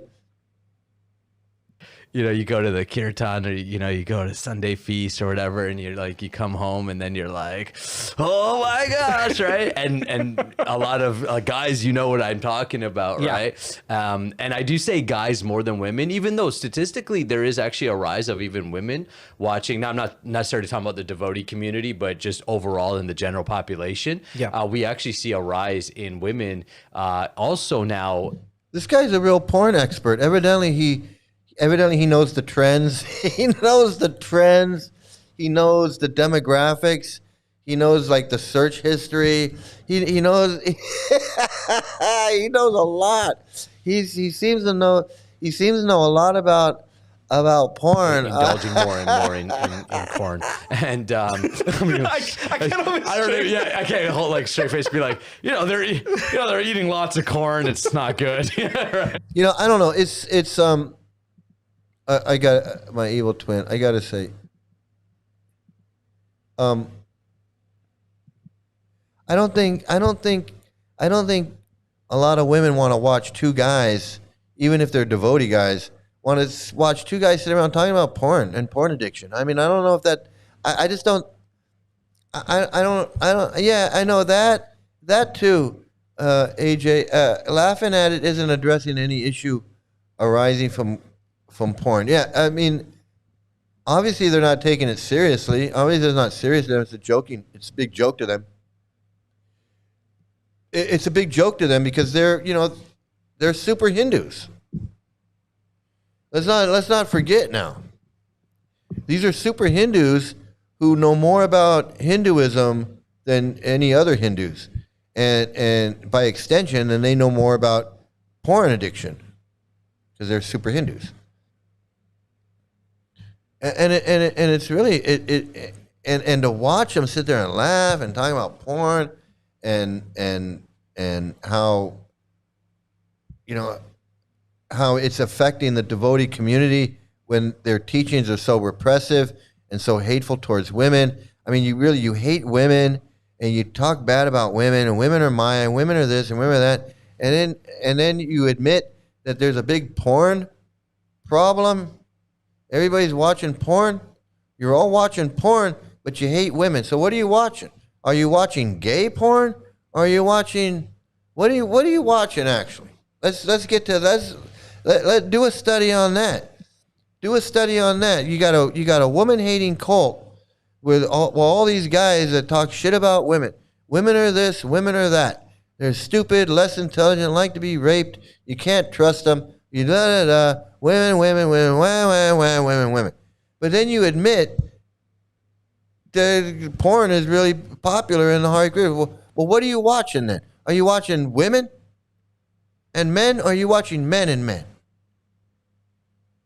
Because you got a problem with women. So if you got a problem with women, how in the world do you have a porn problem?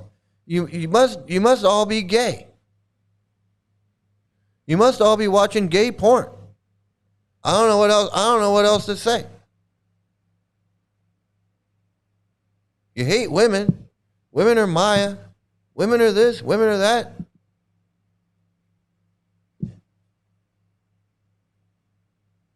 Don't be around them. Go over there. Dance over there. Women over there. Stay away from the men. We're all men and we're here. And we're leading the kirtan. You women, you go dance over there, go stand over there. You go back or get upstairs or go this. Just leave us men alone. Meanwhile, we want to watch porn.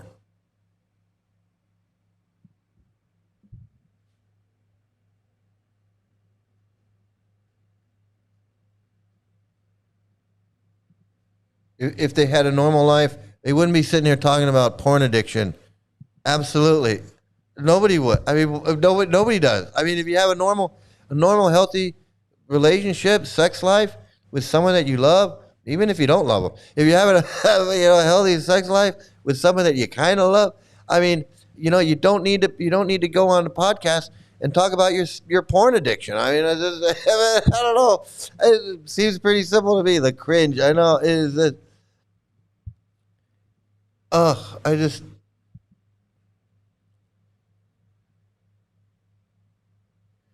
Yeah, they believe that sex is only for procreation, so there's no need to love somebody if you're just going to have a child. There's no need to fall in love. I don't need to fall in love just to get someone pregnant. It happens all the time. I don't need to do that, right? They're pretentious pieces of shit. They're pretentious pieces of shit. They want to act like they're doing something, right? They want to act like they're doing the public a service. We're going to do a special show. Oh, we're going to address, we're going to break the silence, what it says down here. Time to break the silence about porn addiction in the Hare Krishna world. Yeah, big laughing on his face. Yeah, it's real funny. They want to act like it's a hot topic that needs to be discussed. Whatever. But they're not taking it seriously. They don't care. They're just pretentious pieces of shit. Absolutely.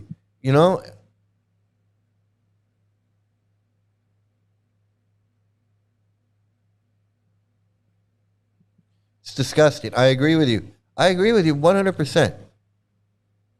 And these two guys, they look down on women. These two guys look down on women.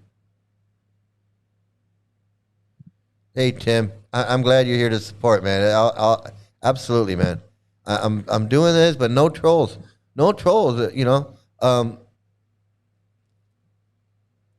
trolls are on their way. I hope they're on their way. Come on, man. Come on. Bring them on. Bring them on, man. Bring on the trolls. Bring them on. Come on, man. Bring them on. They're afraid of something normal. They're afraid of normal feelings. They're afraid to have that's what I'm saying. They're afraid if they have normal feelings, then normal thoughts will start happening. Like, oh, I'm having sex with this woman, and it feels good, and it's not so bad, and it's not, and it's not hellish, it's not dirty and nasty and obscene and everything like Prabhupada describes sex, and it's messy and it's dirty and that. No. If you're a nasty, dirty, then that's how you think. But if you're enjoying loving relationship with someone that you love, and with sexual relations, nothing dirty and nasty or anything about it. It's a wonderful, loving event, exchange, and maybe a child will be conceived. There's nothing to be ashamed of, nothing to be embarrassed about. It's not dirty, nasty, anything like that. Well, it can be if you want to make it that way. But it is not making love or having sex, however you want to describe it, is not that evil, horrible thing that they think it is. So they're so brainwashed that they start having sex, and they realize that this really ain't so bad. I mean, it's not so bad. I mean, I'm not, I can take a shower when I'm done. I can still go chant. Why do I have to hate women and all? I mean, I see, they start having normal thoughts. So that's why I say it's the whole package. It's the whole package. Like individually, these things don't work. They don't brainwash you. If it was just no sex, but you can do everything else. But when you combine the no sex with the no meat eating, no gambling, no intoxication, they give you some dumb reason why, and some verse in the Bhagavad Gita, and then they explain some other thing, and they can mush your brain up.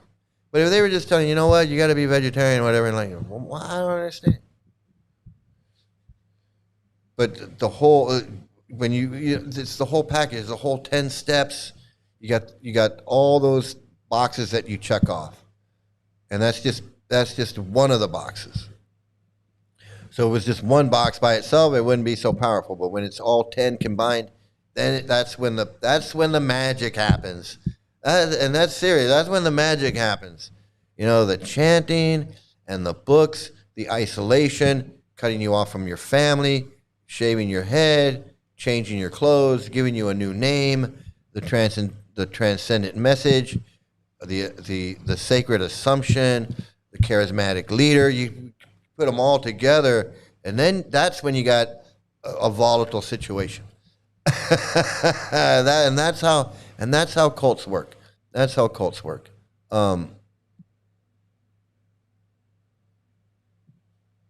Maya Fresh Cream. Sometimes when they don't work, when the emojis don't work.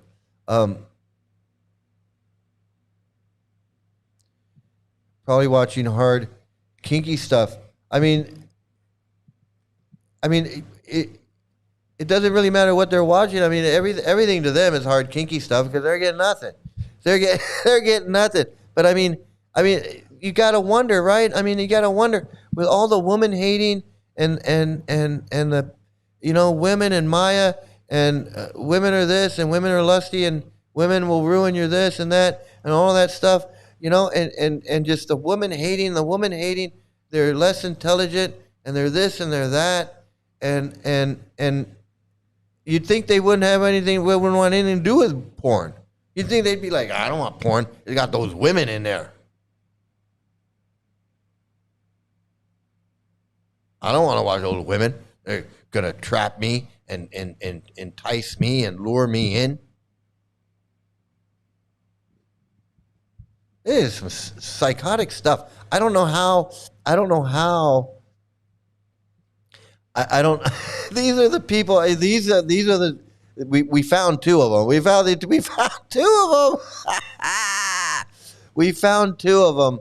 They're right here. We got Addict 1 and Addict 2 right here. Yeah. So basically viewing adult content and how it's affecting and skewing our our mindsets, our perceptions on intimacy, on lovemaking, on sexuality, and especially as devotees, how does that block us from actually increasing in our Krishna consciousness and getting closer to God, which is the ultimate goal? Yes, awesome. So I just put in ChatGPT. Can you give me some statistics about porn? And maybe I'll go first with really briefly, and I know you have some stuff too. Mm-hmm. So over 40% of internet users access porn monthly. Approximately 70% of men and 30% of women report. Now this is really weird. Let me get to this comment. Let me get a couple of these comments. They want to watch porn all day, and that's what monks at Radhakund Ashram do all day. They hate women and literally spit on them when they're around them, and they're hypocrites. It's so weird. I know, and it's such a weird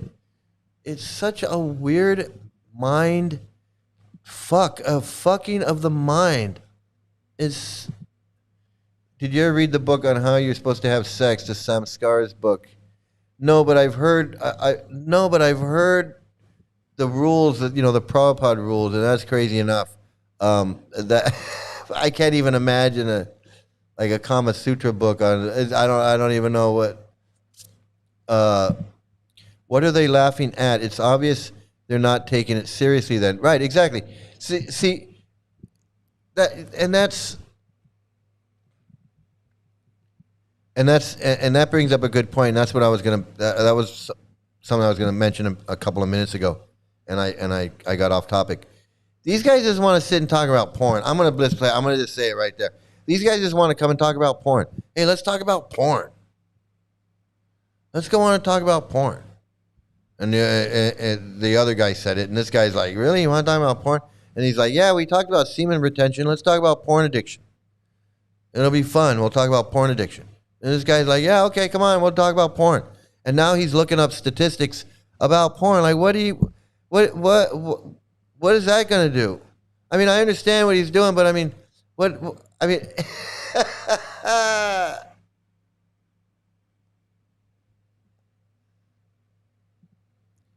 there's this one part when you lay on the back facing each other with your nostrils closed and touching yourself in a specific way. That's like, that's like tantric caveman sex or something. That's what it sounds like to me. I don't know what it is. It's crazy shit. Absolutely. No way. They have a Vedic diploma of approval. Oh, okay. That's funny. That's funny. Yeah, I heard. Yeah, I know there's like, you're supposed to, I know you're supposed to chant 50 rounds. Probably said chant 50 rounds. But he said a lot of different things to different devotees. So I heard all kinds of weird shit. And someone else was mentioning, like the guy floating his deities in the pool. That's not the weirdest thing I've ever heard. I'm gonna tell you right now.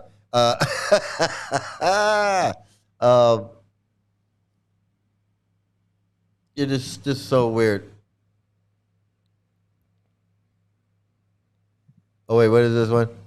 You should also circumambulate a cow for 10 times before having sex.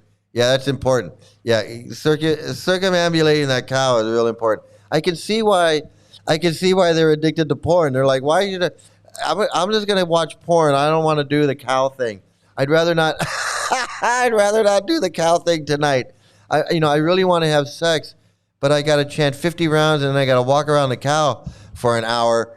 I'd rather just go watch, hairy men. I'd rather go watch hairy men getting it on and then go through all of that. It's too funny.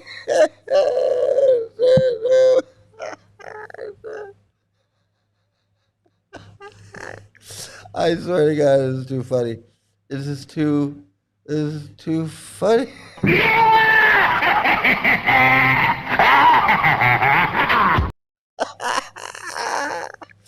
Oh.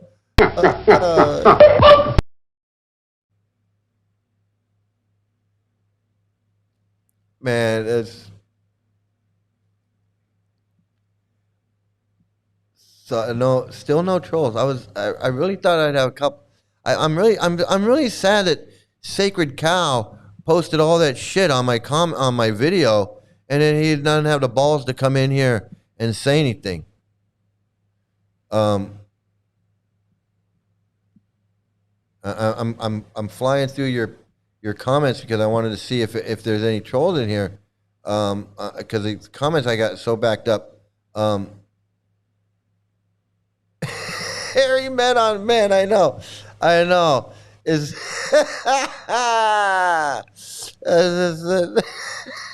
everything is a joke. Everything's a joke to these clowns. Because it is a joke. It's a scam, and they know it's a scam.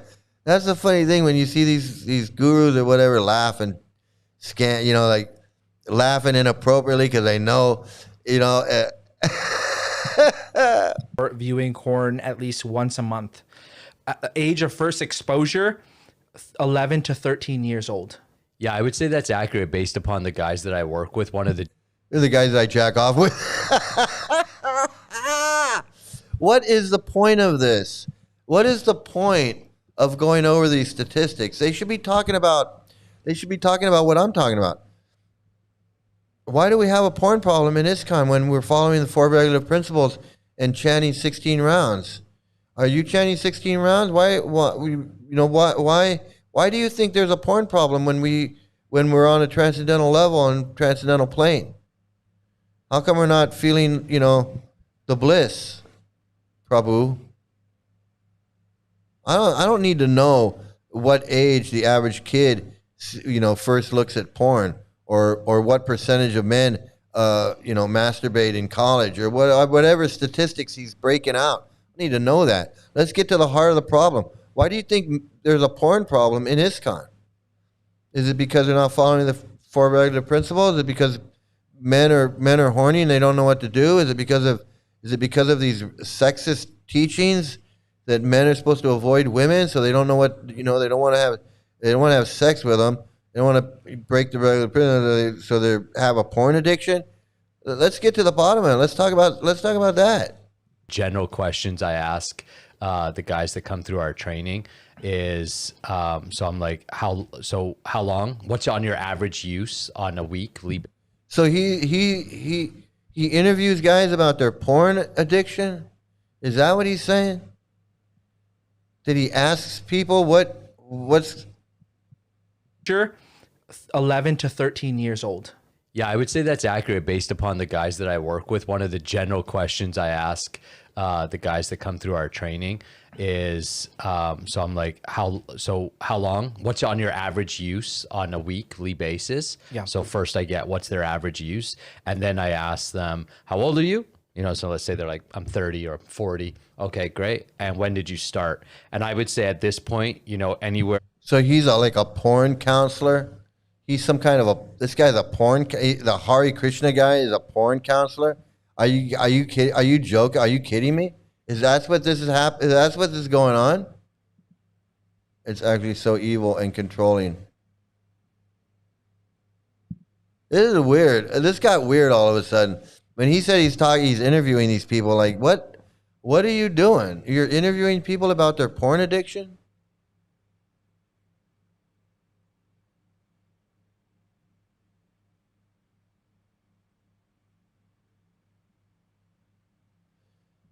Yeah, you're just to have sex, you got to prepare for it all day long. You got to chant. It's a whole thing. It's a whole. You got to say these prayers. You got to do this Rtviks or whatever. It's a whole thing. It's weird.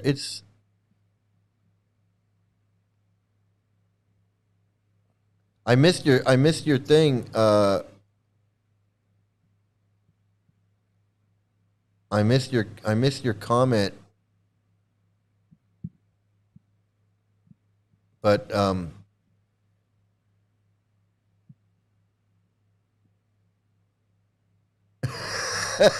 know, it's so funny. It's transcendental masturbation. It's Vedic, Prabhu. Yeah, it's like shake it till you Vedic. I don't know. It is weird. You know, this is a weird. Who picked Nama Ross? Oh, it was a wheel of idiot. Boy, these guys really are idiots, aren't they? I mean, they really. Dude makes Excel porn Excel spreadsheets. I know. This is really getting weird. It's a private thing. Shouldn't be asked. It's none of his concern. It's a private thing. I know. Why are you? I mean, unless he's doing some kind of study, he looks. It's weird. It's weird. From 10, 11, 12 seems to be across the board average from when people are starting to watch. And that's, of course, because we have cell phones these days. And, yes, you know, the older generations, they didn't have that. They weren't, you know, you had to go to like, you know, you have to put your hood on and go to like some back room and be like Tower Records. Totally the back room. Yeah, totally. And be like, when no one's watching, hey, go. It's really disturbing.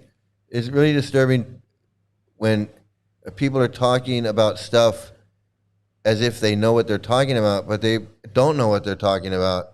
Like Hare Krishnas. Hare Krishnas do that a lot because they have no experience in the real world, and it's just what they think the real world is like because they've never experienced it. Like this guy's probably never been to an adult bookstore like those ones that they have like in Hollywood Boulevard or whatever. These seedy bookstores where guys go in there and they have like video machines or whatever and porno mags and guys are in there. The guy's never been in there, but he doesn't even know what that is. But he says you had to go to Tower Records or something. Like he doesn't even understand. He doesn't even really know what he's talking about. The older generations, they didn't have that. They weren't, you know, you had to go to like, you know, you have to put your hood on and go to like some back room and be like Tower Records. totally the back room. Yeah, totally. And be like, when no one's watching, hey, go distract the person. And then like, you flip open, you saw like boobs and you're like, oh, and put it back, you know, that type of thing. Right. But yeah, it's That's funny that you say that. It says smartphones account for over 70% of porn content consumption. Wow. Like, this guy doesn't know. This guy's acting like he's got to look this shit up. Like, oh, people watch porn on their phone. I had no idea.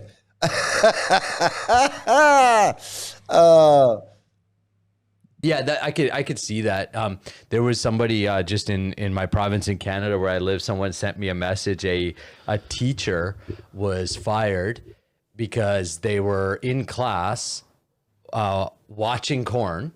So the class is going on. The teacher is watching porn, and a student came behind them and filmed them watching porn. And then, of course, you know, people found out, and that got, you know, obviously that person got in trouble. And I thought, man, you couldn't even wait till you got home, bro. Yeah. Like, come on, right? You know, it's like, but that's actually, it shows. There's something really, okay, I've had enough of this. I've had enough of this. Like I was saying the other day, I said, I never understood. I mean, because I'm a man, I'm not a woman.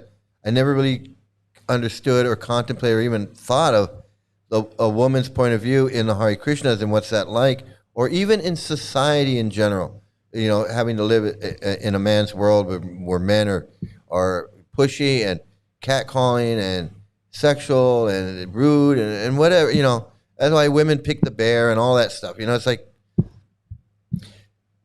I can't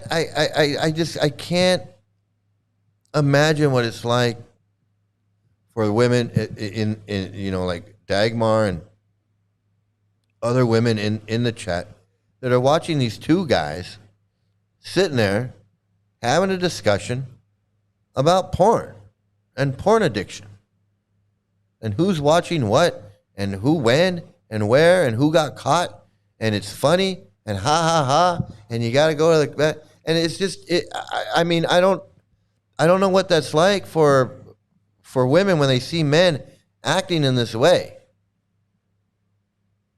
You know, it's disturbing for me because I'm just like, these two guys acting all kind of creepy and stuff. I don't know. It just, it's just, for me, it's just pretty weird. It's just really unbelievable how stupid these people can be. And I guess they feel like they're doing something for the Hare Krishna community by it says right here, you know, again, down here, it says, porn addiction in the Hare Krishna world, time to break the silence. And you know, obviously we've heard a little bit about it, what they're talking about. This is what they're doing. I can't believe they thought this was a good idea. I can't believe that they wanted that they thought that this was a good idea to go on and sit there. These two guys, they're supposed to be holy men, supposed to be Hare Krishna, supposed to be on a path of devotion, performing bhakti yoga, whatever the fuck they think they're doing with their beads and their japa and their namaras, and they're going to sit there and talk about porn addiction. Sit there and talk about porn addiction and talk about it in this way where it's laughing and joking and it's funny and it's stupid and yeah, and you got to put your hood up and you got to go and you know, and then they want to talk about like that and act like that, and then and at the same time they're like, oh, one of these guys comes in here and goes, oh, Mike, why are you advertising sex workers or adult entertainment on your webpage? Stop being so fucking repressed, sexually repressed, where every little thing sets you off. Be a normal fucking person. Just be a normal person.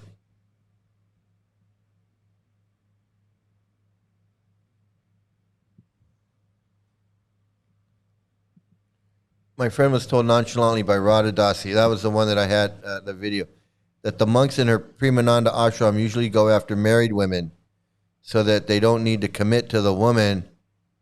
She and they love women abuse.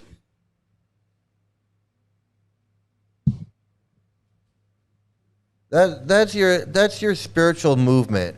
That's your spiritual movement. That's your Gaudiya Vaishnavism. That's your Gaudiya Vaishnavism. That's how they treat women. That's how they look at women. Something to use, abuse, and discard. That's all they think. You don't really love them. You just use them. It's disgusting. It's disgusting.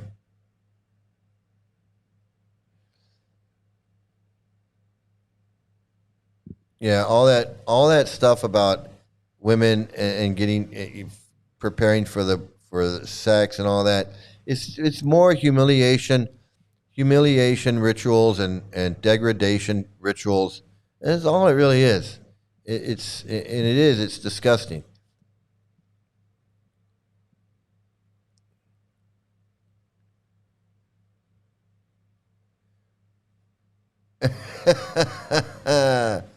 Yeah, we call these type of men incels. Yeah, it's and they're trying to be holy.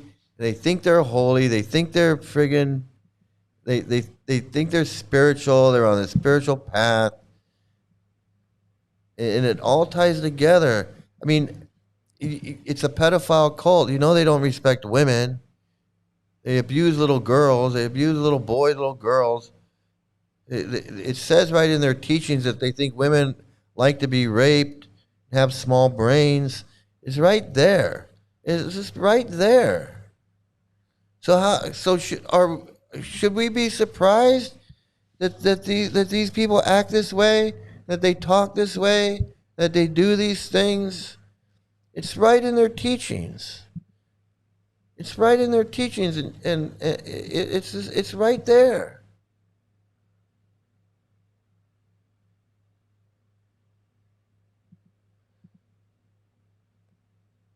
In Atlanta temple, there was a couple who had sex together.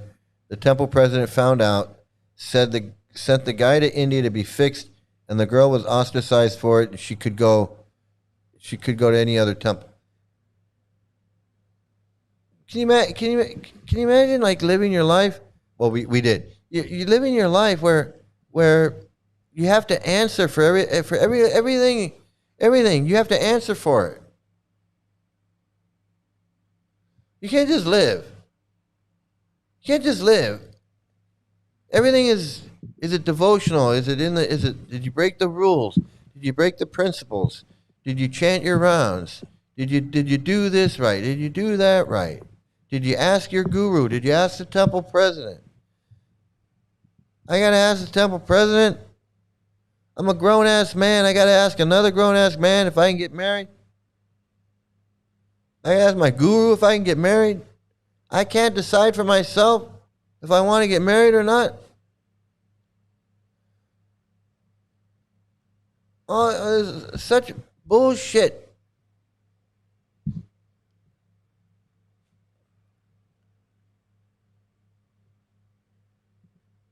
She stayed there because in other temples they found her impure and like not fitted for their standards. See, and that, again, you subject yourself to that kind of scrutiny. Where people are passing judgment on you. Like, who are you to pass judgment on me? And I got some child molesting guru who's going to tell me what I can and can't do. Meanwhile, he's off fucking swimming his little dolls around in the pool. And he's telling me I can't do something I want to do because oh Prabhu, I need you to do service. I need you to stay here and do this. Fuck this.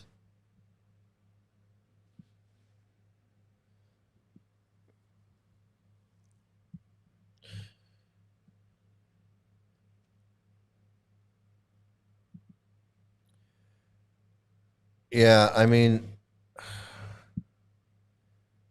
and like Dagmar, you're like you've got a lot of stories, Dagmar. You've seen a lot of stuff. You've been through a lot of stuff, like me. Like all the stuff I've seen, people that I've known and met, and I guess it's like that in the Hare Krishnas because it's such a small thing.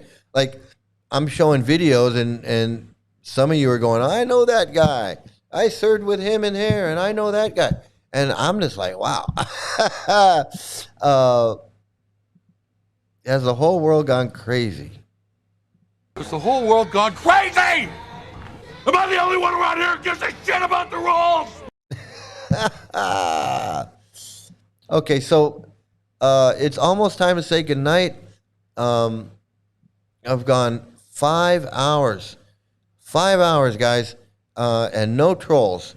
They chickened out. They had 5 hours to come in here and defend their pedophile cult, call me an idiot, call me an asshole, call me all the names they wanted, tell me I'm stupid, tell me I don't know what I'm talking about, tell me I don't know what a Hindu is, I don't know what yoga is.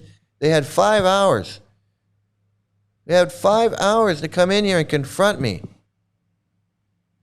They didn't do it.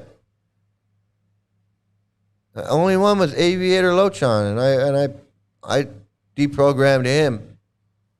And I was lucky because he was easy.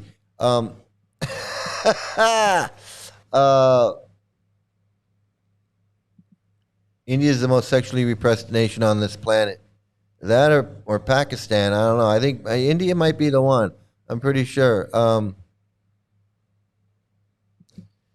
My husband, he knows most of them in the videos. We have a good time watching them being roasted. Well, I'm glad you enjoy it. I'm glad you enjoy it because that's what I'm doing. I'm doing it for the enjoyment, for the fun, for the therapy, for all of it, for you guys. I'm doing it for me, for my daughter, for everyone. I think it's great. I'm tired. 5 hours. 5 hours, man. It went by fast. I mean, I could do it again. I could do it again. I could do it again, man. 5 freaking hours. It's a marathon. It was a marathon. And we crossed the finish line. I'm proud. I want to thank everybody for sticking it out with me because we made a stand. We made a stand, and we'll do it again. I'll do it again. And, you know, I'll tell you the truth. I was concerned that maybe, I might get 2 or 3 Swamis in here or 2 or 3, guys that really know, the verses and shit, and they're going to like bombard me with, well, this verse says this and this verse says that. I really thought I was going to get some of that. And I was a little concerned. I was like, I'm just going to hit them where I'm going to hit them where I know how to hit them. And I didn't get nothing. And I was like, and I was really, I was really thinking I was going to get at least Sacred Cow and that other fuck. I thought for sure they'd come in here, and they didn't. They chickened out. They absolutely chickened out. So I want to say thank you to every single person in there, but I can't by name. But Dagmar and Snoggle and Ghana and everybody, and Eliana, my moderator, and Fake Human. Fake Human, absolutely, Fake Human, and who else was in here today? Ajay Kajur going wild, absolutely. Thank you for coming in, and Aviator Lochan, thank you for letting me deprogram you, and Travis, and Tim, and Jeff, and everybody. It's been great. What a marathon! We did it. 5 hours of this. And we gave them an ample opportunity to come in here and say what they needed to say and do what they needed to do, and they couldn't do it. They just couldn't do it, and so we're gonna mark it up as a win. We got a big win today. It's a big fat win, and I love this community too. Absolutely, man. I think it's the greatest thing ever, and I can't believe. I can't believe we didn't have it anywhere else until now, and I'm just so glad. I'm so glad, everybody. So here we go with the ending. Everybody, I want to thank everybody for watching. Please like, share, and subscribe. Everybody have a great day, great morning, great afternoon, great evening, great brunch if you're hungry. Have some great luck. Please stay out of a cult. Until the next time, we're gonna have a great time. We're gonna laugh. And we're gonna roast these guys, and we're gonna help people get out of this cult. We're gonna help people get out. Absolutely, we're gonna help people get out. And so I wanna say to everybody, this is the part of the show where you get to see me where you got to see all these other Hare Krishnas. I've been showing you videos of Hare Krishnas for 5 hours.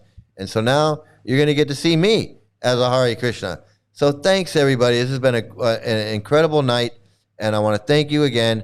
And here I am as a Hare Krishna. Thanks, everybody.